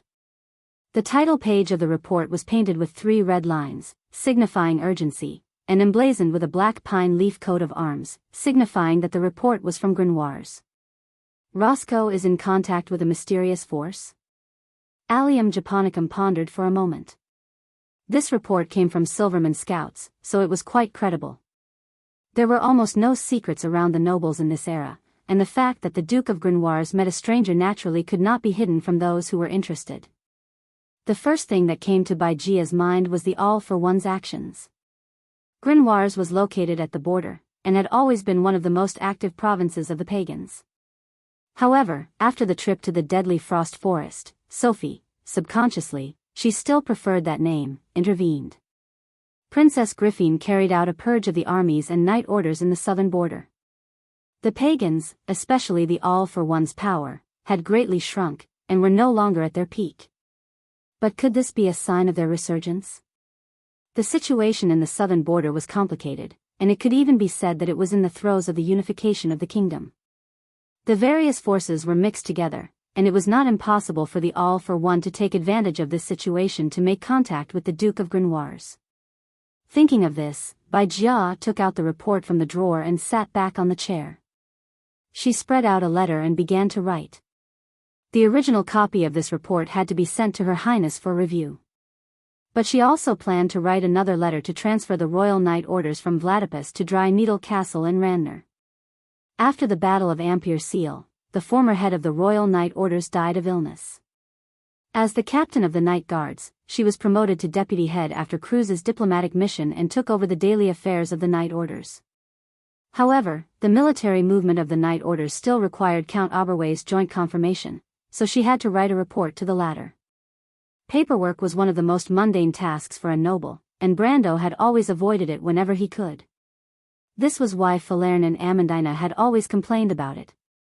However, to Bai Jia, this little bit of paperwork was nothing compared to the official gaming guilds in his previous life that were influenced by modern paperwork.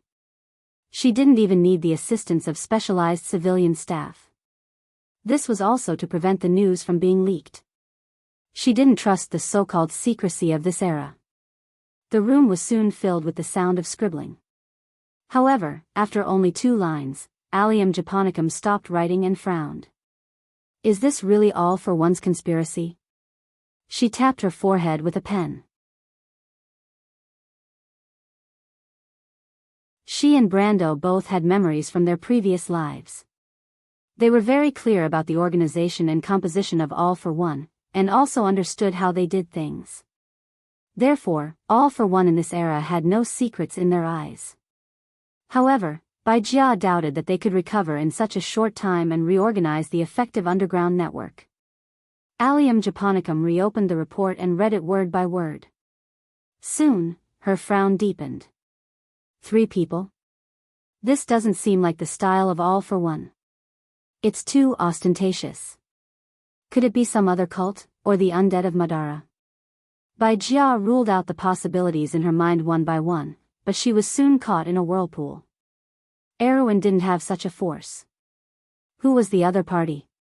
She carefully closed the report, rubbed her forehead and sat back in her chair. She thought to herself that this was really an eventful time. Not only this mysterious force, but since the autumn harvest, or more accurately, since the fall of the Black Moon, there had been continuous reports of comets and the reappearance of underground ruins in various places. This was an event that had never been mentioned in history.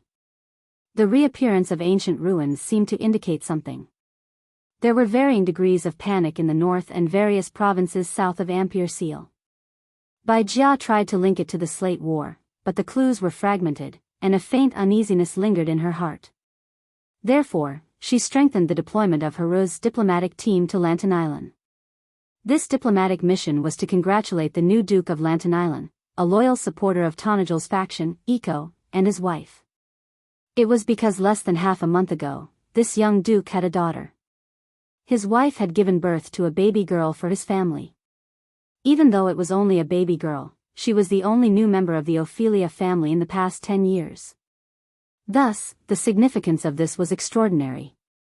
Iko and his wife even named the baby girl Alera, which meant hope in the mountain language.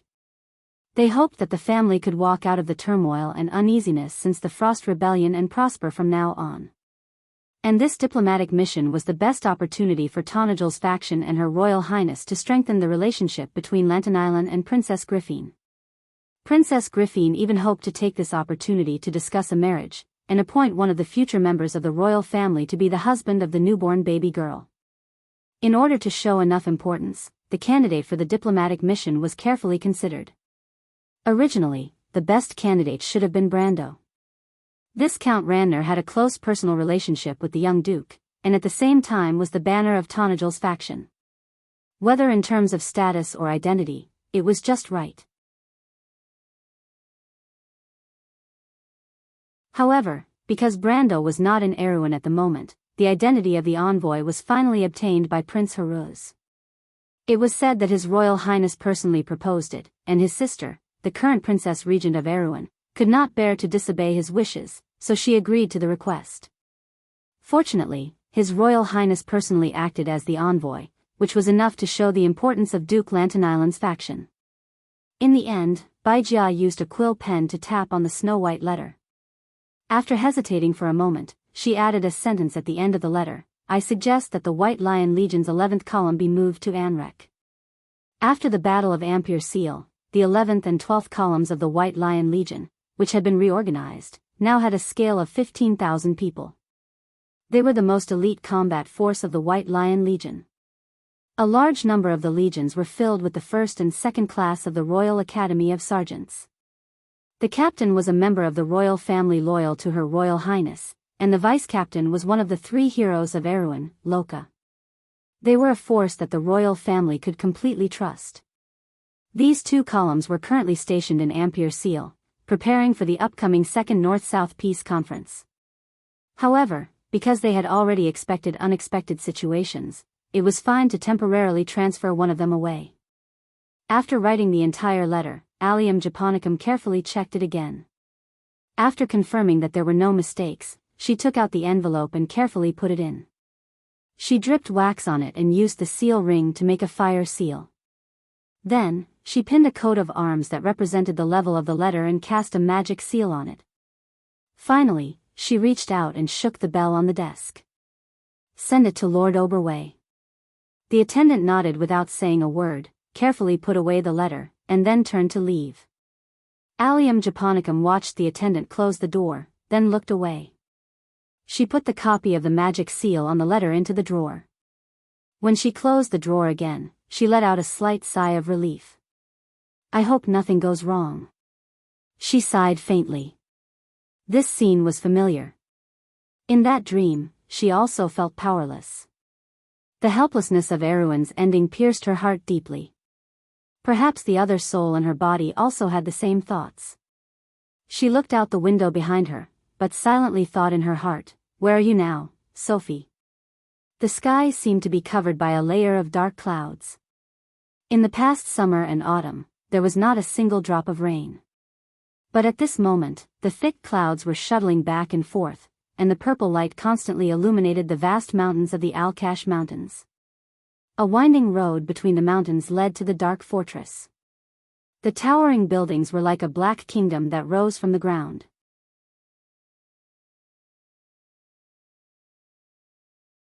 There was a gap of tens of miles in the valley, and the broken sword-like tower rose from the gap, straight into the clouds. The dark side of the tower was like an insurmountable precipice. Countless towers, fortresses, and acropolises were scattered along the ridge line, stretching for tens of miles. One after another, the envoys from all over the world were stunned by what they saw. When did the Cruz people make such a terrible thing? Only a few people knew the inside story. They inquired about the origin of the historical buildings from other sources. The envoys of various countries were escorted into the fortress by the Cruz Knight.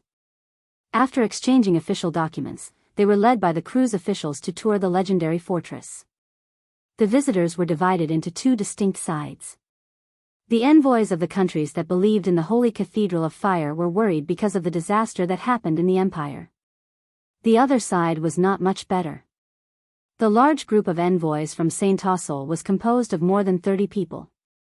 Everyone in the group was gloomy because of the huge fortress that suddenly appeared on their border. In this group of envoys, the young hunter Yeruda from the Lantanailan province was among them. But compared to the gloomy faces of the wind elves and humans around him, Yeruda just frowned slightly and seemed to have something on his mind. They were led by the Cruz Knight to the wall of the fortress. There had just been a small-scale battle here. The tower was scattered with large and small crystal fragments. The wounded were being treated, and the wizards were recharging the fortress's defensive facilities.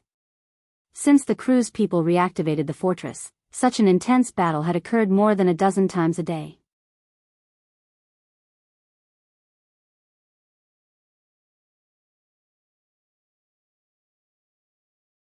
Chapter 1440. Under the dark sky not far away, the valley to the north of the fortress had undergone tremendous changes in just a few days. The originally desolate ridge was now covered with huge clusters of crystals. There were so many of them that it was impossible to count. The army of crystals was spread all over the valley. From time to time, there would be flying crystals hovering over the valley. When there were enough of them, they could even form a torrent in the sky. The sharp screeching of the crystals echoed in the valley. It was a deafening noise that made the faces of the envoys from various countries change. These days, there were many people like them. Some of them had even come to the top of the wall to observe the scene outside for the third or fourth time. Some of them had even experienced the battle in the past 2 days. Most of them looked worried. "Gentlemen, this is the enemy that the people of Cruz are facing now," Vjodn and Nidevan stood on the wall and said to everyone. "As most of you have guessed, they are the minions of dusk. In fact, these minions have already defeated the people of Cruz once in the Empire. With the help of this fortress, we barely managed to gain a foothold and stop them from going south. I am not saying this to claim credit. I am asking for your help because this is not the enemy of Cruz alone. On the contrary, their purpose is to destroy our world and kill everyone here. The people of Cruz are not afraid of death. If necessary, we will calmly fight here to the last man. But after that, these monsters will cross the Alkash Mountains and attack the wilderness of the 4 territories, the Silver Bay area, and the hinterland of Saint Tossol. This is not an exaggeration, but something that is happening right in front of our eyes. I would like to ask you to think about this question carefully. Are you willing to repeat the mistakes of the Empire, or stop the enemy from entering the country before all this happens?" Little Nidevan's words caused a commotion in the crowd. The envoys from various countries whispered to each other. Soon, someone asked, "Thank you for the sacrifices made by the descendants of the Flame King, but what do you need?" "We need a lot. Weapons, supplies, and even soldiers. But we need more than that. We need everyone to unite and even re-implement the sacred covenant of the past. With all due respect, Mr. Nidwin, is our enemy really so strong that we need the entire civilized world to unite to fight against it?" Nidwin recognized that the speaker was an envoy from a small country to the east of White Mountain. The latter was a country that believed in the Holy Cathedral of Wind. However, the question should not have been asked by the Wind Elves, but by the latter himself. He replied, "In fact, even if we work together, we only have the hope of winning." Everyone couldn't help but gasp.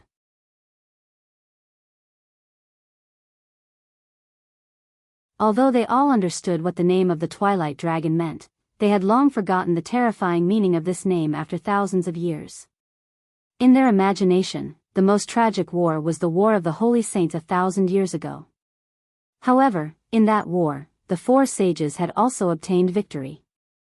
Although there were no more sages in this era, the strength of the various mortal kingdoms was far stronger than that of the Iron Folk of that era. And this time, the White-Eyed People and the Dragon Tribe would also stand on their side. However, Nidwin's words dispelled most of the people's dreams. Although there were still some people who didn't believe him, at least they had more or less an impression of the enemy they were about to face. Some people wanted to retreat because of this, but most people knew in their hearts that in this war, they had no way to retreat. At this time, someone in the Wind Elf envoy finally spoke. "The elves have no objection to this. But there is a problem.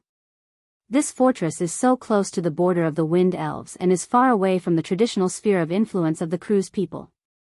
It is understandable that you temporarily occupy this fortress to fight against the Crystal Cluster, but when the elves' reinforcements arrive, who will be in charge of this fortress?" This sudden question made little Nidwin frown, but he had already expected it. He calmly replied, "I don't think this fortress belongs to anyone." "Then what do you mean?" "This fortress has been passed down since ancient times. It can be said that Lady Martha left a gift to all of us mortals. Therefore, it does not belong to any mortal kingdom, but it also belongs to each of us here. In this war, we will use it together to resist the invasion of foreign enemies. After the war, the Kurlutz people will withdraw from this fortress, and the other countries should do the same one by one. This will be a permanent neutral area. All countries can send scholars to inspect and study it, but no army is allowed to enter. Little Nidwin paused. This is also the opinion of the original owner of this place. The original owner of this place? Yes, Mr. Tuman. This sentence made everyone who still had objections subconsciously shut their mouths. However, little Nidwin understood that this was just the beginning. Others might not agree with this proposal. Even if the Tower of Babel was only a remnant of the ruins, it was still an endless treasure trove. However, this proposal was beneficial to the Wind Elves. Even if it was a permanent neutral area, no one could deny the fact that it was geographically closer to the Elves of St. Tossel. Little Nidwin thought that perhaps this would encourage the Wind Elves to support his proposal. Thinking of this, he raised his head and glanced at a tower in the distance. In the tower, two old men were talking. They were also looking away from the distant city wall. The reactions of the elves of St. Tossel and the envoys of other countries were not too unexpected. It seems that things are going well on the surface, but it is only on the surface. Just as Mr. Tuman predicted, the elves of St. Tossel still lack trust in us. This does not involve the details. I am afraid that the next negotiation will be more difficult than expected. The reaction of the elves is not beyond my expectations, but I noticed something interesting. I am afraid that this matter is not as simple as it seems. The old Prime Minister of the Empire was silent for a moment before he slowly opened his mouth and replied. Oh. Vala was a little surprised. He knew that the old man in front of him had sharp eyes. In a sense, the two of them were once on different sides. However, during the old man's heyday, Vala did not deserve to be mentioned in the same breath as him. That was his teacher's era. However, in that era, his teacher was only a defeated opponent of the old man in front of him. One of the hunter siblings who have high hopes for Mr. Tuman is in this envoy group. However, when the elves spoke just now, they did not seek his opinion. Either they have reached an agreement beforehand, or there is something else. You are saying that the hunter siblings who have high hopes for Mr. Tuman have not truly grasped the situation in St. Tossel? That is only a possibility, Mr. Archpriest. However, the possibility is very high. Because even if the elves have reached an agreement with their new king, they would at least show the appropriate respect before they speak. Old Nydivan shook his head. From the looks of it, rather than saying that the entourage of the elven envoy group is that Mr.'s entourage, it would be more appropriate to say that they are monitors. The political struggle in St. Tossel is not any easier than ours. Back then, it was because we interfered with the internal strife of the sun, moon, and star races that we incurred the hostility between the two countries. It is indeed a little too difficult for the hunter siblings to reclaim a country just because they hold Mr. St. Tossel's token, unless the siblings are also skilled politicians. Vala shook his head. That was a little too difficult. He had inquired about the origins of the hunter siblings. They were from a very ordinary family of hunters in Lantan Island. It was hard to say if people of such a background were educated, and it was even more impossible for them to become skilled politicians. In other words, the possibility of them being puppets is greater. He replied. It is a pity that Mr. Tuman still has high hopes for the hunter siblings. Perhaps Mr. Tuman is the one with the most authority. Old Nydivan replied neither too quickly nor too slowly. Things developed as the old Prime Minister expected. The progress of the Wilderness of the Four Realms meeting was not satisfactory. Every country had their own plans on this issue. In the beginning of the meeting, the elves of St. Tossel started a tug-of-war over the ownership of the stronghold. Above the ownership of the fortress was the issue of the ownership of the command of the coalition forces. On this issue, even the Kurlutzians did not dare to give in, and the meeting fell into a difficult stalemate after the initial flourish. Even so, the elves still kept their promise and sent an army to join the battle against the crystal clusters before November. At the same time, in the south of the Wilderness of the Four Realms, the Elven army signed a ceasefire agreement with the people of Cruz. This allowed the people of Cruz to receive aid from the Red Army from the south for the first time. Under such circumstances, the stronghold barely held on under the siege of the Crystal Cluster army. However, as time passed, more and more people became aware that the Crystal Cluster army in the mountains north of the Alkash Mountains was brewing a larger operation. With the constant mobilization of the Crystal Cluster army, the number of flying crystal clusters and beetles hovering over the stronghold increased. The hidden conspiracy behind it was like a dark cloud shrouding everyone's heart. Under such oppressive negotiations, the elves finally relented and made a final concession on the issue of command. But it was at this time that the undead army led by Queen Madara finally arrived in the south of White Mountain and sent an envoy to participate in the peace meeting.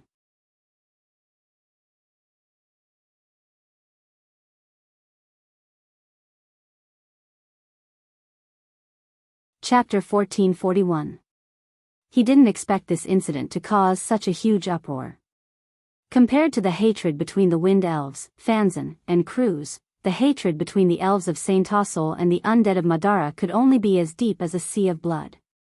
Since the first war of the Gravel Valley in the Year of Tether, the elves and the undead repeatedly fought in the area south of White Mountain.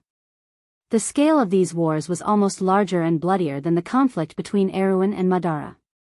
Countless elves slept in the lands south of White Mountain. Even 40 years ago, the elves lost an elven king in that war.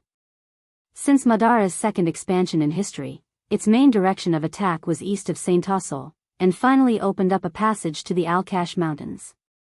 In this time and space, although the hatred between the two sides had not reached the point of death, it was not to be outdone. Other countries that lived in the light also had doubts about this dark kingdom. Therefore, on the topic of the alliance with the undead, even the Cruz people, who needed support the most at this moment, could not help but shrink back. However, the people of Fanzan and Tumen expressed a strong insistence on this topic. The Knight of Fanzan even threatened to withdraw from the meeting, and only then did he reluctantly let the undead's envoys join the meeting. However, the situation was still not optimistic. The Wind Elves in the meeting gave the undead of Madara a cold shoulder, and the meeting fell into an endless stalemate. Vala and the old Prime Minister served as the liaison between the three sides, but when they privately asked the people of Fanzan, the latter only said that it was Lady Martha's instructions. The people of Fanzan believed in the path of light, which directly originated from the gods of the previous era. It was said that they could connect with Martha and get some oracles, but the old Prime Minister and Vala were more willing to believe that it was just a hint from Sage Aranta. As for the people of Saint Tossol, their intentions were even more unyielding. The Wind Elves even directly said that they could win the war without the undead's participation, and they also privately questioned the undead's intentions, suspecting that Madara had actually colluded with the Twilight Dragon. From a personal point of view, both the old Prime Minister and Vala thought that Fanzan's actions were superfluous. But they had to listen to Tumen's opinion, because they knew who really controlled this powerful fortress. Without this fortress, it would be impossible for them to stop the Crystal's army here. The people of Cruzes reclaimed their country. But this troublesome matter finally ushered in a turnaround half a month later. Time turned into the second half of November, and the wilderness of the Four Realms ushered in the first snowfall of the winter of the Year of the Sword.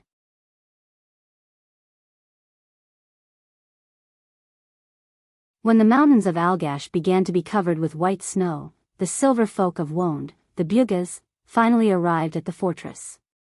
Since the upheaval in the net of law of Tiamat, and the collapse of the Silver Folk city in the sky, the Silver Folk had fallen into their own troubles.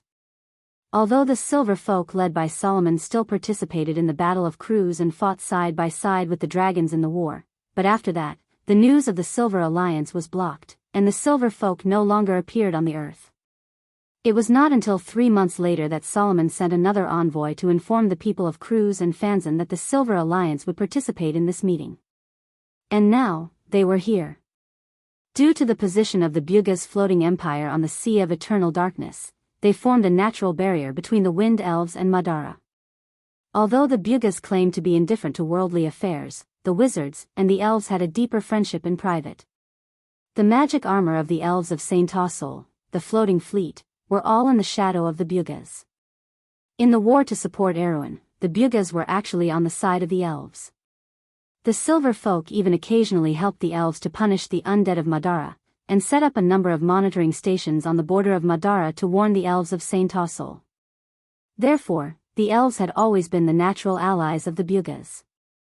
After receiving the assurance of these silver-robed wizards, the Wind Elves were relaxed for the first time, and finally agreed to let the undead send an army led by Her Majesty the Queen to the fortress to participate in the battle. However, they still insisted on their own opinion of the undead's request for territory and refuge in the east of Saint Tossol. They did not agree. But everyone understood the meaning behind this disagreement. As long as the undead's performance in this war was recognized by the world of light, then the follow-up issues were not impossible to negotiate. The old Prime Minister Nydevan knew that the long-famous Queen of the Undead was a real politician, and she would definitely agree to this request. The process of the meeting began to move forward gradually with the elves' agreement. A week later, the Second Elven Army was stationed in the fortress. Soon, the countries in the Silver Bay area also mobilized their own troops and began to move north.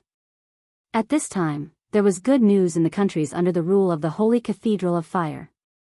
The long-missing nun princess had returned to her homeland of Antiburo and responded to the call of the Cruz people and the Holy Cathedral of Fire to recruit volunteers in her homeland to go to the front line to support the war. Under the great influence of this princess, the countries in the east of the Silver Bay quickly established a real coalition army and began to march north in the name of the Holy Cathedral of Fire. At the beginning of December, the old head of the Armand family, the grandfather of Nun Princess Magadal, and one of the 12 deputy marshals of the coalition army in the last Holy War, the White Wolf Blade Master Blanc, reappeared in the Antiburo Duchy, causing a sensation in the Silver Bay and even the Holy Cathedral of Fire. The former deputy marshal of the coalition army was said to have been missing for nearly 50 years, and almost everyone who knew him thought that he had passed away. But unexpectedly, this legendary hero reappeared at the most critical moment of the world. The Antiburo Duchy was said to be rejoicing because of this, and the Cruz people, under the instructions of the Holy Cathedral of Fire, re-granted the title of deputy marshal to the old hero, and handed over the command of the coalition army in the east of the Silver Bay area to him. At the same time, another thing happened that made the old imperial chancellor, Nydevan, who was still in the Alcash area, both excited and nervous. It was said that someone had found traces of his granddaughter, Delphian, in the Silver Bay area. After sending a letter to Princess Magadal and receiving confirmation, the old man, who was nearing the end of his life, was so excited that he almost burst into tears. Everything seemed to be moving in a good direction at the end of this year's winter, except for the shadows that were growing in the corners of the world. But it was at this time that the meeting in the wilderness of the Four Territories once again came to a halt. The reason was simple. The Bugaz suddenly left the meeting. On the 17th of December, the Bugaz delegation suddenly announced to all parties that they would temporarily withdraw from the meeting, and may return at an unknown time. But nothing was certain. As for the reason, the Silver Folk, as arrogant as they were before, did not mention it. But the next day, almost all the silver-robed mages who stayed in Babel Fortress disappeared. Before this incident caused a stir in the entire meeting, another person who returned to Babel Fortress brought more important news. A carriage drove into Kingston Fort. The carriage was heavily guarded, with nearly 30 Kurlut's heavy cavalry surrounding the two four-wheeled carriages. Before the carriage came to a stop, a servant ran to the door, opened it, and put down a low stool to let the passengers in the carriage alight. The environment around Kingston Fort was naturally far inferior to the imperial capital, and these fortresses located in the mountains were only connected by potholed roads. Although it was enough to support the mobility of small-scale cavalry, it was barely enough for a carriage. But the passenger in the carriage did not seem to care too much about this.